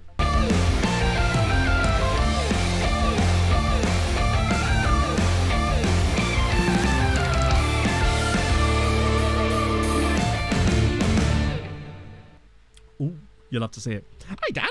Hope you're well, man. Yeah, no, things are all right. Things are very good with this. Other than the back injury, things are pretty solid, frankly. I'm having a nice time. God, the fact that Big Manovic has managed to score 9 goals in the league in 9... He's done a very good job this season of being the backup striker. I'm very pleased with him. Yeah, he scored a goal and an assist in that game. Improved him for a Soko. Nah, you're all right, buddy. You're fine. I'm looking to try and sell you to a massive club anyway. My hope is that with a Soko, we just give him enough games this season, we can start to bump this back up again. Although I really do need to... Oh, he's loan listed, yeah. I feel like we can get more from him. Daily from English. Oh, God. It's... Janos is just so good. Right. Boop, boop. It's just finally nice to feel like we have a youth player that we can actually properly nurture. I know we tried that with Zoltan, but I feel like Janos is the first one I feel confident that he's got decent... I don't know what potential he maybe has. Even if he's got like 150 PA, that still probably makes him one of the best players that we've had or produced in this save for sure, right? Into the national team. As if you're not playing for the national team, buddy. Yeah, sit down, city boy. Right, Dortmund away. I'm curious to know what the other Hungarian teams' matches are, because it feels like they should be due a ridiculously hard match day. But I guess they've kind of already had a few of those, and they've just won the matches. So it might just be that there isn't really any like ridiculously hard match days for Hungarian teams anymore, because they're all just quite good. Choose Blaz. Or Pog. I'd never release Pog. I'd still release Janosch out of those three. Can't let Pog go nowhere. Although I kind of have, because she's not here at the moment, but still.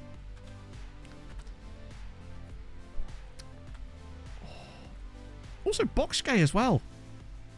Okay, he's clearly not on the same kind of level as the others, but honestly, Marco, it might be. I'm starting to believe... Oh, no.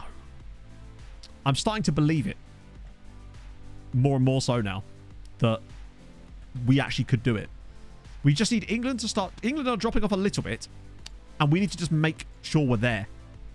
What we do need to see, though, is more Hungarian sides going deeper into the Champions League. Last year was a nice little step in that direction, but they need to start progressing through some rounds. That's the key. If we can start to make that happen, then suddenly it's a different ballgame entirely. But I was really losing hope a little bit. But these last couple of years, and yeah, this is the thing. Last year, if we didn't have all of our wingers basically injured, what I would say though is I reckon that the wrong strategy was employed by me there. What I should have done was drop Blaz back to being a winger because he's so competent on both sides, and then played Sem or Bigmanovic through the... Oh no, Bigmanovic was injured, wasn't he? So it would have been Sem through the middle, Blaz and Karpanu, and I think that might have been enough for us. Plus, it would have also prevented Blaz from missing all those chances. Holy shit, Keksmet are playing FC Copenhagen. Haladash Barcelona, Ferencváros Red Bull Salzburg, Giamot Leipzig. It's still a day where points could be gained. Cowley better give him a cap, yeah. He deserves it. I think Blaz could still start here. Although, we'll have him on the bench. If we need him, we can bring him on. If we don't, then we don't need him. And I think Bigmanovic probably deserves a chance to start here, right? Well, FC Copenhagen have already, I believe, lost to a Hungarian side this season. In fact, they usually give us a good try. But you're right. There is a strong chance they'll probably end up clapping us. The one other player I really want to... I think next year, Kenyatta probably is our starting centre-back alongside Patrice.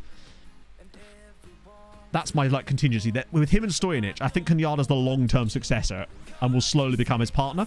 But this year, he's going to get a lot of game time. We're laying the plans for the future this year. If he could just stay fit enough. The Echoes is fit for... Yeah, exactly. Yes, Ben, I will be. Well, I say I will be. It would be very surprised if I don't. I'll most likely just, if they want to, renew my deal with Fanatical so that you guys can get a discount on the game. But if another company comes along, I'm more than happy to work with them. I'm not really interested in how much they give me. I'm more interested in how much discount they give you lot. What would someone need to focus on? It's a deep question, Taylor. I have a whole video about it, but the key thing is the loan farm. Building up the other Hungarian sides, in this case, really only works because of the loan farm.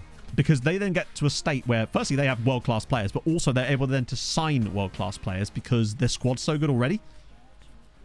And that's really the key thing. Now, Haladash are better than any other team we've had in Building a Nation by a considerable margin. In fact, I think in this save, I'd argue that them, Ferencváros at the moment, and even Kisvárda are probably all better than any of the other sides we've had. Bear in mind, in Norway, we had Molde and someone else win a Europa Conference League, didn't they? And then there was also Conference League wins in the Irish save, but no one ever won a Europa. Whereas in this save, we've already got 2 Europa wins and I think 4 finals already. Like, the quality difference is genuinely staggering. Yeah, so you have to sort of build them all up with the loan farm, making sure they all have ridiculously high quality players out on loan. Oh, Romero, Bigmanovic, good save again. But he's very patient. Like, to give you an idea, if you're not super familiar with the save, I don't know if you are or not, this is season 24. So it's been a long time coming, but we are really reaping the rewards now of having 8 teams in Europe.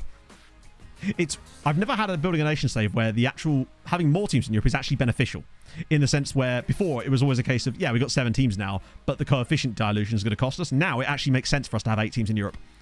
It actually works in our advantage because they gain enough points extra that it actually becomes a bonus. Yeah, Benfica have been oh, okay, there's lots of bad results going around though, because Haladash are losing, as are Giamot. I mean, they're all in. They're already going to be qualified for the next round, but I want them all top half too. And those are the sort of games where they can make that happen. We still need to make sure we get back above Ferencváros. I don't want to be the second best Hungarian side in Europe. Nieto, wide again. We're doing well, but we're not taking our chances. Worryingly. We've hit the side netting a few too many times here. No lower league non-playable teams. Oh, that's amazing. Because that means that gives us more places to build the loan farm with. Oh, no. Oh. And if there's no loan restrictions that are hard-coded, which I really don't think there will be, we could be in a good spot. Ghislaine Yao does it again. Kekschmet 1, FC Copenhagen 0. Yao has finally, for whatever reason, taken a long time to settle in at Kekschmet, but now that he's settled, he looks absolutely fire. He's probably single-handedly carrying them through the Champions League at the moment. I'm amazed at how good they are. They're level on points with us now. They could probably be top of this if they just won the games they were supposed to win. That's what's scary about them. Bigmanovic again. Nice work. He's doing a good job so far. That's a wasteful pass, though. We need to pressure them here. I reckon a 200-player loan farm isn't... I mean, to be fair, we've had 172 in this save. So, anything's possible. I'm going to be stacking all the overflows. Here we go again. Right, look through the middle. Come on, where's the pass? Oh, what a pass for Nieto. He'll always look back inside. He's so unselfish. Is that going to count? I think he's straight offside. No, he hasn't. It's 1-0. Get in. I feel it, youngsters. No, I didn't. Is it an... Oh, it's a blessed day. No, I'll have to watch that after stream then.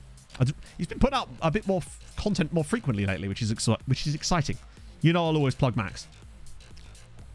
Lovely. Nieto's so good at making that run where he goes outside, drags the defender across, and then just passes it through. Then you overflow that. Yeah, I can see that happening. They're definitely aware of the bug. That... Wow. This is mad. Ragnar with the 23 months. I hope you're well, my friend. 2 years. As it's now 2-0. Time flies when you're having fun. Take another one. Shiz Matto and Chatto. Fat Errol Dave Gammon here or Gulal. Good old Fat Errol. Thank you, though. That's very, very kind of you, man. Hope you're well. Is that going to count? It is going to count. I didn't actually see who scored it. Was it Montiel? Oh, no, it wasn't. It was Mihail. It'd be nice to see Monty get one last goal for us, maybe. Haladash genuinely are letting... Oh, equaliser. Ayala from the spot. Big goal. Because that puts a situation like this. Haladash would be 15th, the worst team, incredibly. Giamot 12th. And then, insanely, us top, Ferencváros 4th, and then Kekschmet in 5th. This is baffling my brain. I cannot believe how good they've done. They remind me a lot of Giamot last year. It just came out of nowhere. Oh. I mean, Benfica losing is also helpful because it stops Portugal from being quite so overpowered this year. And it gives us a chance to get back across. Yeah, no screenshots are happening. No, not a chance. Ooh, what an effort. Lagazao, thank you very much for the follow. But it's a long way to go yet for Kekschmet. That's only a 1-goal lead, and we know what FC Copenhagen are like in this save. They regularly put in great performances against the very best sides in Europe, including ourselves. Go on, get a toe in. Yep, 5 teams in the Champions League. That is correct. 5 teams in the Champions League, 8 teams in Europe overall. And this is actually the second year in a row that we've had 5 in the Champions League. We are big time. Oh, that should be an easy one for Teixeira. Don't fuck this up. He's going to fuck this up.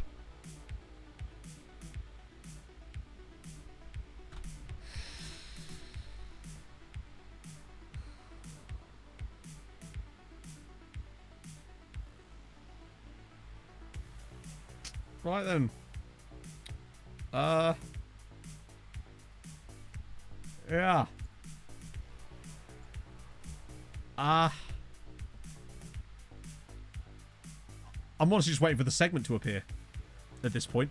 I can't believe it actually hasn't. I might just have to press it myself manually at this point.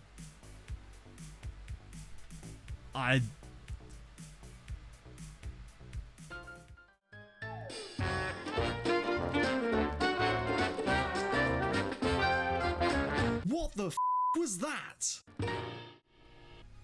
Yeah, so a replay for those of you that just missed that absolute abomination. I'm going to clip that too, because that's going to definitely go in the recap. So this is the goal.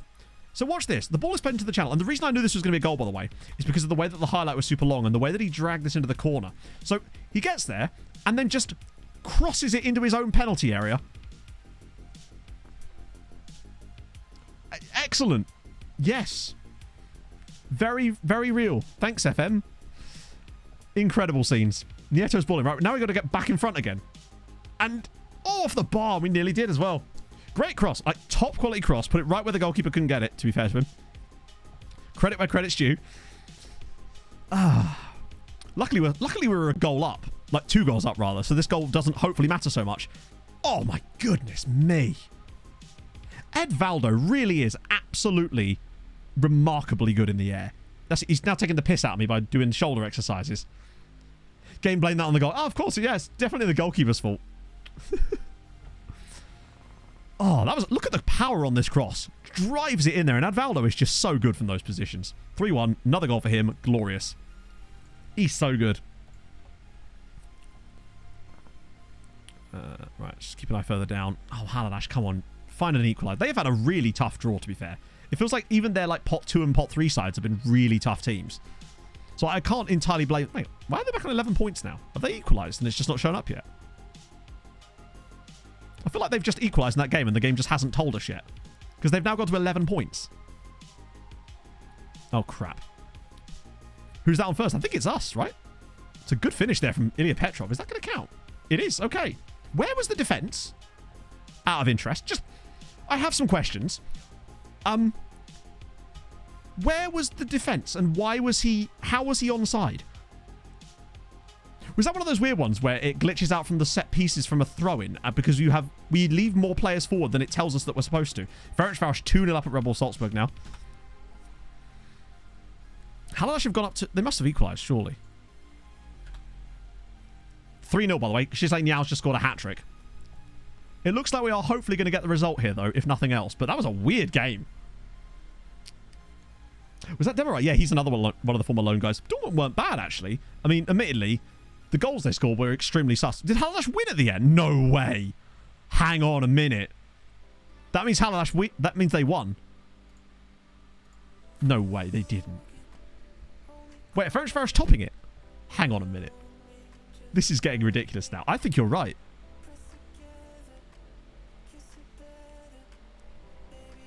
Oh my god. Kekschmet 4, FC Copenhagen 0. A hat-trick for Shisley Niao. Man is impossible. Then we have Giamot getting the draw against Red Bull Leipzig. Ferencváros winning away from home, but oh my god. Pavoni and then Martina. Halalash 2, Barcelona 1. The worst Hungarian side is in 12th, and that's Giamot. And they've still got, I think, 2 easy home games to come. Ferencváros are definitely getting top 8 here. There's no way they're falling out of the top 8 with the games they've got left.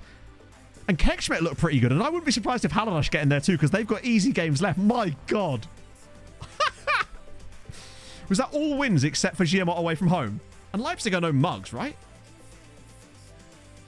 Actually, they're not a great side, to be fair.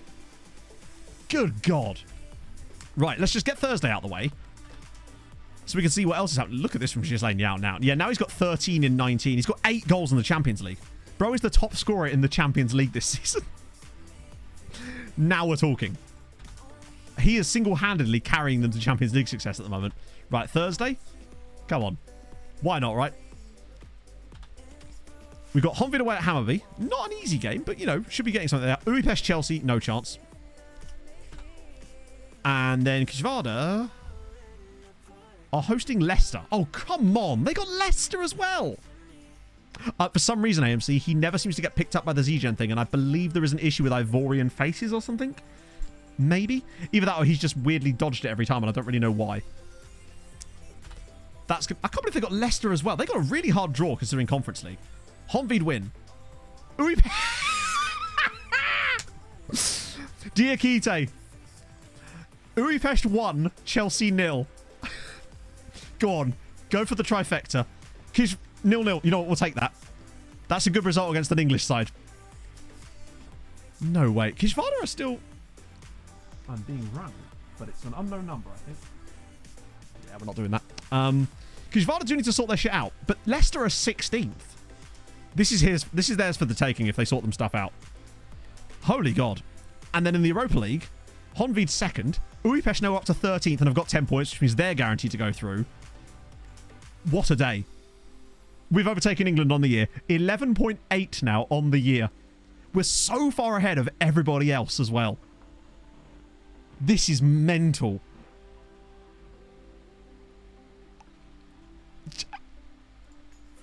11.8 before Christmas. Fuck. Oh. Hey, a B-rated striker chat.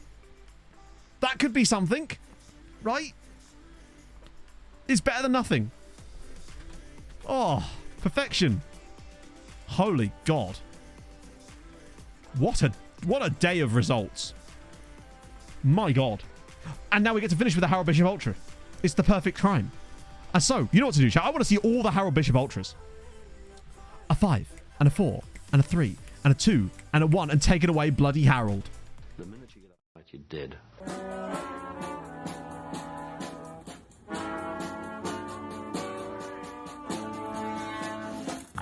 Harold and I'm in the house where the coffee's green and the food is grouse. With sandwiches and lasagna too. Ice cream sundaes for me and you. I'm Andrew Harold and I'm in the house where the coffee's green and the food is grouse. With sandwiches and lasagna too. Ice cream sundaes for me and you. I try not to lose my temper with myself. Oh, goodness sake and shit and balls. The minute you get uptight, you're dead. It's the truth. Ah, bloody hell, my friends. That has been a very, very bloody productive day. Holy God. So, obviously, thank you for joining me today. This has been so much fun. Just having a little bit less back pain has made a hell of a difference. It's still not great, though, I must admit. It still feels like maybe I need another session to really... There must be more parts of my back that are a bit fucked, but it definitely does feel better, is what I will say. And that's just... It's been nice to not have to worry about that quite so much today. I can actually feel a bit comfortable and stuff like that. I'm going to send you guys over to Kev because he's wonderful and lovely, and that's always a good sign. And again, one last time today, if you do want to help with the database testing for Malta, drop a message in the Discord channel under Stream Chat, and then I can add your role so that you can get access to the cool stuff in there as well. Yeah, video on Thursday, all kinds of cool stuff, and I'll see you guys very, very soon. Hold your guns, capybara, bye-bye.